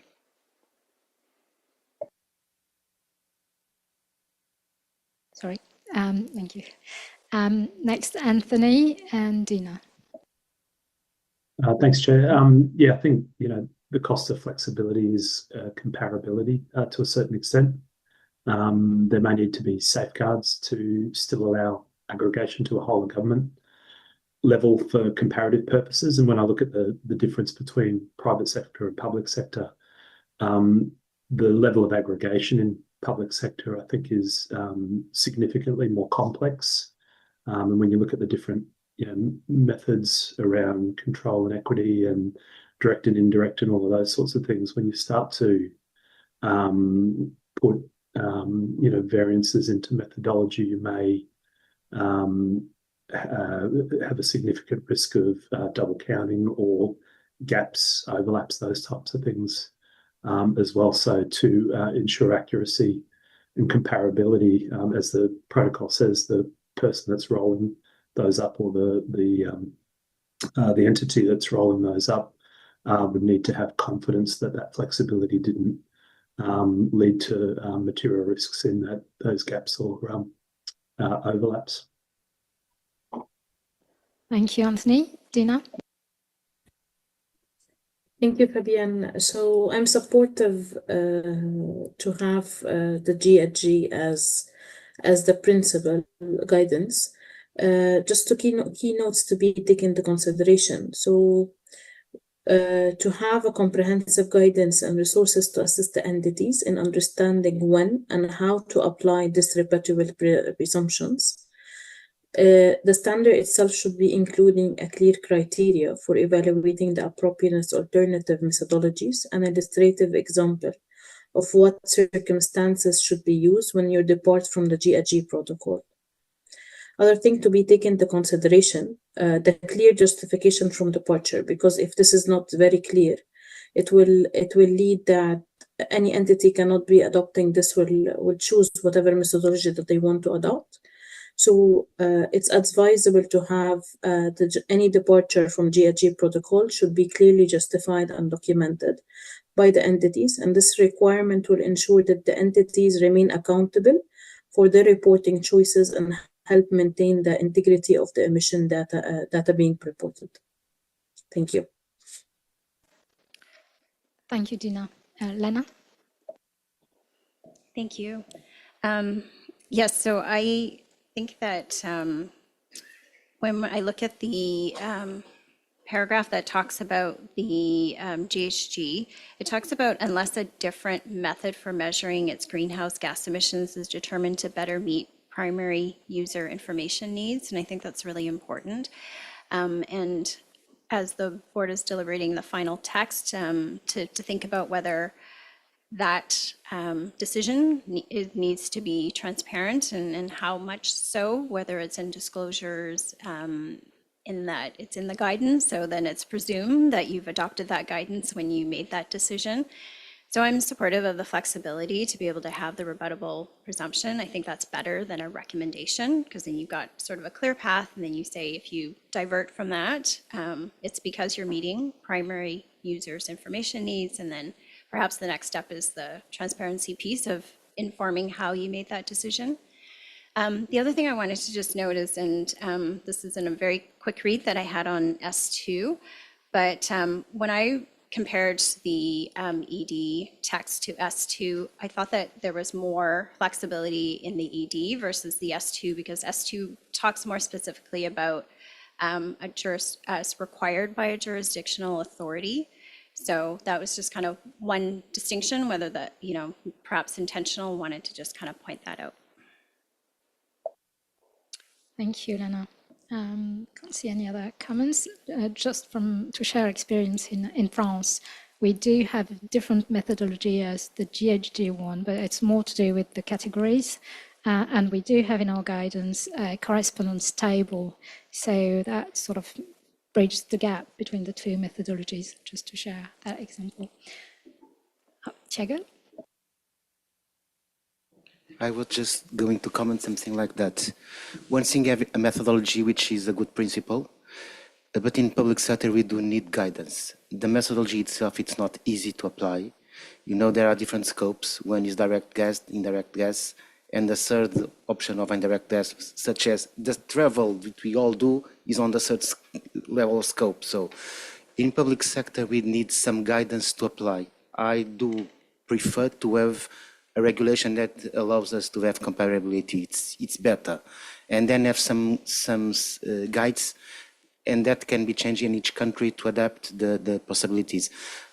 Public entities will have a big difficulty to implement themselves without guidance. It's almost impossible. So, and that makes a link with public policy, because sometimes some guidance are public policy. So the line of difference becomes quite thin. Something like saying that no more jackets or ties, so we can low 4 degrees, Celsius degrees inside of organizations not using air condition. That's policy, public policy, and it's intended to be climate change also. So I was a bit quiet because it's very difficult to differentiate the things between home operation, public policy, according to this situation, which is what should we use? Yes, let's use the protocol that we know. It's better. And then have guidance. Thank you, Thiago. So I don't see any other flags up, so I turn back to Stat for the last issue. Thanks, Fabienne, and thanks for all the comments on greenhouse gas protocol. So we'll now move on to another issue that is very much linked to the greenhouse gas protocol, which is Scope 3 greenhouse gas emissions. And Tiago, you just now you touched on it. You said direct and indirect emissions. So Scope 3 is essentially we're looking at indirect greenhouse gas emissions that occur within an entity's value chain, and it comprises of both upstream and downstream emissions. And so the draft the exposure draft requires entities to disclose Scope 3 emissions in relation to their own operations. So when the board discussed this last year, the board definitely acknowledged that there were a lot of complexities and challenges that had to do with Scope 3 emissions, like you had just mentioned, Tiago, and it is a very complex issue with the public sector. However, when the board deliberated this, Scope 3 was the board saw Scope 3 as a critical area of focus, and it has the ability to provide insights into an entity's management of their emissions across their entire value chain. So it doesn't only look at, it looks at the entity's full picture of emissions. So it's very, very key to providing that data and that information for users of the report. And the board thought that it was also really important that public sector entities disclose Scope 3 emissions for the reasons of comparability, consistency, and also aligning with global frameworks. For example, the IFRS 2 requires entities to report Scope 3 emissions, and it definitely supports better decision making. It's an important information for for users of a report when we engaged with different people when we did the outreach to the ED. And so in response to this proposal that public sector entities should report Scope 3 emissions, there were varied views from our constituents. So there were those that were in support of the proposal. These people told us that Scope 3 is very important. There is value to Scope 3, and users told them that they need that information. And this group is mostly comprised of users and some preparers. And the second group is made of people comprised of some preparers and some audit offices. And these people are telling us that Scope 3 is important for comparability, consistency, and also providing that full picture of the entity. But it is too complex for public sector entities, and that then it should be made voluntary instead of as a requirement for public sector entities. And there was a third group of people. This included some preparers and also some audit offices that are telling us that Scope 3 is not really relevant and not appropriate for public sector entities. And so as a result, we went back to look at whether Scope 3 emissions are applicable to the public sector at all. Are they just complex, or are they not appropriate or not relevant to the public sector? And we went back to the IPSASB's original deliberations last year and looked at those existing jurisdictional examples that inform those decisions. And there are actually public sector entities that are already requiring Scope 3 emissions reporting, and that includes the UK, New Zealand. I know we have some folks sitting here that are a lot that are very experienced in Scope 3 public sector reporting. And we also learned from the CAG chair that Scope 3 is mandatory for public sector entities in France.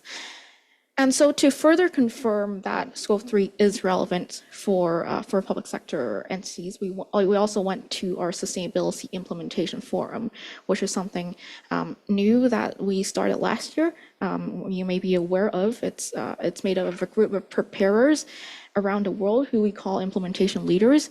And in the latest Sustainability Implementation Forum, the SIF meeting, we were able to hold a poll for entities asking them where they were in their journey in Scope 3 reporting. And a third of implementation leaders told us that they were already reporting Scope 3. 2/3 have plans to do so. So we can see a lot of public sector entities that are participating in our SIF actually have plans or are already doing Scope 3 public sector reporting. And so therefore, on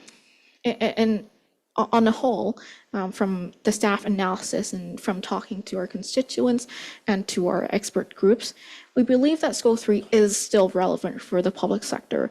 It is complex, but we see a lot of jurisdictions already doing it or have plans to require that in their jurisdictions. And we see that it's a lot of first movers have been proving to us that it is relevant and it is doable for the public sector. And with that, I will pass it over to you, Fabienne. Thank you, Karen. To build on what you said, yes, in France, Scope 3 emissions have been compulsory since the 1st of January 2023, so fairly recently, actually. And truth be told, only 50% of public sector entities actually report on their GHG emissions, so comply with the requirement. But of those who comply and report on Scope 3 emissions, it's been really beneficial in that that's led to action in trying to figure out how to reduce emissions, say for transportation, so trying to find out other ways of greener transportation for staff or public sector beneficiaries, for instance. So just wanted to share that bit of experience.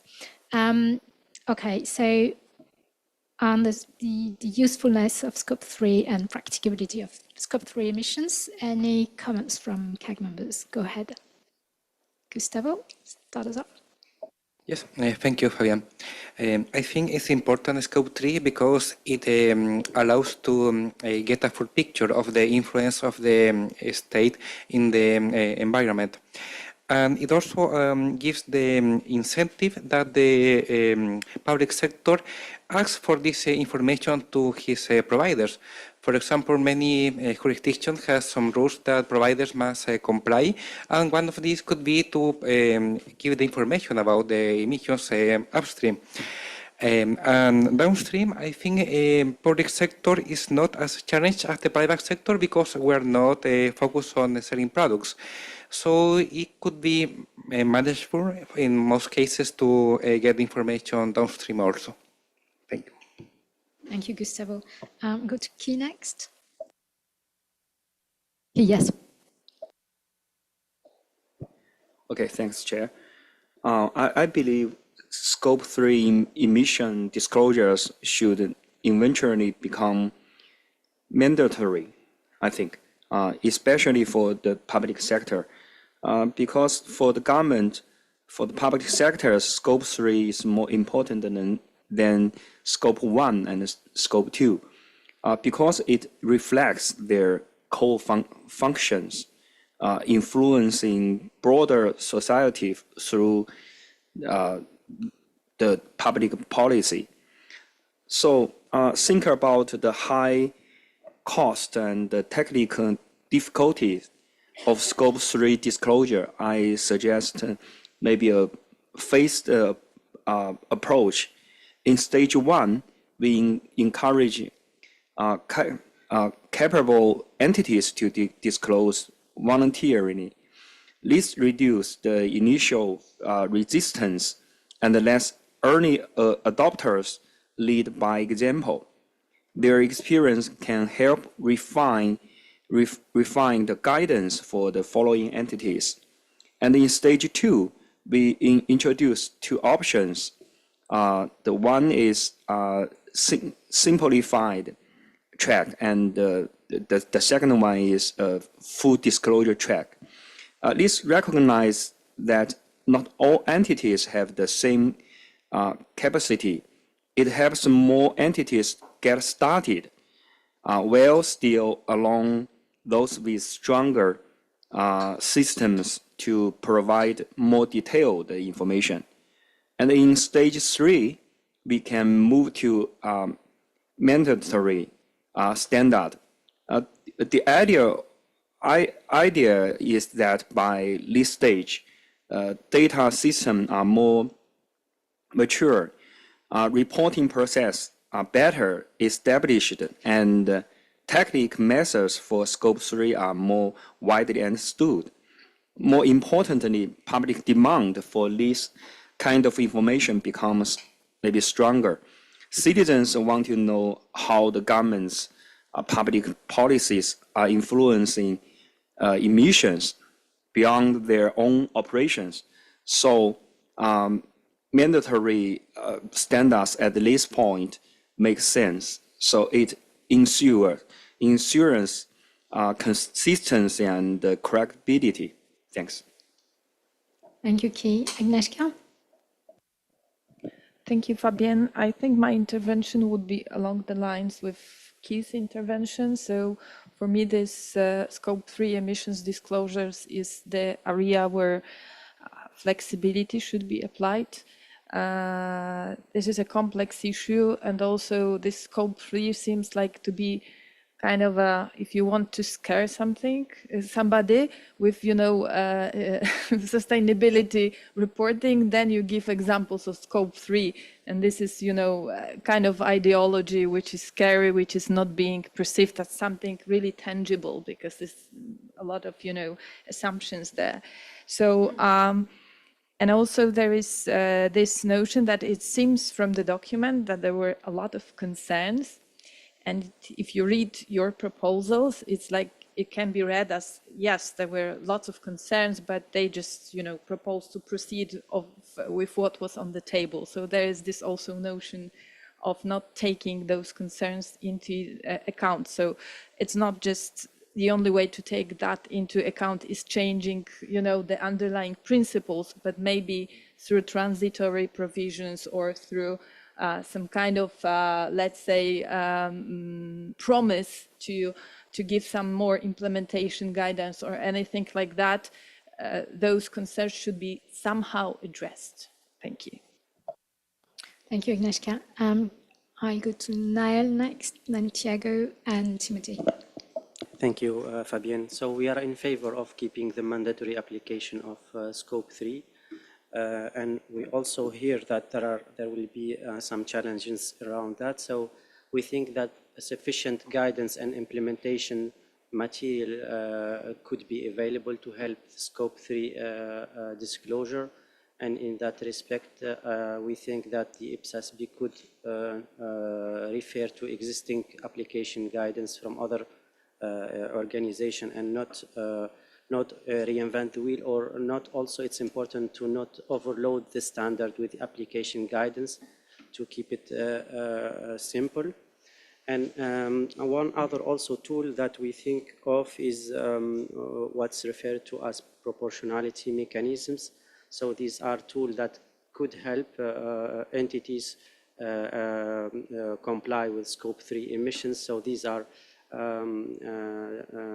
tools that, for instance, require the entity to use the available skills and resources, or obtaining the information without undue cost and effort. So that could be also one transitional requirement, or something in our view that is not sufficiently highlighted, we believe. And as mentioned also, Scope 3 disclosure could be an estimate, or could be a precise measure in accordance with the GHG standards. So whether it will be on one end or the other, it will depend on the national maybe requirements, or also on the stakeholders' needs. Thank you. Thank you, Niall. Thiago? Against about Scope 3, like for Scope 1 and 2, guidance in public administration is really important. In Scope 3, something that Gustavo said was the upstream chain. And when we consider the upstream chain is, for instance, when we buy data center, we don't buy at data centers anymore. We buy as a service, and it may be a green purchasing. Green purchasing, it may be a way of addressing the Scope 3. A lot has been said about this, so let's be very pragmatical and create a way of adopting the Scope 3, which is probably quite important in public administration. But each one of the Scope 1, 2, or 3, we should have some guidance to implement. We, public administration, we are driven by administrative law. We do what we have to do that is written in the law or in guidances. So we apply what is written. That's how we work. I'm a public servant, so that's how we work. That's what it is. We must do everything that is determined in the law and nothing that is not written. That's administrative law. That's how we work. So we should help ourselves with some very practical guidance and not take it off. I don't like to take it off because we never get there. So let's choose something that is really important, like green purchasing, for instance. It's something that is being already addressed by so many countries. So let's share these solutions. Thank you, Thiago. Just a question from me. When you say green purchasing, are you referring to green budgeting or is it something different? When green purchasing something that determines that it's climate related when we buy things, namely when we buy as a service software, as a service hardware. We can determine that it must be green. The data center that we are buying, the service must be green. So think like that. So it's just an example that is always on the top of the green purchasing of government, but it can address with a lot of examples probably. Thank you, Thiago. Make an inquiry. Ask people, what do you have that may be addressed like this? So a lot of people have a lot of ideas. Thank you. Tim? Thanks. I mean, I think I was pretty much everything I was going to say has been said. I think yeah, we are. I mean, I would be. I think Scope 3 has to remain, largely because of the implications of it not being there. And if it's not being there, you also create perverse incentives to almost to contract out greenhouse gas emissions as a way of hiding the extent to which an entity may be sort of emitting carbon. So I think it's important to be in there, but it's also important to be pragmatic in terms of the guidance on how to implement that and allow for estimation and also and how this is done in a practical way. Because yes, it's sort of very accurate measurement can take you down a very, very dark rabbit hole and you may never come out. And then the other thing was, yes, I was going to sort of second what Thiago, and there's been a lot of work on green procurement, we would call it in the bank, and I think maybe there's something to piggyback on that, because the whole point of that is through the procurement of goods, works, and services is to minimize both the greenhouse gas emissions from procurement, as well as also ensuring the resilience of infrastructure and things like and investments as well. Let me stop there. Thank you, Tim. Any other comments you'd like to make to address to staff? We've got a lot of time, so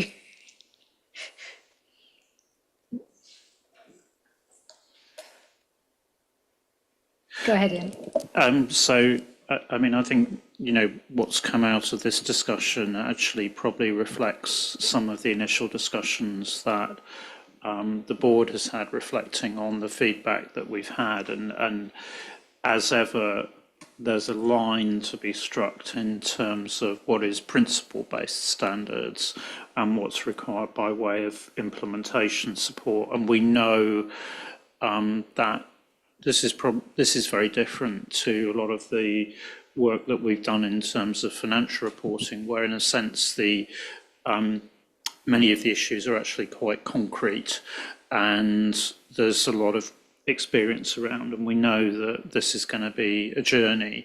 And I think in its reflections, the board has now has realised that the same challenges will be there for our future work as are there for the International Sustainability Standards Board, and providing appropriate implementation support is going to be really important. I mean, there's no doubt that greenhouse gas protocol is a challenge, and very much recognise that.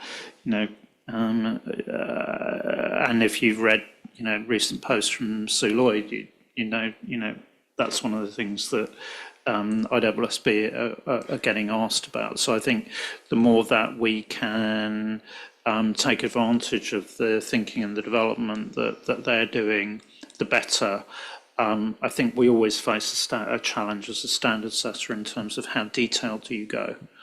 And I think that's where, if there is other guidance which complements this, then for sure that's helpful to draw people's attention to that. There is a challenge at jurisdiction level in terms of the fact that we can't mandate the use of our standards. That comes in through jurisdiction law. And I think, therefore, there probably is also some thinking that will be required at jurisdiction level, which is to say, okay, if Greenhouse Gas Protocol says this, we think in our jurisdiction, this is how we would wish to interpret this, in terms of we have these initiatives and so on. So I think there's an extent to which IPSASB can provide guidance, but then there's a dividing line, which is, okay, we've given some overall guidance. Now, how does this work in the individual jurisdiction, transition provisions as well? What makes most sense in terms of what we already have in place and where we know policy is going and where the priorities are in terms of funding and so on. So I think that's going to be one of the challenges that we wrestle with as a board going forwards. But I think to provide some reassurance, absolutely, we realise getting the principles right in the standard is just the first step, and there will be an ongoing work stream, and certainly I think that's something that Ross isn't quite close enough to kick me, but I know he would say, and that will have a resource implication. So I think that's reasonable, isn't it? No, seriously, we know, and IPSASB's experience has shown this will be resource intensive, and again, that's another call on the resources that we have available in terms of what's the balance between moving on, setting new standards and so on, and also making sure that constituents have sufficient help and guidance to begin to move on the journey. And we know that we will learn as well, and that's been something we recognise going into this. Thank you, Jan. Any other comments? I can't see any flags up. So I think a lot of food for thoughts staff to bring to the board during the week. Anything you'd like to add? No, but I really appreciate that this is very new territory for a lot of us here, so appreciate all the comments. I think all the discussion here will be very useful for our Wednesday discussion with the board. We will be bringing, I think, 6 issues, but 3 of them will be the ones that we've discussed with the CAG today. So I'm sure they will be very helpful for the board in deliberating the issues. So thank you. Yep. Okay. So thank you, both of you, for the presentations and to the board, to the CAG meeting, to the CAG members, end of day. And I'm confident your contributions will be highly regarded by the board during the discussions this week. Eileen tells me that we can go for our break. So please be back in the room at 3:20 p.m. Toronto time. Thank you.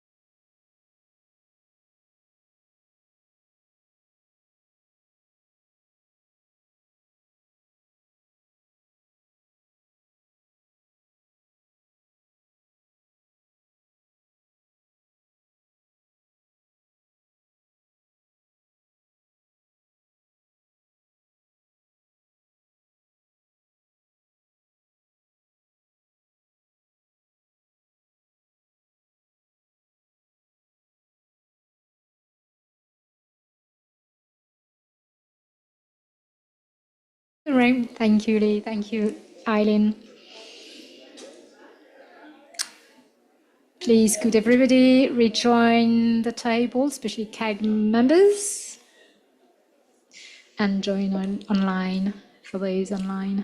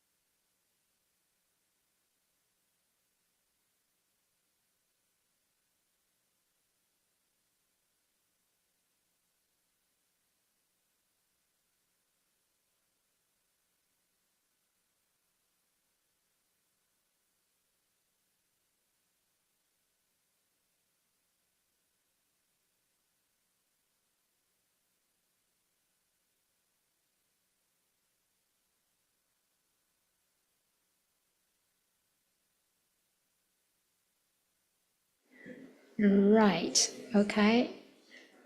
If I can have Tiago and Niall's attention, please. Thank you. Well, I won't say anything about Jan. Okay, come on. Right. Thank you for joining us back in the room and online. So that's going to be our last topic of today's session. And we're going to talk about work program consultation, which is a maybe more strategic topic than the two technical ones we had, and three technical ones we had. Two technical ones we had before, sorry. So I now ask Saya to introduce the topic. So please join me in welcoming Saya. It's her first time presenting to the CAG. Saya was previously a technical advisor for the Canadian member, Renee. So please, Saya, over to you. Thank you, Fabienne. Can everyone hear me okay? So good afternoon, everyone, and I'm happy to be your last session of the day, a little less technical today, a bit more strategic for this discussion. I want to say thank you in advance to those members who already provided some feedback prior to the session. And so what we'll do is I'll give you a little bit of background on this work program consultation, and then we'll get into the discussion. So this work program consultation, the IPSASB decided to take this on at its December 2024 meeting because they started considering the availability of resources in 2026 and beyond. And there are going to be a number of projects that are going to be coming to completion late in 2025 and then into 2026. So there will be some resources becoming available, as you can see by the white space that's on the slide. So the board thought in 2025 would be a good time to talk to stakeholders and determine what their priorities were. It's also going to be a good time because we have a new chair coming on in 2026. So this will allow the board and the chair in 2026 to determine the board's future work program priorities. And this is also something that the board committed to doing in the recent 2024 to 2028 strategy that was published. We said that the board said that when resources were becoming available, they would seek feedback from stakeholders to determine what their highest priority needs were at that point in time. So that's really the primary focus of this consultation today. So this slide just walks through a timeline of where we're at in the process. So we're here today consulting with you to get feedback from the board on your thoughts on this work program consultation. The board is also going to get its first look at the draft of this at the meeting this week. Then in the summer, we will seek advice from the Public Interest Committee. And in September, as Ross mentioned, we are having a public sector standard setters forum, and we're going to get some initial feedback from those that are attending to get their thoughts on what are high priority projects in their regions.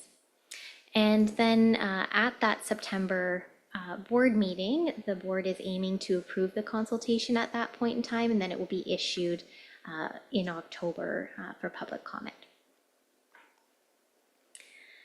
So getting into the agenda questions here.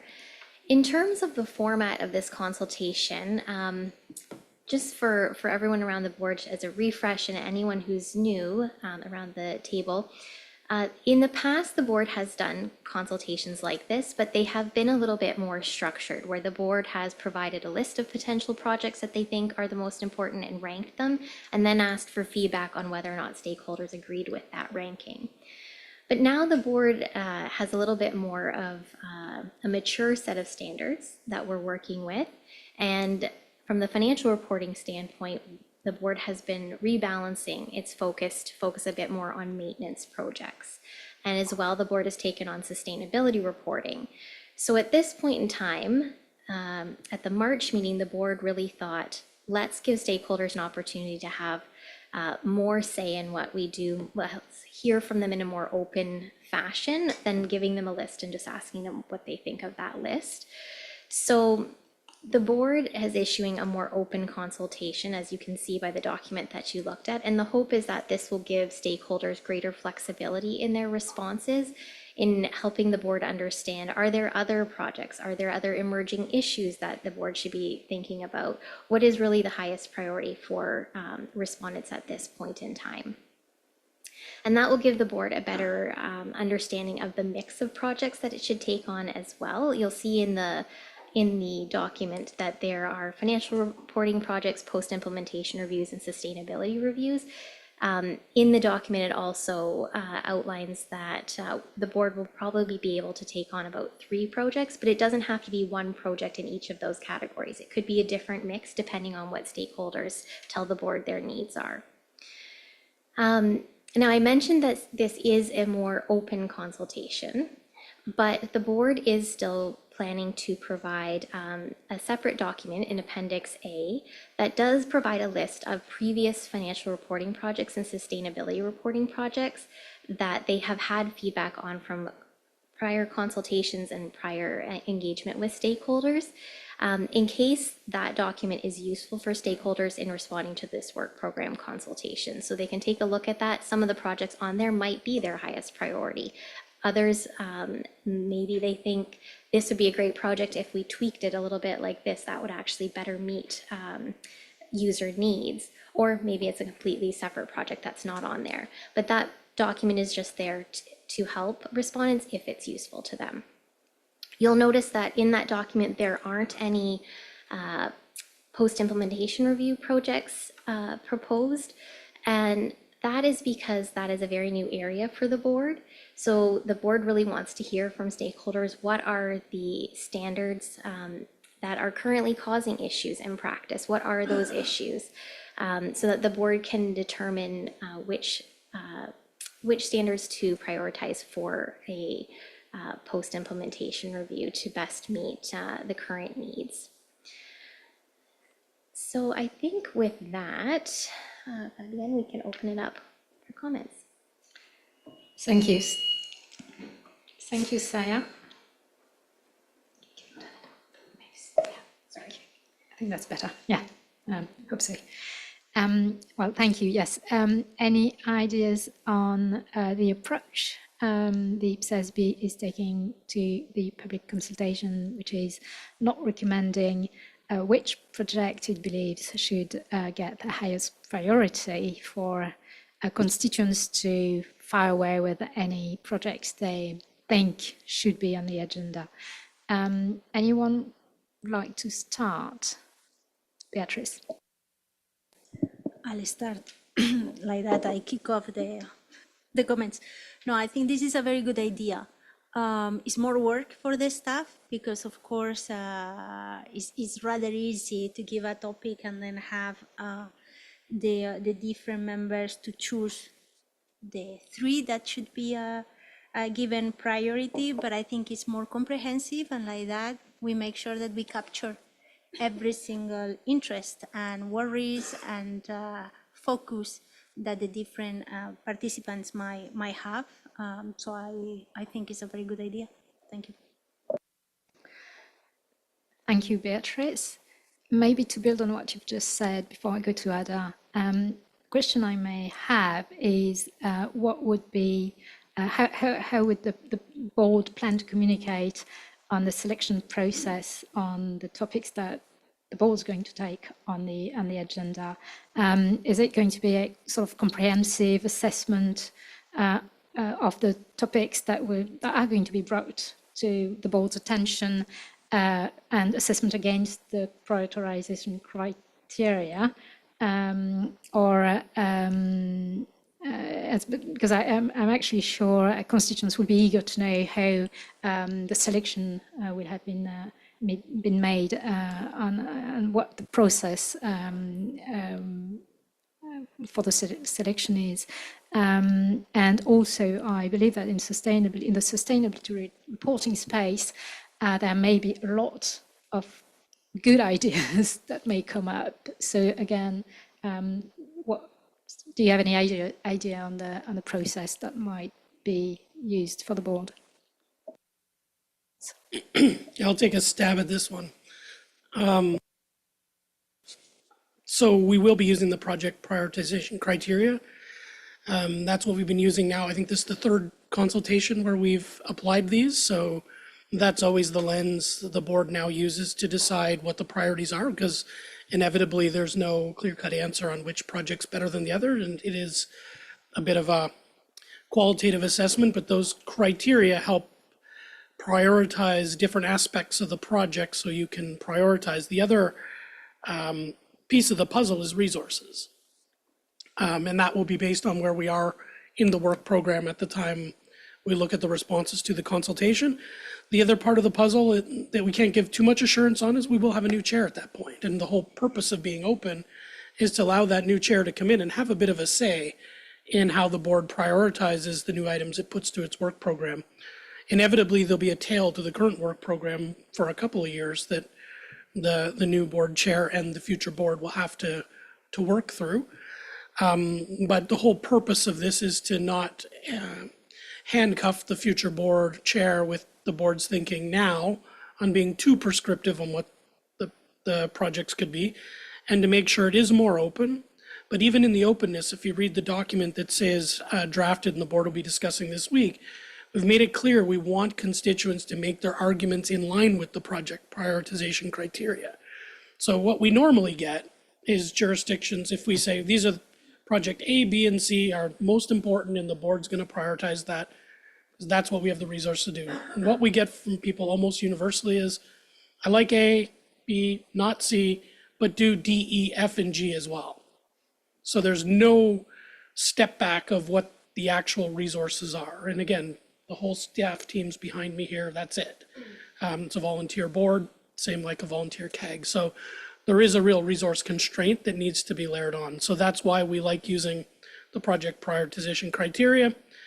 So in a perfect world, when we get back to looking at responses, our constituents who've responded will make the arguments based on the criteria and why it has international relevance and why it's an important topic.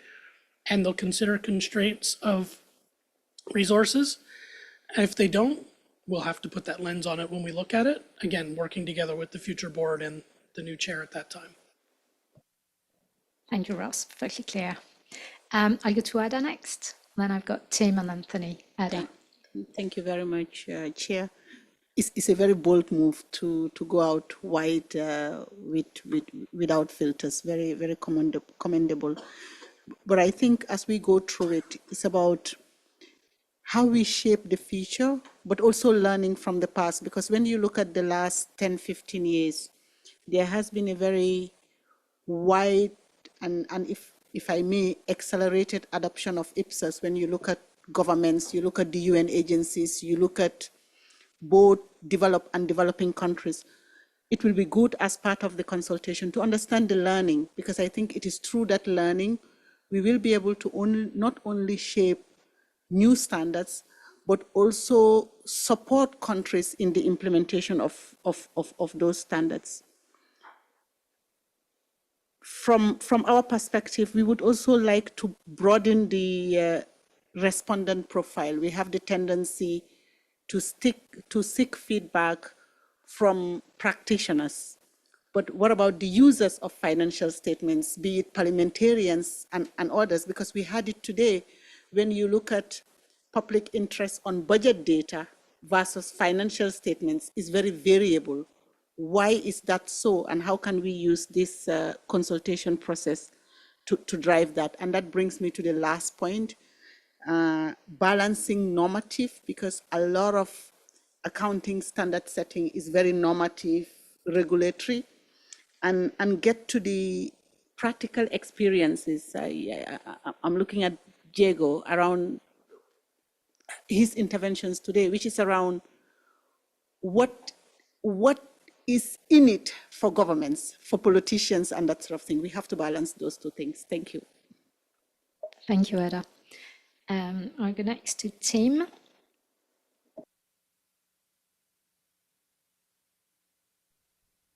Thanks. And again, it's great. I mean, there's a lot great in the consultation approach and being open. But one of my thoughts was, in terms of the way it's framed, is perhaps you're going to get a lot of sort of project-specific ideas.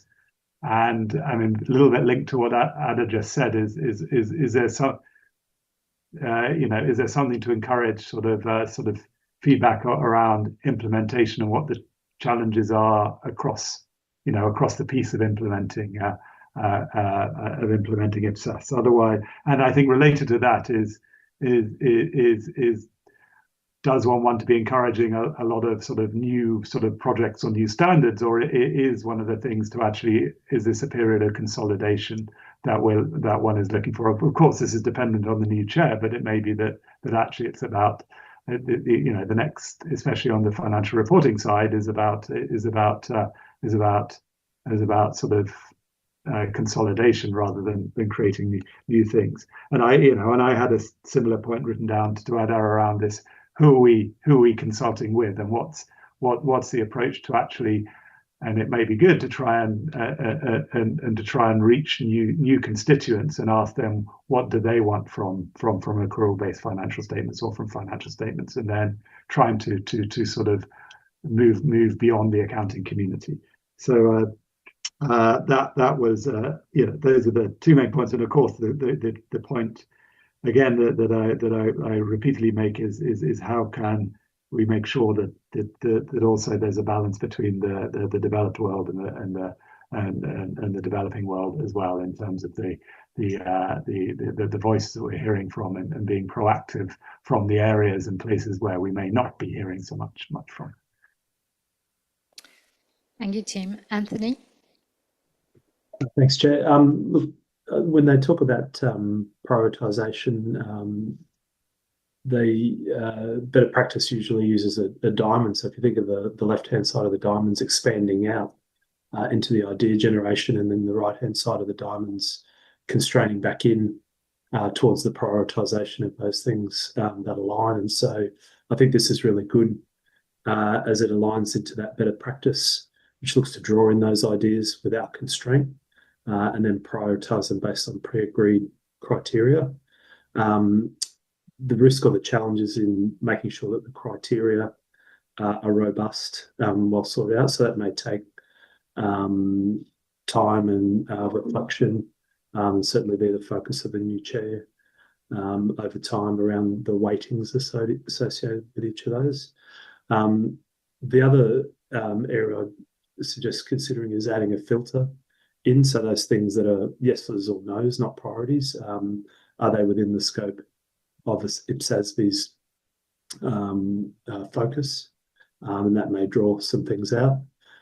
I think the approach will draw better acceptance by stakeholders of the final work program, as they'll be able to trace the logic or the thinking between the projects selected, and how well they've aligned to the prioritisation criteria.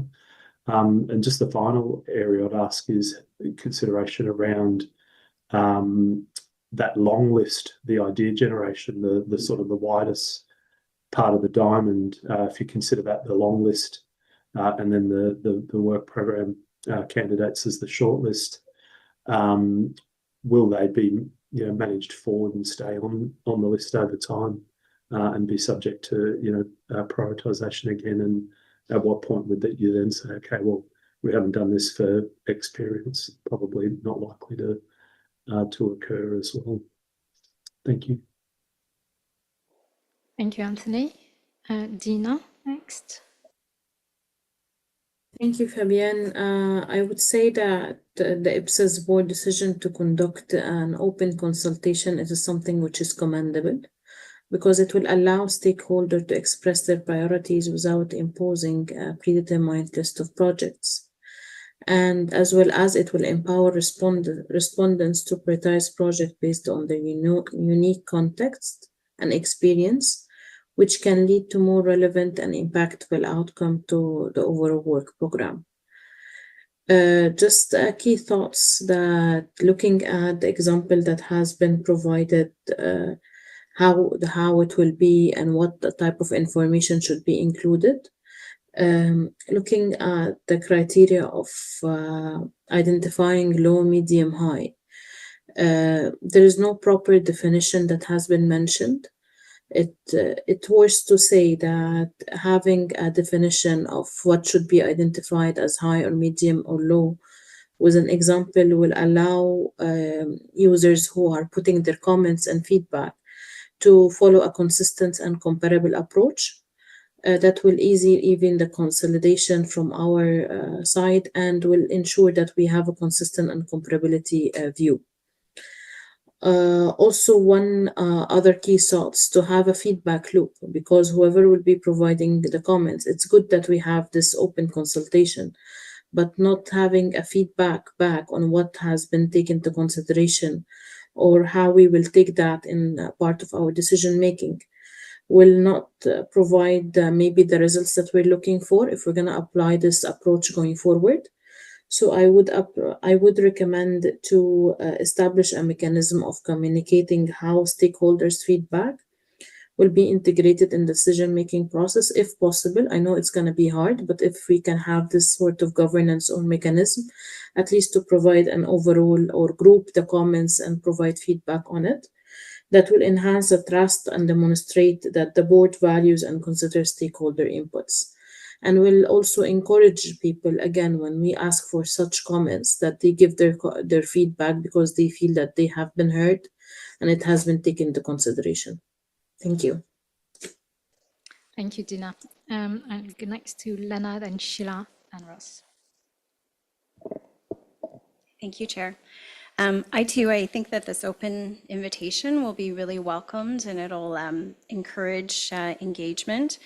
And I think I echo the comments about, who are we asking this feedback from? The user community. And I saw some really good linkage to the user community as being kind of the target. So I think that's the right approach. I also think it's really smart to use an optional template.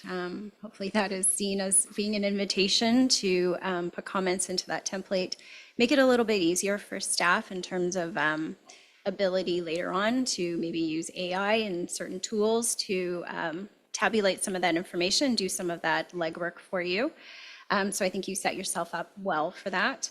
In looking at the information that is being sought in the format, I think the scope aspect is probably going to be one of the challenging areas for respondents to articulate in a succinct way, talking about what the project will entail. Perhaps there's opportunity to expand on this in the instructions if you see that as maybe being a challenge down the road as well when you get the responses. A little further to what the last speaker talked about in terms of the criteria, in Appendix A for the current projects that have been raised in the past or maybe thought about by the board and moving forward on, there does provide the criteria, which I think is really important, and those are the key ones.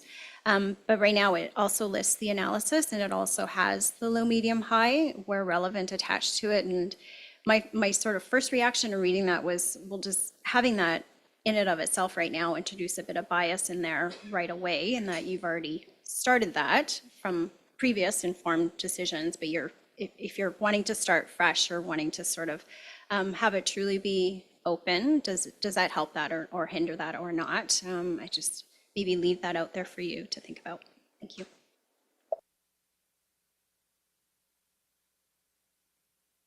Sorry, thank you. Thank you, Lena. Sheila next, and then Paul, and then Ross. Yeah, I agree with the going out there and asking for open-ended what we want. I always focus on what I consider the most important stakeholders, which are the citizens and the taxpayers. And unfortunately, they don't even know what they might want or what they might not need.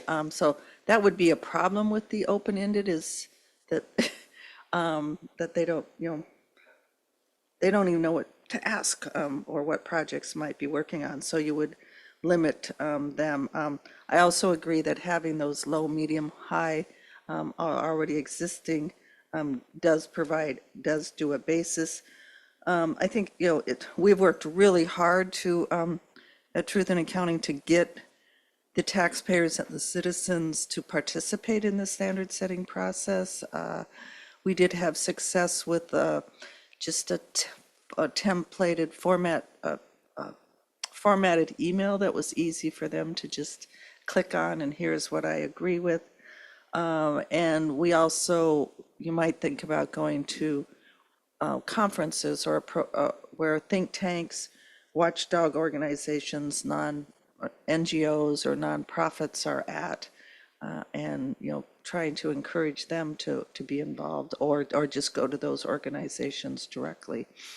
But they are very hard to reach and very hard to educate, but they are, I think, the most important stakeholders.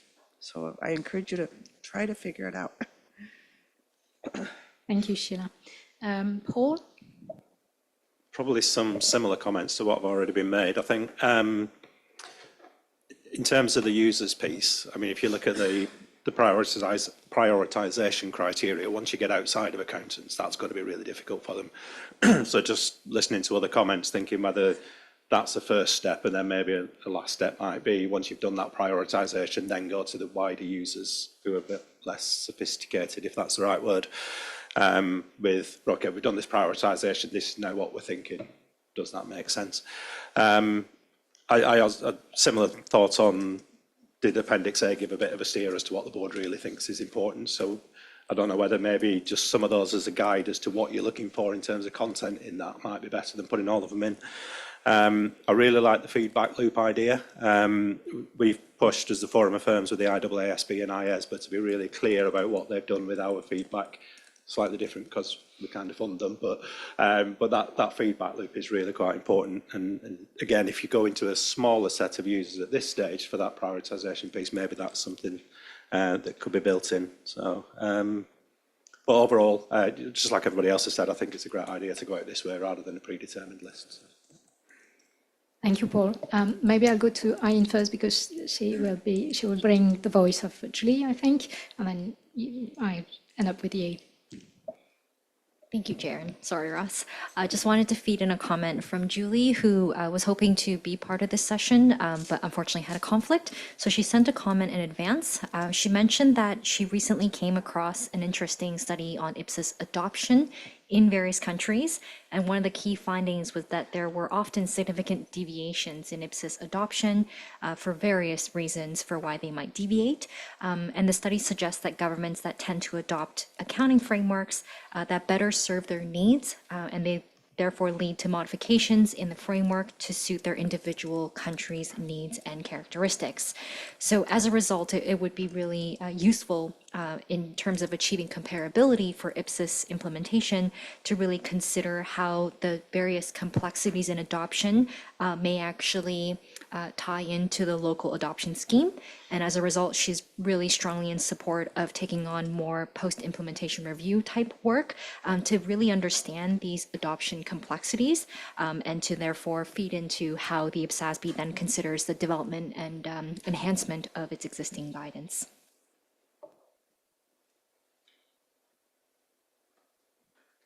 Thank you, Ross. Thank you for your patience. Go ahead. No, very happy to listen and hear all the good insight. I put my flag up early because I had some points right off the hop that Ada touched on that I thought would be useful just to share for more background information. So although we're going out for a consultation on work program, we just finished our consultation on strategy. And one of the main strategic changes was reorienting the work program, one, for sustainability, because that was new, but also to add some space in the work program on maintenance activities, which is the post-implementation reviews and the international application group, the chair of which is Andrew sitting behind me, who loves it in discussions when we talk about the things we're going to throw to the application group to deal with. But I think a lot of the points on how the standards are used, there are already new elements we're putting into the standard setting system that will help us with some of that.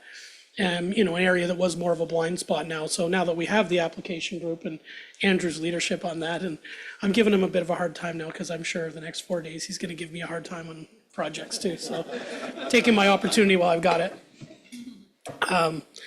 The application group will help with that kind of sense of how the standards are being used, where the pain points are, the challenges, as will the post-implementation reviews as we go out. And one of the points we've talked about capturing in post-implementation reviews when we go out for requests for information is how are you using the IPSASB standards and where have you deviated and why from the global principles? Because there is a lot of carve-outs at the national level that, you know, may or may not be justified, and we want a better sense of that when we go through and review the guidance through post-implementation reviews. The user's point was a great point in trying to get broader user bases. We do tend to get a little more broad feedback from our strategic consultations.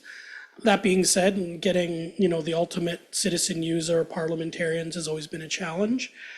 Not for lack of trying and not for lack of interest, but maybe on their end for lack of interest or lack of resources. And the one thing I would say is our consultation processes are completely open.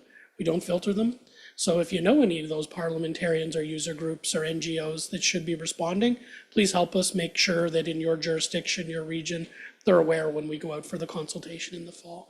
We will provide a bit of a toolkit when we finalize it for all board members, TAs, CAG members to share and make sure everyone's aware it's ongoing. And that's helped get our response rates up. And we have to kind of keep working on that and make it work a little bit better. And, you know, Dina touched on this, and I think Paul had the same point on the feedback loop. So on these strategic consultations, you know, going back maybe 7, 8 years now, we do a consultation summary where we do reflect on what we'd proposed, where the board ended up and why, and kind of fill in the blanks on what we've heard. We don't do it at a comment by comment letter. That would be a little onerous, but we do pick up the major points of feedback we've received.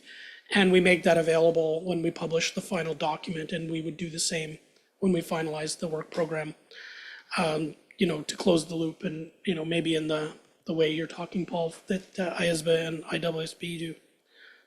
That's it for me. Thanks. Well, thank you, Ross. Thank you for the clarification, especially on the feedback loop. Thank you all for your comments on that first question. Saya, maybe you can lead us through the second issue and question. Okay, thank you, Fabian, and thank you everyone for your comments. So for the second question, as some of this has already come up in the discussion, but as we are going with this more open approach, it's really important that the specific matters for comments, the SMC questions, and the instructions for respondents are very clear so that the board gets back clear, high quality information that then it can use to prioritize the next projects and make those decisions on what to go forward with. So as we've talked about, we have asked respondents to, number one, make sure they are providing information on their highest priority projects. So we don't really want a list of 20 projects. You know, we want to know maybe their top 3 projects, but what is really their highest priority? And then using that project prioritization criteria, which Ross mentioned has been used in the past, and that was previously developed by the board. And that should help the board then have feedback that will be useful when it goes through and consolidates all the feedback that's come in to, if everyone has used the project prioritization criteria, that makes it easier for the board to look at that on a little bit more of a base level there. And there is an optional template, as Lana mentioned, so that if that is helpful for feedback, for users to provide their feedback in that format, so that they're hitting all those points, and that's there. If they prefer to provide it in a different format, that's also okay. So on the second question, sorry, I realized I didn't switch the slide here. So move over to this one here and really just want to know if there's any clarity that you think is needed to those instructions or SMCs. Thank you, Sarah. Okay, so there's a competition between Shira and Agnieszka. You can go Shira was first. it's okay. Shira, go ahead, and then Agnieszka.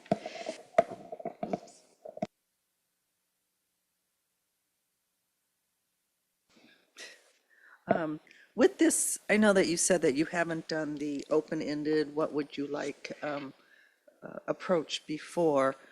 I think the prioritization, when you're giving them, here's what we're proposing and here's works, but with this, it's like, well, if I'm going to spend all the time that it takes to put something together, I'm not going to say, well, it's a low priority. I really, I would think that they would always be a high priority unless you're, submitting numerous ones, which I don't know how many organizations would do that. So that would be my initial thought. Thank you, Shira. Agnieszka? Thank you, Fabienne. So I understand why you're proposing to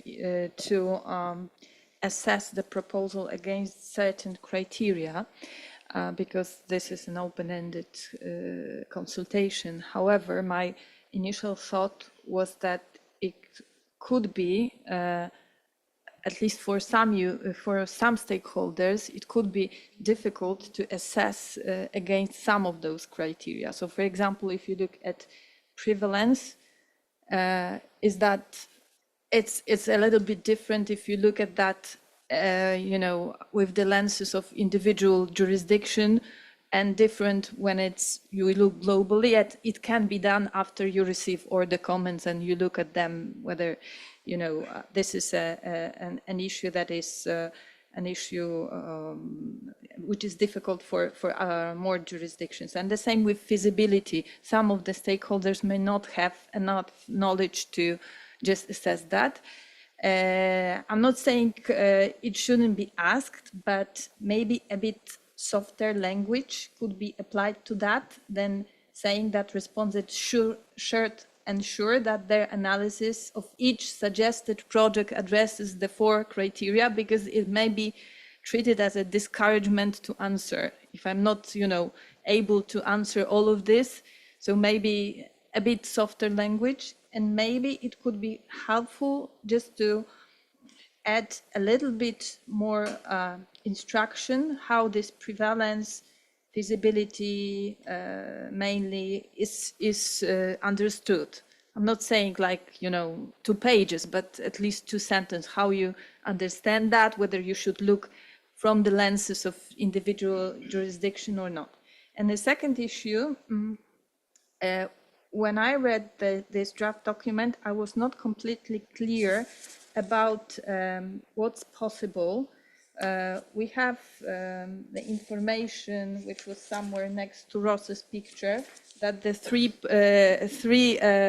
let's say, major projects are possible, but I was not sure whether you refer to 3 major standard setting projects, and apart from that, you can take up some post-implementation reviews, or is it something that is, both? Okay, thank you. Thank you, Agnieszka. I go on to Anthony first and then Ross. Thanks, Chair. Yeah, my focus for this one was around the users prioritising low, medium and high. Either remove it and allow the IPSASB staff to assess, or more ideally would be to be a bit more quantitative. If I pick an easy one like urgency, rather than low, medium, high, something occurring in the next year, next 5 years, next 10 years, gives you those sort of low, medium, high urgencies, but in a more quantified way for the user to assess where its place in the priority might be. The IPSASB staff are better placed to assess those criteria at the end of the day, so it's an input that would then be validated or refined based on a sort of a calibration type meeting to ensure that it's a consistent prioritization assessment across each of the potential projects. Thanks. Thank you, Anthony. I go to Dina first. Thank you, Fabienne. I have one question regarding the Appendix 6.3 that has the potential future IPSASB projects. And we find that the already high, medium, low has been set with the scope and summary. Will we open also for consultation for to provide feedback on the categorization of high, medium, low by other stakeholders, or this is already set and whatever we're requesting is new projects? This is, it was not very clear for me. So I would like to hear from you also if there's something additional should be included in Appendix 6.2 to provide more clarity to stakeholders regarding the already defined project and new project that they should be suggesting. This is a question from my side. Regarding what changes would we suggest to clarify, one of them, the one that I mentioned. Also, I would recommend to ease the work for the IPSAS staff and for the IPSAS board. If we have a brainstorm frequent asked questions that can be put in place when this is out for consultation, that will help users to get their answers easier and will increase the number of responses with accurate results that we're looking for. Thank you. Thank you, Dina. Mia first, and then Alex. Thank you, Chair. Very shortly or briefly, I too support the overall approach that IPSASB is taking with the consultation, particularly its openness and flexibility. I think not assigning priorities up front will give stakeholders a stronger opportunity to voice their specific and evolving needs, especially coming from developing and transitional countries or jurisdictions. But that opens up again the risk of having a different, different priorities and different needs, and which I think, as someone said earlier, may be easier or more credible if IPSAS staff were to finally assess the criteria or the urgency or prioritization, etc. So I think everyone will be coming from their own point of view, their own needs. Different jurisdictions will have obviously different needs. So I think it might, have that sort of bias. So I think it was a good point to to ensure that consistent prioritization, to have IPSAS staff eventually assess also the proposals, but also I think having that feedback is also very important. I think Dina said that providing that communication back to the jurisdictions and having that open communication is very important as well. So I think it'd be helpful if IPSASB provides some simplified guidance or maybe illustrative examples as well, particularly for those smaller or less technically equipped public finance systems on how to apply the criteria if that was to remain, but also maybe include some prompts or categories that help surface some emerging issues. Thank you. Thank you, Mia. Ross? Thank you. A lot to think about there. And a lot of points that I'm glad board members are listening on, specifically around how directed to be if you want it to be open around the appendix and the high, medium, low. I think there's, it's worth taking a step back and thinking a little bit. Don't have an answer, but to Agnieszka, you had a point about the 3 projects and the thinking around that. So that is considering 3 major new projects that aren't already on the work program. And we have the application panel and post-implementation reviews already planned for the work program. So there's already baked into the work program an ongoing process for maintenance. So that wasn't including those. It's already assumed that the board's committed to that in its new strategy. And we're in the process of putting that in place now, as I mentioned, with Andrew's leadership of the International Application Group. And later this year, we'll be talking more about formalizing post-implementation reviews and starting our first pilot project to go out for a request for information. So that's already baked in to the work program. So this is really 3 major projects over the next 3 years. As current major and minor projects collectively wind down, we'd have the resources to start new ones. So that's kind of the thinking there. Maybe we need to explain that a little better in the document. Yeah, that's it for me on that. Thank you, Ross. Jan? Thanks. Just one thing I just wanted to pick up was this whole question about how numerical or otherwise do you go, and the board's had this discussion each time we've got to these documents, and I think probably the best explanation of, if you like, not, say, for example, adding numerical scores or whatever, is that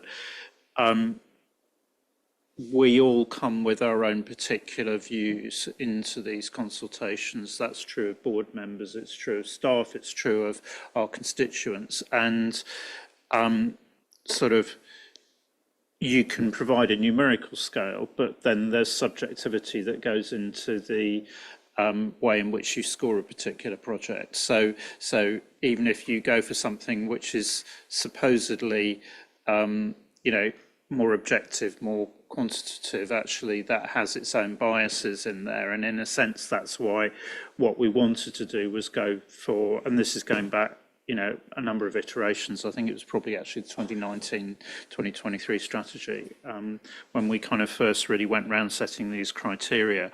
So I think, it's probably worthwhile just reflecting on, I think we probably maybe immediately went sort of high, medium and low in terms of, so there's probably something that can be done there in explaining it. But I think it's probably quite hard to go further than we've got in terms of the project prioritization criteria there, other than perhaps the point that I think came through, which is actually, yes, inevitably, if you're responding from a jurisdiction, it's going to be hard. But I think it's sort of, to actually just kind of get that explanation in there to say, look, the board is taking this because we're trying to construct an international program, and we do accept that, but just actually have a go, and maybe also perhaps, it is the sort of thing that if it's not apparent, then staff may come back and actually say, can we just talk a bit more about this? And maybe that, just getting that sense in there would be quite good. But if you like, that goes to the kind of how quantitative, how qualitative do you go? Because ultimately, there isn't a kind of precise right answer. It's about the arguments and the way they're put forward, I think. Just before I go back to Ross, a quick comment, maybe practical one.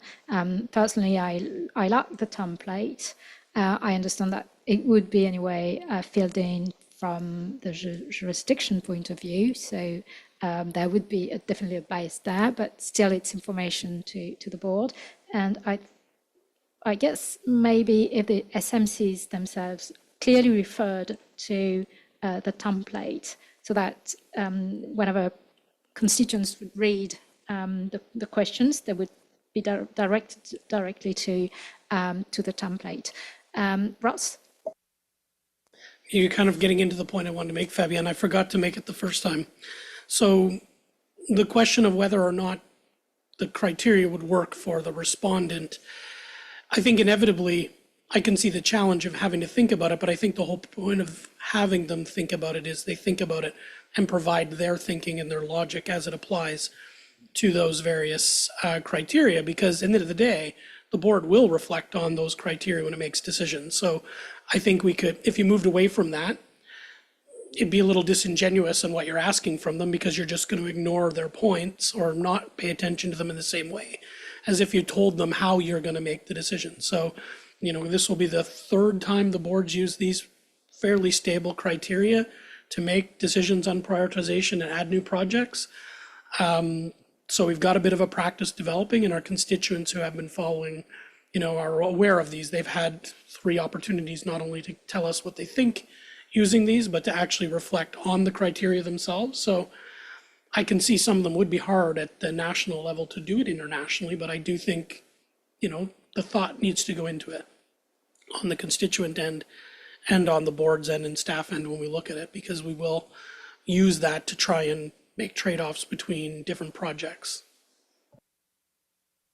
Thank you, Ross. I think, Saya, you've got a lot to think about and to bring to the board. Say, do you want to add anything on that? Or I just wanted to go back and answer Dina's question about the items that are in the appendix that are already have a description and have the prioritization criteria filled out. So that can absolutely change. Respondents can comment on those. They can say, we like project X, but we would rank it like this. We think it's of much more urgency because of X, Y, Z. So they can comment on that. We do have a blurb in the consultation explaining that, but perhaps it needs to be strengthened a little bit more to say that. So respondents don't just have to provide new projects. They can also comment on those ones that are in that list. Okay, thank you. So I guess you can now go for the third and last issue and question. Okay, so our third question is just getting a little bit of initial feedback from the CAG. So I mentioned that in September, we are going to have the Public Sector Standard Setter Forum, and we are going to ask the participants at that forum some feedback from them on preliminary feedback from them on this work program consultation and what the highest priorities are in their jurisdictions, and as well, do they think there's any projects missing from that list? Are there things they think we should change about that list? So similarly, we wanted to open that up to the CAG as well. So of the items that are listed in Appendix A for financial reporting projects and sustainability reporting projects, do you think there's anything missing from that list? Is there anything significant you think should change on that list? And then also just in response to post-implementation reviews, which are not included in the list, are there any specific standards that you find are very problematic in your jurisdiction right now that you think should be of a higher priority for the board to consider doing a PAR on? Thank you, Saya. So any thoughts on that from CAG members? Sheila? Sheila, go ahead.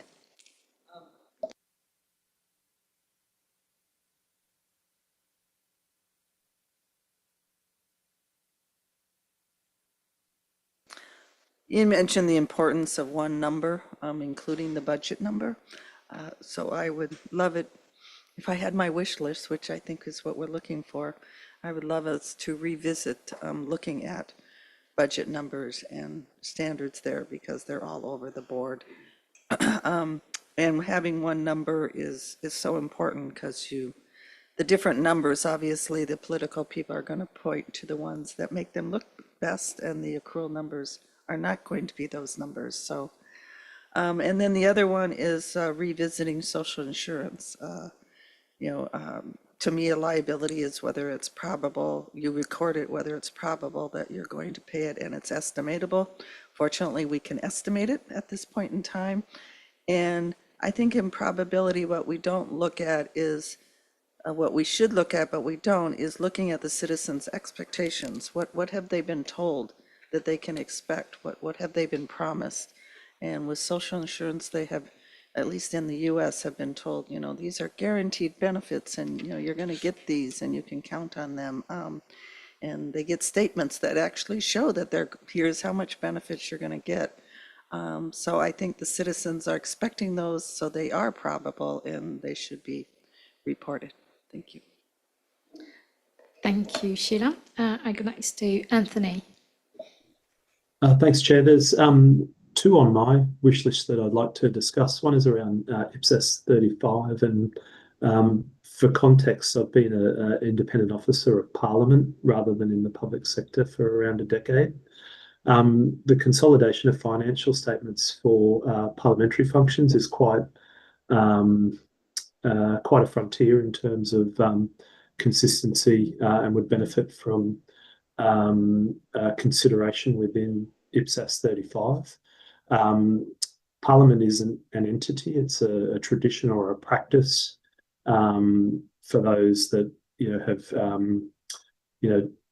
taken a version, if you like, of the Westminster system. And the consolidated reporting with Parliament, particularly with independent officers of Parliament and parliamentary functions, means that financial reporting purporting to be for parliaments may only be a portion of it, with other independent officers having totally separate financial statements and not consolidating up into a whole of Parliament view, which may reduce consistency and comparability. So that's one area, and I think it impacts across pretty much all jurisdictions with parliaments. Extending the wish list around budgeting, I think it's an area that I would love to see standards address. It is a frontier around budget papers, and I could see a long-term trend of them moving from accountability and transparency to more marketing documents of the governments of the day. And so the ability to actually see information can be quite difficult at best. I understand that, in terms of the focus of IPSASB, it might be that not the focus, it's more in the financial reporting, but that would be a large blind spot in my view, because if we're looking at adaptation of private sector accounting standards to the public sector, there isn't a comparable suite of reporting in the private sector that exists with the level of visibility back to citizens that occurs in the public sector. And so there isn't really anything to adapt from the private sector in this case, but it is absolutely necessary, because what I can see across many jurisdictions is the lack of consistency in what's reported, different methods of budgeting and what's included, traceability of capital projects across budget papers and from budget papers into the financial reporting themselves, and the intersection between financial and economic information, treatment of contingency reserves. There's just a range of different factors that are treated so differently that any comparison, is a very complex process that needs to be done. So it's certainly an area I'd love to see. And I would ask the IPSASB, if it's not IPSASB, who would be responsible for standard setting of financial reporting through budget reporting. So it's a question for the board to consider. Thank you. Thank you, Anthony. At that point, I bring Jan in. It's come up twice, and I understand the concerns about budget frameworks, but absolutely that is not within our gift. Budget frameworks, take a step back. Our standards can only be used because jurisdictions decide to use them. The budget framework is a matter for each jurisdiction and how they decide to allocate their resources and how they decide to report on it. So we have absolutely no jurisdiction in terms of budget frameworks and budget reporting. And indeed, we can say, well, we think it would be better to report on accrual, budgets rather than cash budgets. But you know, we have no jurisdiction. It's entirely a national matter. I mean, I know OECD have done investigations about budget reporting. You know, I'm sure IMF and World Bank and, you know, the regional banks make recommendations on that, but we can't do anything on that. We do have a standard which is non-mandatory, IPSAS 24, which is if you're going to report on budget, this is how you do it, but that's as far as we can go. So I understand the frustrations and you know, but we just haven't got any jurisdiction in that. Sorry. Thank you, Ian. I go next to Tim.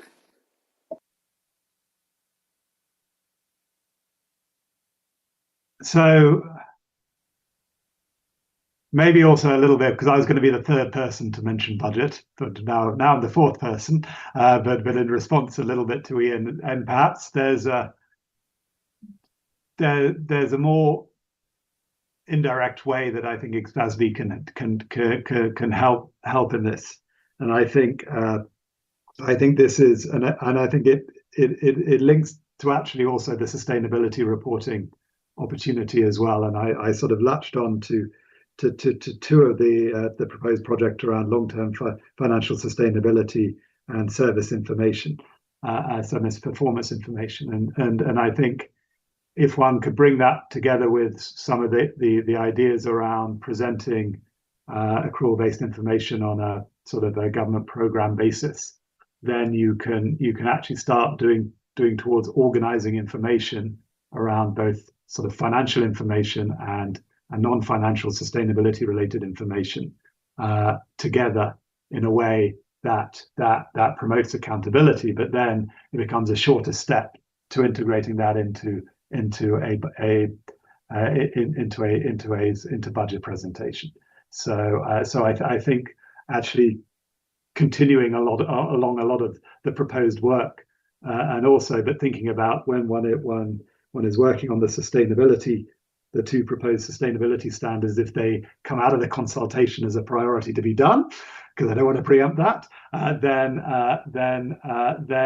that might be something to do on the financial reporting side to align that actually makes the information more useful to inform budgetary decision making. I don't know if that made any sense whatsoever. So that was one part of the points I wanted to make, and then on this, and also discussion to colleagues. I mean, so part of and relate to the earlier comment is there something, although there's this consultation on the work program, to something to look, and maybe it's something about being more proactive, is to look at accrual adoption in different groups of countries. I'll go back to my lower income countries, or maybe fragile or small island states or something like that, and to say, is there something to look at accrual adoption in there and what the issues are? And then related to that, and a colleague brought my attention to the IFRS standard for SMEs, and is there actually an opportunity to develop something which is sort of still based on IPSAS principles, but easier to implement, either for smaller entities within government, or maybe for lower capacity or smaller countries as well, that is a simpler version of IPSASB that could help on the road, IPSASB standards is a step on the road towards more sophisticated adoption. So is that a project that could be taken on? Thank you, Tim. I'll just go to Ross on this, and I'll provide an answer to you. Thanks, Fabienne, and thanks, Timothy. I'd say we have a feedback statement on that project that we've already made a decision on it, so I don't think we'd be looking to revisit that. So we did have a project called differential reporting that we started and stopped. We're now working on a non-standard setting solution, but I think the board made a decision that because public sector standards are dealing with public money, there was no way to use our conceptual framework to draw lines on what would be worthy of public accountability and what wouldn't be worthy of public accountability. And we've published a feedback statement capturing the board's decisions on why it didn't take forward the differential reporting or IPSAS for SMEs project at that time. Thank you, Ross. I go to Lana next, then Dina, Beatrice, Niall, and Ada. Thank you. I didn't have any brilliant missing projects to add to the list, Saya, but when I was looking at Appendix A, there's maybe two that I wanted to just add some comments on. One was maybe a potential expanding of a project, so IPSAS 31 intangible assets, and fully aware that I have a bit of a bias where here in Canada we have an exposure draft out on intangible assets, and also recognizing the comprehensive review that the IASB is doing on the standard itself. So the reason why I wanted to kind of propose this as a possible expansion is thinking about including things like cloud computing arrangements, digital assets, cryptocurrency, linking it into the criterion, maybe a slightly new one on relevancy, given the prevalence in certain jurisdictions relating to these types of transactions and how complex it can get, but it fits into that the standard and the definition of intangible assets. So wanted to kind of put that out there as one consideration. The other one I really kind of circled on my paper was RP1, reporting on long-term sustainability of an entity's finances, and maybe thinking about everything we talked about today is that this is kind of a nice bridge, the link between financial reporting projects and sustainability projects. It lands in both, and I think it speaks to a lot of the users that we're talking about, the wider community of perhaps those in the decision-making process, those in the political world.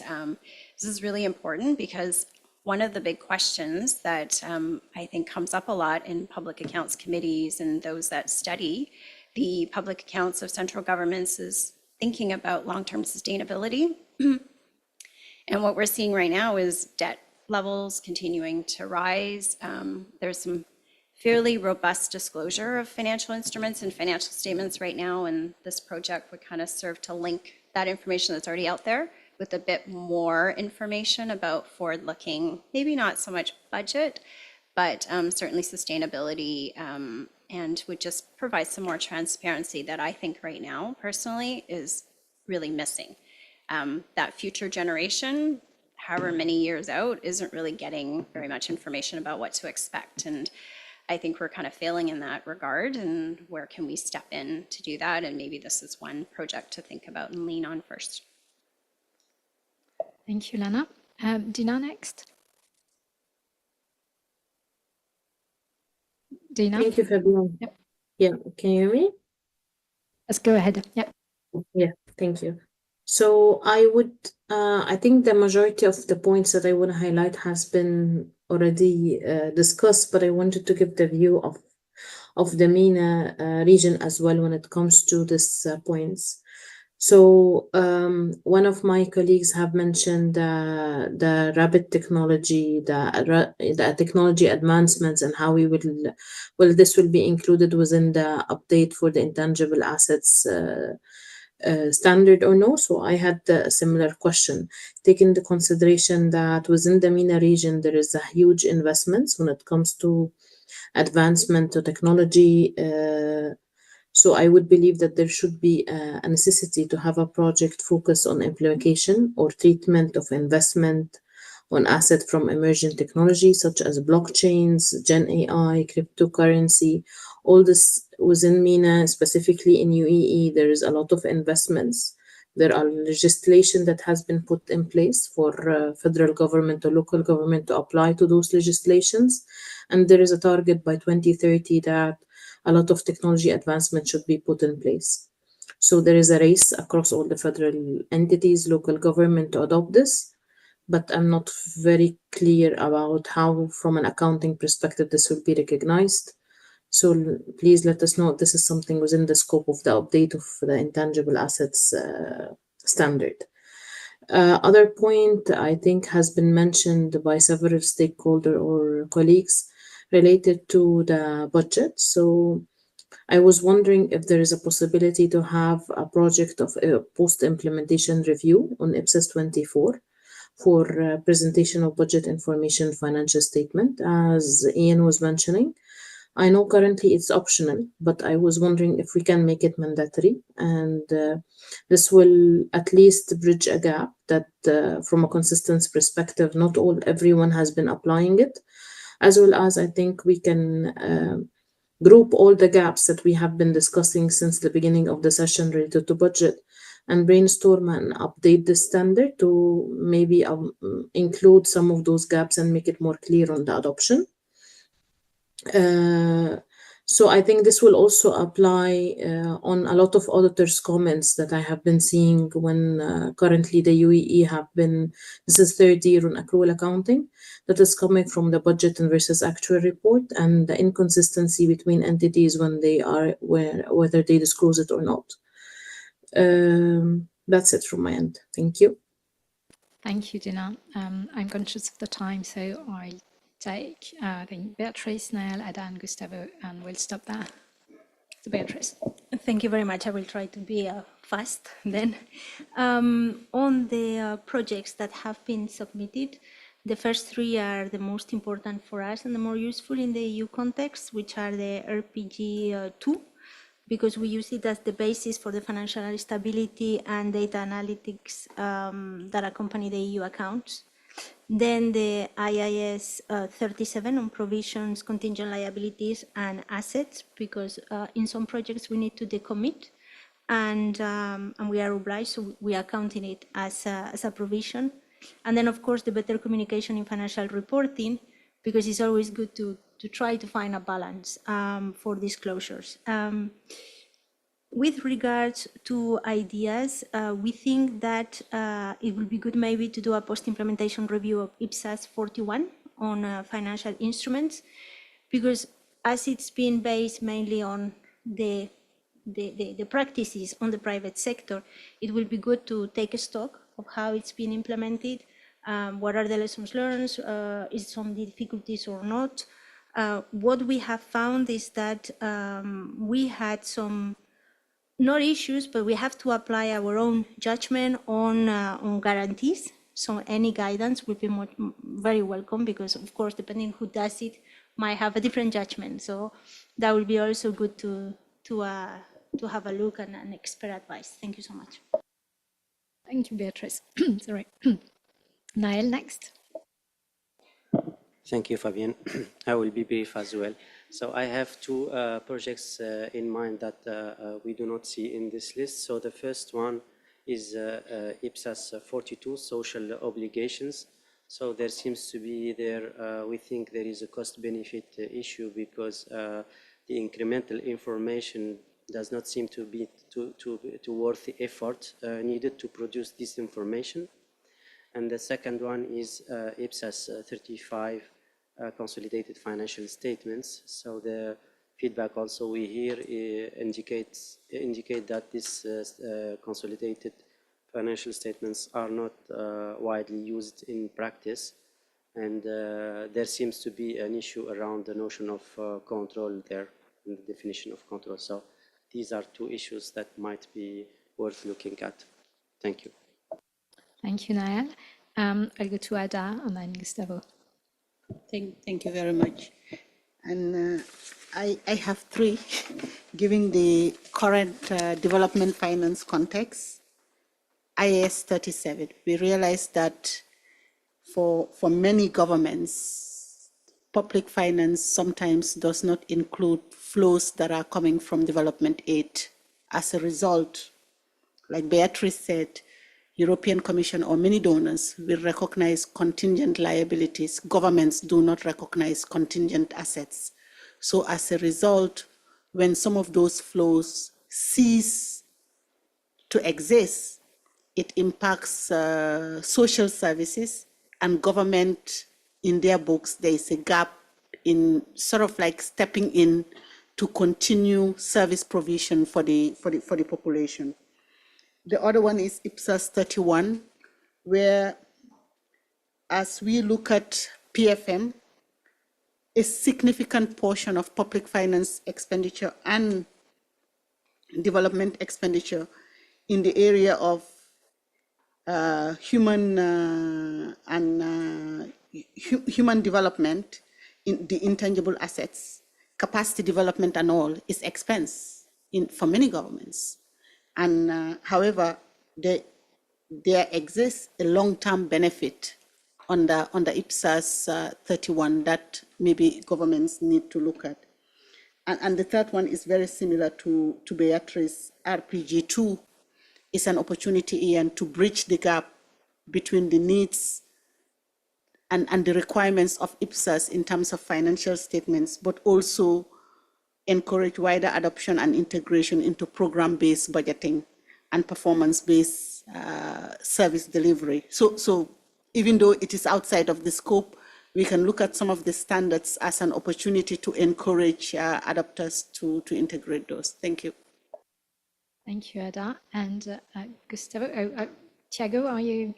Okay, so just a quick comment then. Gustavo, go ahead. Okay, thank you, Fabian. I want to propose for consideration IPSAS 32 service concession arrangement for a post-implementation review. This is a standard that has more than 10 years of implementation in many countries. And in Chile, in practice, we have seen that there is a great diversity of contracts between the government and the private partners. And we have had to give additional guidance and pronouncements locally to address that diversity. So it could be an interesting exercise to analyze that in other jurisdictions and maybe complement the standard or add more guidance. Thank you. Thank you, Gustavo. Tiago, last word before I wrap up. Oh, I'm the wrap up. Good Lord. IPSAS really is a framework quite robust with a lot of definitions, concepts that intends to translate a very complex reality, and that's something that we should prize. Within administrative legislation, public legislation, everything is made of rules. So when we come from principles into rules, we have this difficulty that we have to identify how to put into accounting statement using a chart of account the same way all the entities. So the main problem is not new IPSAS, not at all. The system is robust, the framework is robust. The issue is that we have to define how to transform principles into accounting rules. It takes a lot of time. We have for instance, in Portugal, we have a chart of account that is similar for public accounting and for enterprises. It's the same, chart of account, almost the same. And that's good. But then we have to tell to the public administration that their processes, which are common for most of them, over 80% of the processes are the same. Over 80% of the contracts are the same. So all of those structures must be accounted the same way exactly in those accounts. Not having financial statements consolidated, it's a problem because the financial accounts, the accounting statements are not good. So this is just a matter of implementation. We must have good implementation. We have to make it really robust before we starting the next step. The major effort is to transform the already good IPSAS into the field. Why some of the IPSAS are not implemented at all? For instance, why is not IPSAS 23 implemented in so many countries? Because tax systems or social security systems do not produce the information that we need. So this is a process. Nothing, no problem. So what is important for us is how to define the rules to transform the principles into accounting statements, everything do the same. Then we shall need specialists to deal all of the other situation. And some of them are very important because they are thousands of millions in very few processes. So this is a going on process. I don't need more IPSAS, please. I just need to implement. We've been implementing for years because the entities, it's not even just lack of literacy. We really need time to implement. Just another issue that we have in public administration. It's not just accounting, IPSAS. We have a legislative building that dozens, thousands, I don't know, articles of law. It's not really a legislative building. It's like a shack, you know. It's, you know what a shack, a tent? It's something that it's very hard to work with. And we, public servants, we can get penalized with personal penalties, money of thousands of euros in each administrative infraction. It can just be, I did not publish something that was already published in the government journal, but it was not published in my site. And I can get a penalty of 2,500 euros. So it's very important for us to make this step of implementing it already is. So for some IPSAS, what we really need is like guidelines, examples. Some of what we've done with this ED 92, a lot of examples of situations. For us, that's quite important. We must have that time to read it. A lot of people don't read anything. So some of the work that we are doing is reading that and transforming that into rules for people to use. So when they say that we started so big, so quickly, and now we have been stopped. You are not stopping. You are not probably. And I'm not going to say because I still depend on the minister to do that about the consolidation. But what we've been doing is taking care of information in the base. If that's not good, you can't do anything. You can't consolidate rubbish. We've tried, and it delivers rubbish. So I wrap up. Thank you, Diego. Okay, so thank you for your advice to the board. We'll see how that might be taken on. Well, thank you all, and I guess you don't have any more to say. Okay, good. Jan? No? Okay. Okay. Well, thank you. There you go. I mean, I was wondering, I mean, the one thing in terms of implementation, chart of accounts and that kind of thing is there is actually a very good World Bank Pulsar publication, which I don't think is widely known enough, but it does actually help you to do both a chart of accounts that does IPSAS and GFS.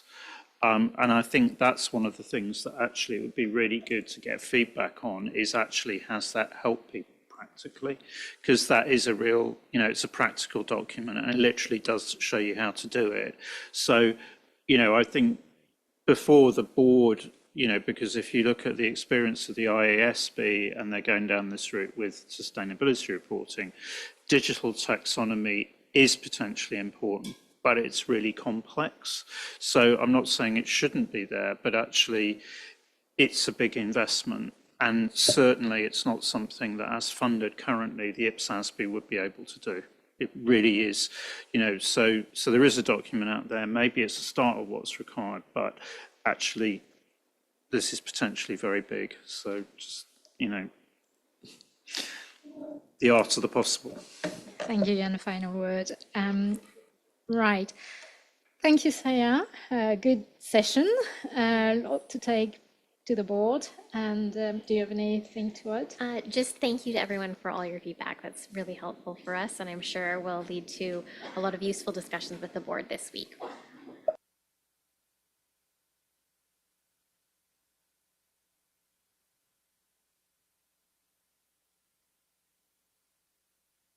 Right. Thank you all. The meeting is now drawing to a close.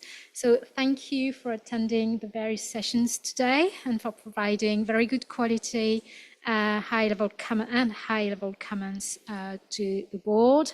And I believe the board is going to be to use those comments very wisely.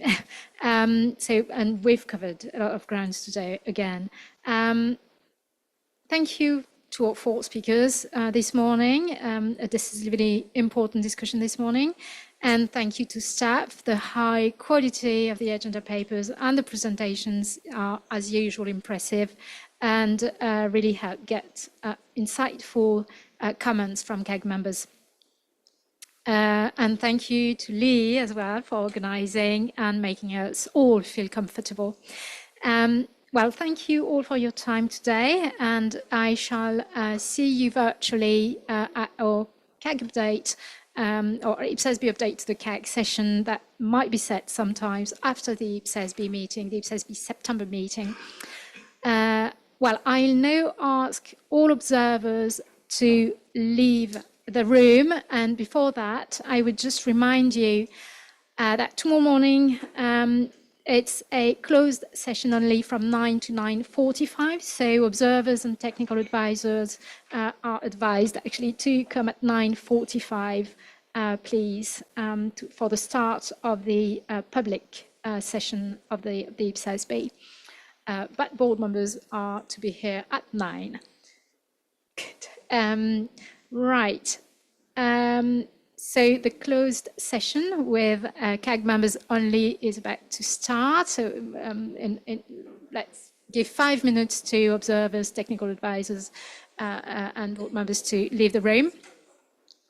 So may I ask online CAG members to stay online, please, for the closed session? So bye-bye for now to everybody else.